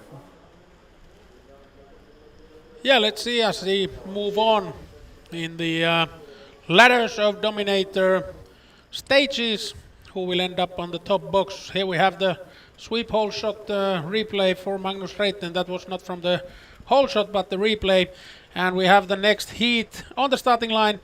Number 58 on the left, Axel Johansson. In the middle, 370, Mille Andersson. And on the right, 36, Gustav Lindgren. And 2 laps. Semi-final for the winner. Last chance qualifier for the second place. And it seems like Axel Johansson is taking the sweep hole shot in this start. Followed by Andersson and Lindgren. Nice entry to the whoop section. Yeah. And here we have some back corner action. Johansson taking the inside lane and Andersson coming from the outside lane into the inside. But at the moment it's maybe Johansson lost some time there because Andersson is catching up. So it was a good line for Andersson. Oh, there was some wobbling going on in the corner, but Lindgren managed to get out of it. But yeah, Andersson is chasing. He's chasing hard because now you have to make the move if you want to go straight to the semi-final. And here he comes. Yeah, he leaned to the berm, and we're able to. That's super tight. Brake a little bit later, but wasn't enough. Yeah, 0.2 seconds. Axel Johansson takes the win, but 0.2 seconds after him, Mille Andersson into the last chance qualifier. But yeah, nice catch up. Yeah, it's another great run by Axel. He's looked great. He keeps surprising us. He surprised us in qualifying. He surprised us in the round 1 race, and now here he's surprising us again in the Dominator. He just, we keep underestimating him, and we need to just stop doing that, I guess. Yeah, if he keeps surprising you every time, it's maybe then just performing well and not surprising anymore. Exactly. And the next heat is in the starting line from the left, 259 Jon Stenberg, 179 Martin Johansson, and 307 Elias Bacher. 2 Swedes and an Austrian guy. And hats off for Elias for coming all the way up here in Scandinavia to race. He's been racing in Central Europe and he's been doing very good. And now he's been in Finland.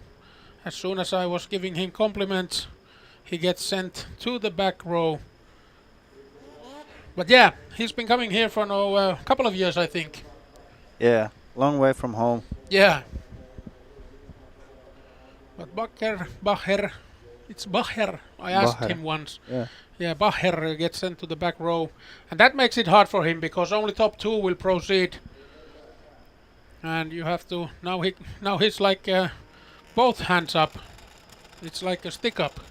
Give me your money. You don't have to lift your both hands, but yeah, everything goes. Yeah, he got robbed from the. Yeah, Oh, the possibility to take the whole shot. Yeah. And now we are good to go. Oh, that was almost Stenberg flipping the sled. Johansson takes the lead and takes the sweep hole shot as well. Martin Johansson. And Johansson has been racing in Loco.com racing team this winter. And Stenberg is coming in hard, and I bet that he's challenging Martin for the top position. Yeah, he was able to go triple-double before the corner. Yeah. And yeah, knowing Jon, he will probably, even with this short heat, he will wait for the right place to do something. A little bit on the outside, but yeah, that was it. He lost it there, I think. Yeah. But he was charging pretty good. Yeah. The first lap, coming out second from the start, he was challenging Johansson very good, but he lost it there in the Pöntinen corner. Here's the winner. It's Martin Johansson, straight to the semifinals, and second place Jon Stenberg will go to the last chance qualifier, and Elias Bakker, sorry for him, but he's out. The start and the Martin Johansson tactic for the start. It's a good tactic to get in the front of the pack and stay there, I would say. Yeah, the leader decides the lane. Yeah. And he gives some pressure for the Stenberg, and now the Stenberg going like a lucky loser line. So that's a nice tactic from the Johansson. Yeah, we hope to see something more from them in the following heats. And now we have two racers in this heat. And it's number 10, Mika Lammi, and number 119, Emil Mikkelsen. And Oliver Jaakola, 66, is out. I heard that he already packed his car and started his way back home. There was some problems. I didn't see the situation, but let's just hope that the guy is okay. But here we come, and this is going to be interesting. Mikkelsen in the front, in the lead, and behind him is a very fast Finn, Mika Lammi. And yeah, I'm sure that we will see Lammi attacking for the first place. But Mikkelsen is going very fast at the moment. Very fast. Hats off for Emil at the moment, because the guy behind him is very fast. He won the Arctic Cat Cup in Östersund. He came in second in Pro Class final last weekend in the Finnish Championship in Finland. So keeping him behind you is not a bad thing at all. No, they're both going hard. Yeah, and big jumps. They both like big air. And the winner will get the semi-final spot. And second place will go on to the last chance qualifier. And winner is Emil Mikkelsen. And Mika Lammi will go into the last chance qualifier. Boy, that was a great run by Emil. Yeah. That's but one place I'm not going to want to be is in that second LCQ that's got Stenberg and Mika Lammi in it. Yeah. That's four guys going in, one coming out, and to have Mika Lammi and John Stenberg in there is going to be, that's a stacked LTQ right there. It's like the Mad Max scene with 2 men in and 1 man out. Yeah, exactly. Yeah, that's going to be quite the race. And at the moment the groomers are leveling the starting area while we are waiting for the next Pro Class Dominator heat. It will be Lundqvist, Rehu and Raceday. And here we have the graphics. Last chance, number 1, Lundqvist, Rehu and Raceday, and the winner will join Salsten, Hansson and Lundén. And from the next heat, Andersson, Stenberg and Lammi, it will be the winner going to the semi-final with Johansson and Mikkelsen. And Pro Class Dominator is sponsored by Boden. Boden, it's a nice place.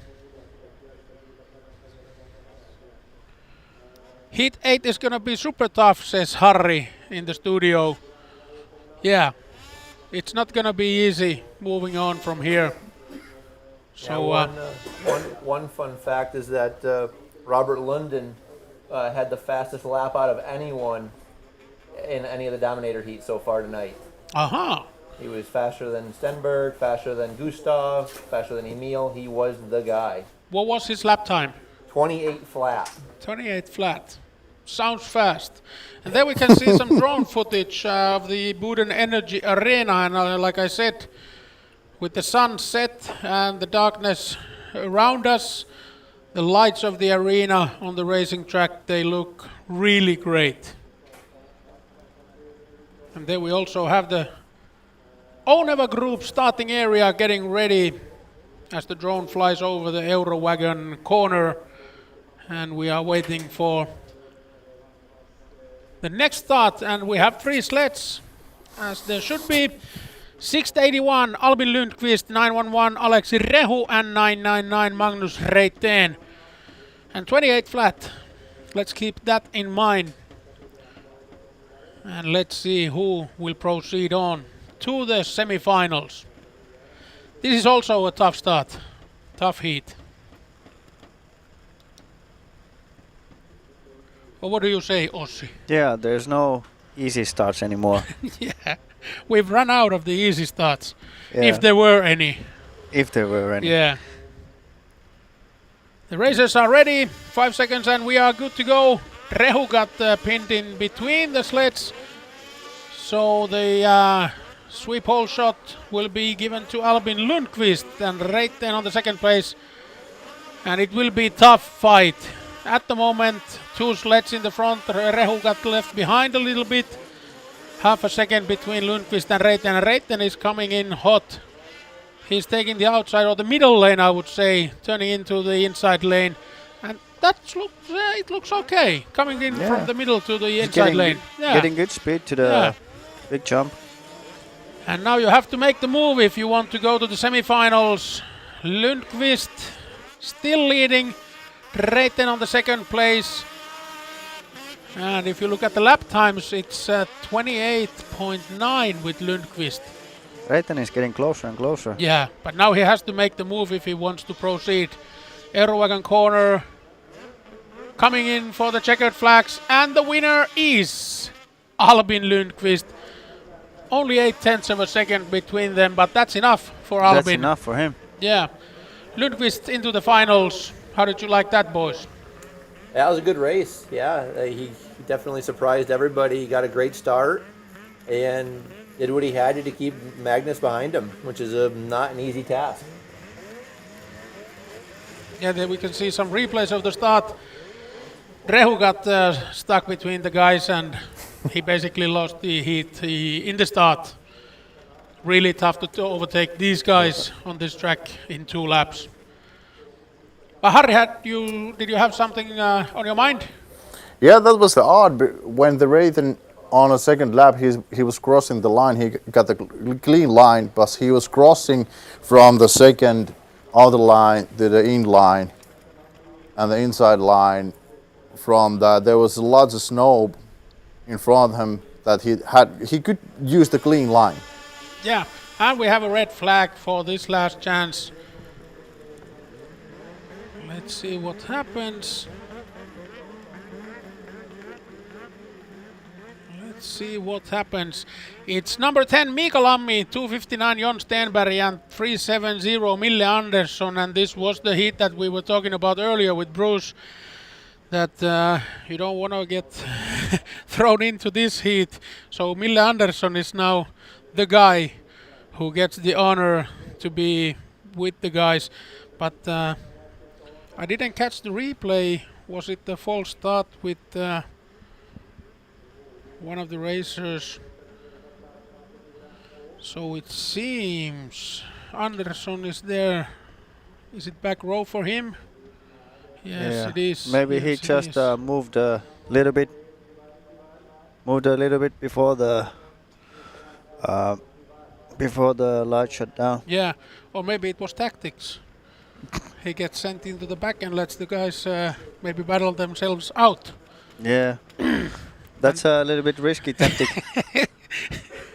That's a bold move, Cotton. Yeah. That's a bold move. But let's see how it goes. Stenberg on the left, Lammi on the right, Andersson in the back row. And only the winner will proceed. Really tight, really tight. Stenberg takes it. Lammi was a ski loop in front, but tried to push a little bit, but Stenberg came back. Yeah, and Lammi is still charging, but it was probably the experience that took this start. And Stenberg is now 0.7 of a second in front, and Andersson is not that far behind. Oh, but look at the timing of Stenberg's jumps. Yeah, it's perfect. And we are on the last lap, coming through the Pöntinen corner. Stenberg in the lead, number 259 with the links. Lammi behind him, but at the moment it's looking very good for Jon Stenberg. Lammi is coming really big, jumping high, but it doesn't help. It doesn't help. The winner is Jon Stenberg, number 259, and a huge finish jump, as well as from Mika Lammi. It's a good show for the people that are here for the Boden Super League Snowcross. That was a nice race. That was a nice race, and did you show that Mika Lammi was trying to do the same thing as Martin Johansson on the start here? Yeah. He was pushing Jon Stenberg, tried to push him, but yeah, he was a little bit faster. Here we have the replay. Yeah, they didn't give up, but Stenberg ended up taking it. Yeah.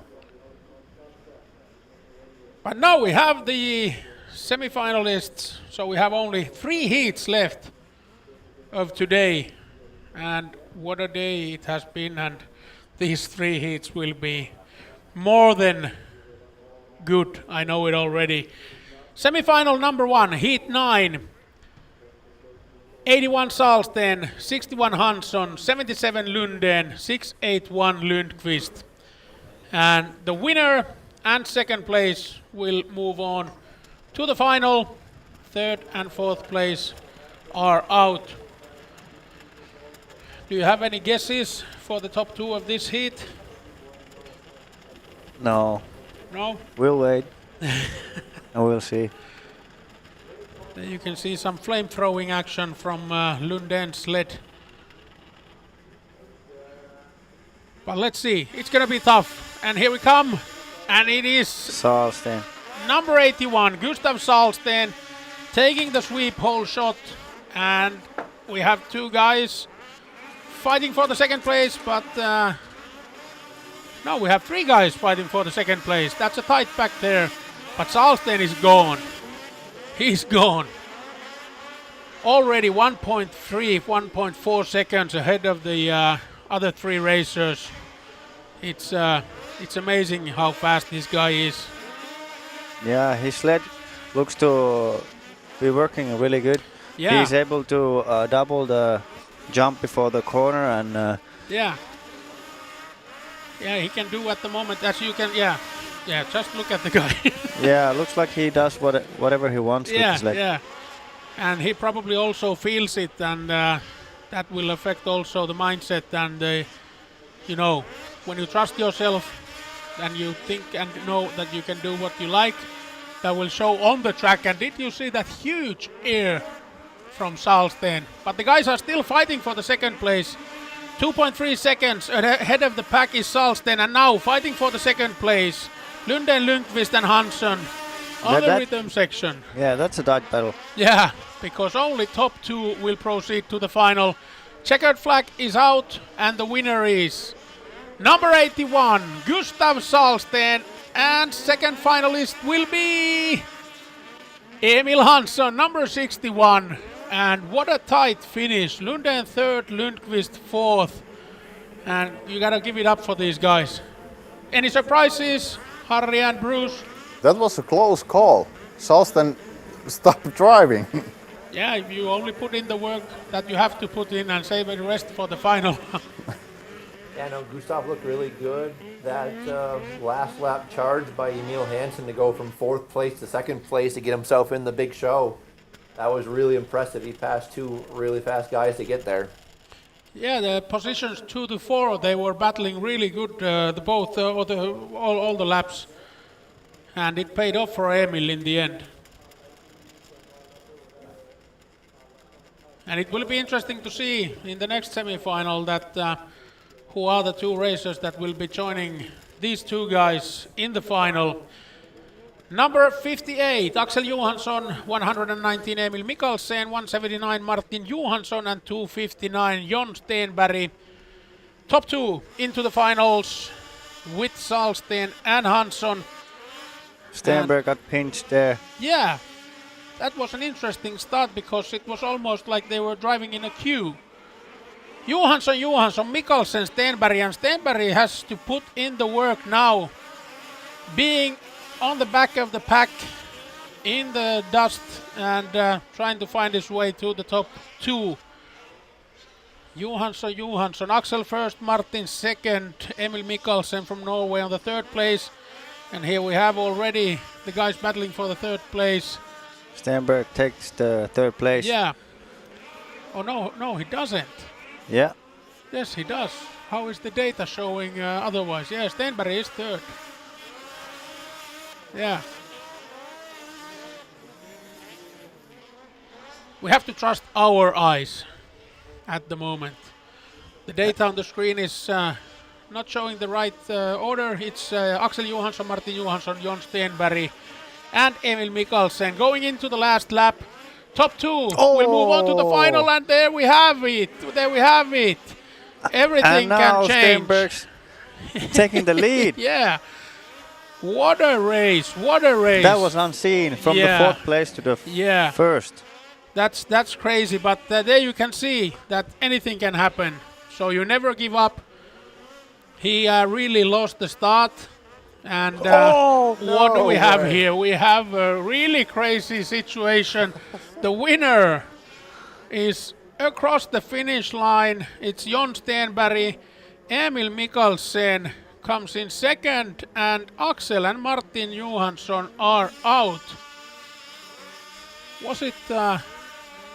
let's see, I have to check the numbers once again. Let's see if we have the... Axel. And is it Martin also? Because it looked like it's Stenberg and Mikkelsen who ended up taking top 2.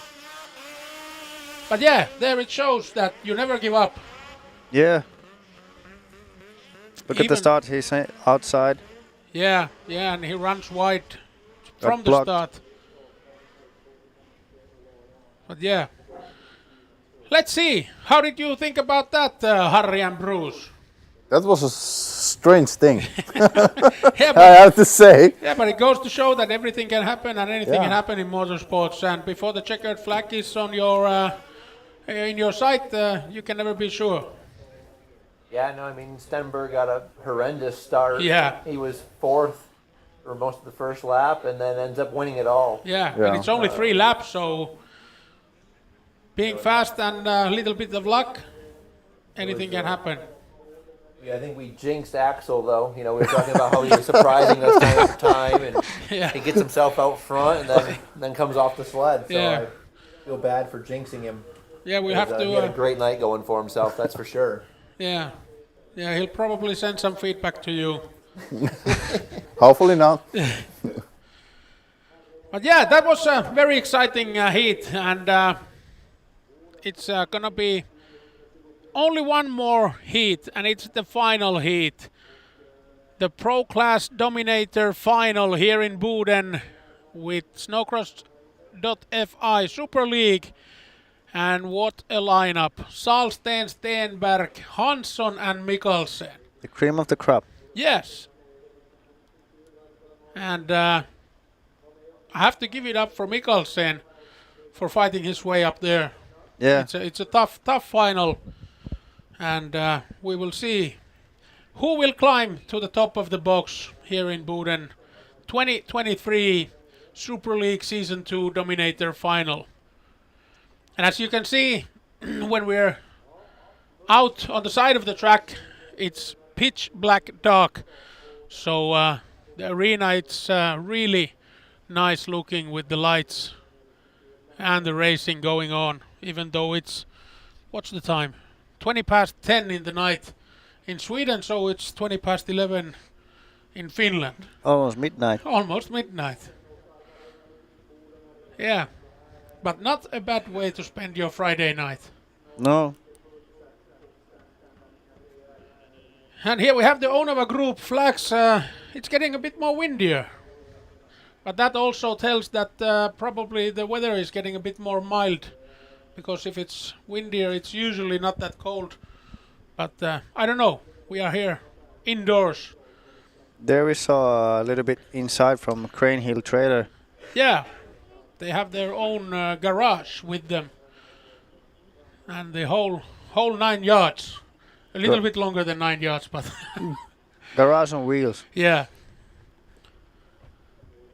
But yeah, Salsten, Hansson, Stenberg, Mikkelsen. It's gonna be a tough final. And whoever is the winner, he's earned it. Because to get to the final at first, that's not an easy job. And then even to win the final, it's even tougher. And here we see some racing equipment for tomorrow also. We have some junior sleds there. And I think we're looking at the Evohall Racing Team's depot or the pit. I wonder who is the racer of that sled. I don't know, but the decals look nice. Number 33, and maybe the colors give it away. It's red and blue and white. So is it Icelandic or... I think he's one of the top 3 Bruces that I know. Bruce Lee, Bruce Wayne, or Bruce... I don't know, top 4, Bruce Willis. Bruce, yeah. So Gaspardi goes 4th. At least. At least, yeah. But yeah, Bruce will be racing tomorrow in sport class. Bruce will? Bruce Willis. No. Yeah, Bruce has come over from the States, and we spoke earlier off the camera, off the microphone, and he said that it will not be his last winter racing here. So now I've said it out in the public, so yeah, we will see Bruce racing also next winter. He will move to the border of Finland and Sweden. Yeah, sounds good. But there we have the finalists of the Dominator, and this is going to be interesting. Number 81, Gustav Salsten, 259, Jon Stenberg, 61, Emil Hansson, and 119, Emil Mikkelsen. And oh boy, it's going to be a tough and tight final. 4 laps, and yeah, to be the first over the finish line with this group, you gotta be tough as nails, and we'll see how it goes. Gustav has the same place as he had earlier on the inside, but he has Stenberg right next to him, and then Hansson and Mikkelsen. And yeah, this could go either way. Who takes the start? We will know in a few seconds. Here we go. The final is on. And in the lead, it's Gustav. Gustav Salsten, number 81, takes the sweep hole shot in the Pro Class Dominator final. Emil Hansson on the second place, followed by Stenberg, who takes over, I think, yep, side by side. Stenberg takes the second place, Hansson third, Mikkelsen fourth, and yeah, look at Salsten. It's like, yeah, it's 1.8, 2 seconds ahead of the pack already. And after the first lap is done, let's look at the gap. It's 2.4 seconds. He's crazy fast. Stenberg on the second place. Hansson on the third place. Hansson is still trying to fight for the second place with Stenberg, but Mikkelsen is being left out of the party at the moment, being at the back of the pack, and Salsten is just throwing around the sled like it's a toy. Looking solid, looking easy. 2 laps down, 2 laps to go. Gustav Gurra Salsten ahead of the pack, and 2.9 seconds is the gap between him and Jon Stenberg. And here he comes. It looks so easy, but these guys are coming in fast. Oh, little bit of shuffling there with Stenberg. Hansson is now on the second place. Stenberg third, Mikkelsen fourth. And last lap. Oh. That was tight. Yeah. That was tight. Last lap, Hansson on the second place, Stenberg on the third place, and Mikkelsen on the fourth place. But this guy, Gustav Salsten, he's been on his own level all day. He's been dominating. He's been dominating, the Dominator. And here he comes towards the checkered flags, the Evo Hall finish line, and the winner of the Pro Class Dominator is Gustav Salsten. And he's a happy man at the moment. The second place, Emil Hansson, number 61. Third place, Jon Stenberg, 259. And on the fourth place, 119, Emil Mikkelsen. Yeah, what a race. Gotta give it up for all the racers, but especially to Gustav. He's been on his own level all day. What do you say, Harry, Bruce? Any words of the final? I mean, it was Gustav all the way. Yeah. Impressive. You know, we picked him as one of our two guarantees to be in the final, and he was there, and it was all his. Yeah. And he's the only guy under 28. Yeah. Right now. 27.8. Best lap of the night. 3.5 seconds ahead of the second place. That in 4 laps on this level. Yeah. That's impressive. It's dominating. Yeah. How about Emil Hansson? We were talking about that. He's driving on the limit. Heat. Yeah. Yeah, I think Gustav took all the hole shots all day. Harry, you said? How about the Emil Hansson? We was talking with the Bruce that he's driving on a limit. Is that all Emil Hansson can show us? Yeah, I think that Emil still has something in his back pocket. But he was showing good driving today and good racing, so tomorrow will show. But now we will move on to the podium, and Mikael is there. I shouldn't forget the name. Please help me, Gura. Ska vi hjälpa han? Ja, Jon Stenberg. Jon Stenberg, I forgot it. I totally dropped it from my mind. I was so excited of doing the race. Sorry, Jon Stenberg. Come up, you're third place. And the things you have with you to this area is points from this. Congratulations. And on the second place tonight in the Dominator, we have Boden's own boy, Emil Hansson. Congratulations, Emil. You also take with you points to the series. And tonight's winner in the Dominator, we have Gustav Gurra Salstedt from Umeå. Welcome. Okay, and Gurra, you have with you points to the league, and you also have a new pit tent from Evo Hall. Congratulations. Okay, and now some interviews from the ladies.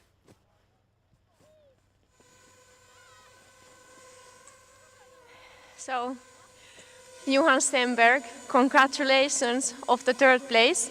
It was some tight battling in this final. How are you feeling? Pretty good. I'm not really satisfied with third place, but I made a small mistake in the corner there and Emil passed me, so it was tight, but I'm looking forward to tomorrow. Yes, exactly. You have new opportunities tomorrow. And is there anyone you would like to thank? I would like to thank my father and my mechanic, Kenneth and Roger, that is here with me this weekend. And then my family back home, of course, my girlfriend and my team owner Andreas Ljungberg på Ljungbergs Motor, and Sven-Erik Ravelli på Ravelli Racing, and just all other sponsors and family and friends back home. Okay, thank you. And then on the second spot, Emil Hansson, congratulations. There was some tight battling, but you were able to overtake the second place again. How are you feeling? Yeah, I'm pretty happy about it. So yeah, it was a good racing. Okay, and is there anyone you would like to thank? Yeah, of course, I will thank my whole crew, Team Sjödin Motorsport and Team Sjödin Mining and Skogsbränsle, Veideck, Häggbloms och alla som jag glömt. Thank you. And then the winner, Gustav Salsten.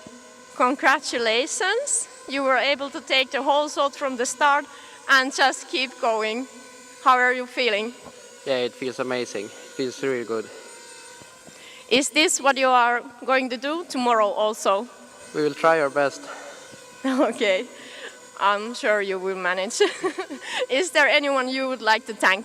First of all, I want to thank Mom and Dad and my team and Jörgen back home, my mechanic, and Erik and Linus, my mechanics that are with us here today. Of course, my sponsors, Skidoo, Northbike, and my suspension guy, Robin, and everyone, friends and family back home that's cheering and hoping for the best for me. Thank you.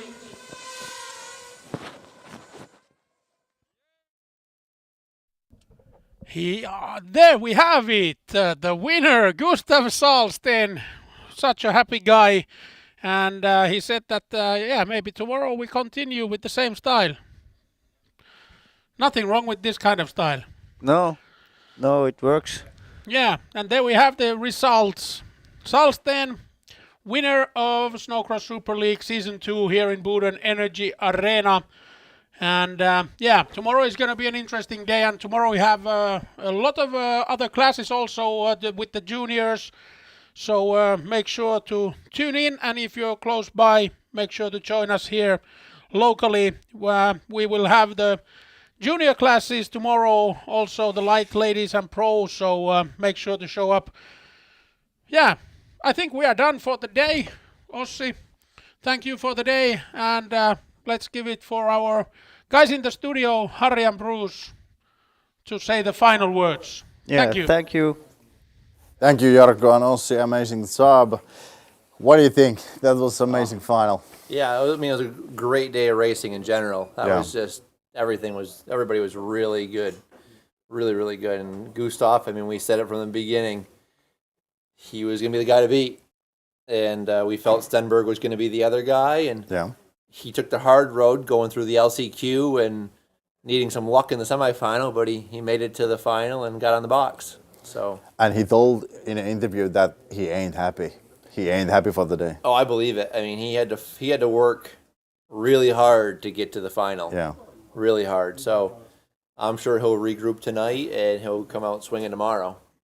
What do you think about tomorrow? There's Solsten, Steenberg, Mikkelsen, and Emil Hansen. Is this the top 4? Could it be? Well, I said we jinxed Axel in the semis. So, no, I think Axel can definitely mix it up with Stenberg and Hansen. It remains to be seen if anybody's got something for Gustav. He turned the fastest lap of the night with a 27.8. So he clearly has plenty left in the tank. But no, I think we've got some really, really good racing going on. We're going to show some replays here of the pro final behind us. It was a great start by Gustav, and then there was a lot of battling between Hansen and Stenberg the whole way. It was definitely fun to watch. It was a tough race, but also it was a Gustav Solsten show. Yes.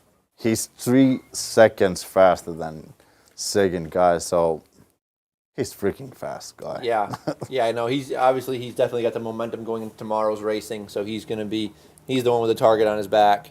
Everybody knows they got to go back to their rigs tonight and come up with a new game plan because Gustav looks really good, really, really good. We were talking about a lot about John Steenberg. He's a legend guy. He's a fast guy. What do you think? What's in his head after this day? Somebody that's been around as long as he has, you have good days and bad days in racing. Yeah. And, for most people, ending up third is a good day. Yeah. For a guy like John Stenberg, it's not a good day. So, it's just he's just gonna take this one and move on. I don't think this is going to bother him at all tomorrow. I think he said, if anything, he'll just use it as a motivation to do better in round 2 heats and then the final. And tomorrow is going to be a new day, and as Jarkko Rossi told us that you're going to drive tomorrow. Yeah. Any thoughts about that? Are you nervous? A little bit. I mean, I always, get a little bit of race day jitter, but no, I'm looking forward to getting out there. The track, the few laps I got on it today with the GoPro footage was a lot of fun. Yeah. And watching these guys and girls on it all night, I'm definitely chomping at the bit to get out there and turn some laps. And you're going back to studio for the night? Yeah. Yeah, tomorrow. Oh yeah, I'll be back afterwards. Good. Yeah, that's the plan. So this was your first time in studio. How it went? Any thoughts? I mean, I enjoyed it. The first couple times we were on, I was definitely a little nervous, but as the night progressed, I felt better and better. So no, it was a lot of fun. I really enjoy it. It's being able to talk about this stuff. Usually, sometimes I'll write articles for Ridex 365 and whatnot, but to be live and to be talking about it as it's happening is a ton of fun, and I'm really enjoying it. Super good. You were good. Don't be nervous. You don't have to be nervous at all. I appreciate that. And thanks for the audience, and thanks for all the viewers in live stream. And because we're in Sweden now, we have to say good night, and we'll see you tomorrow. Thank you.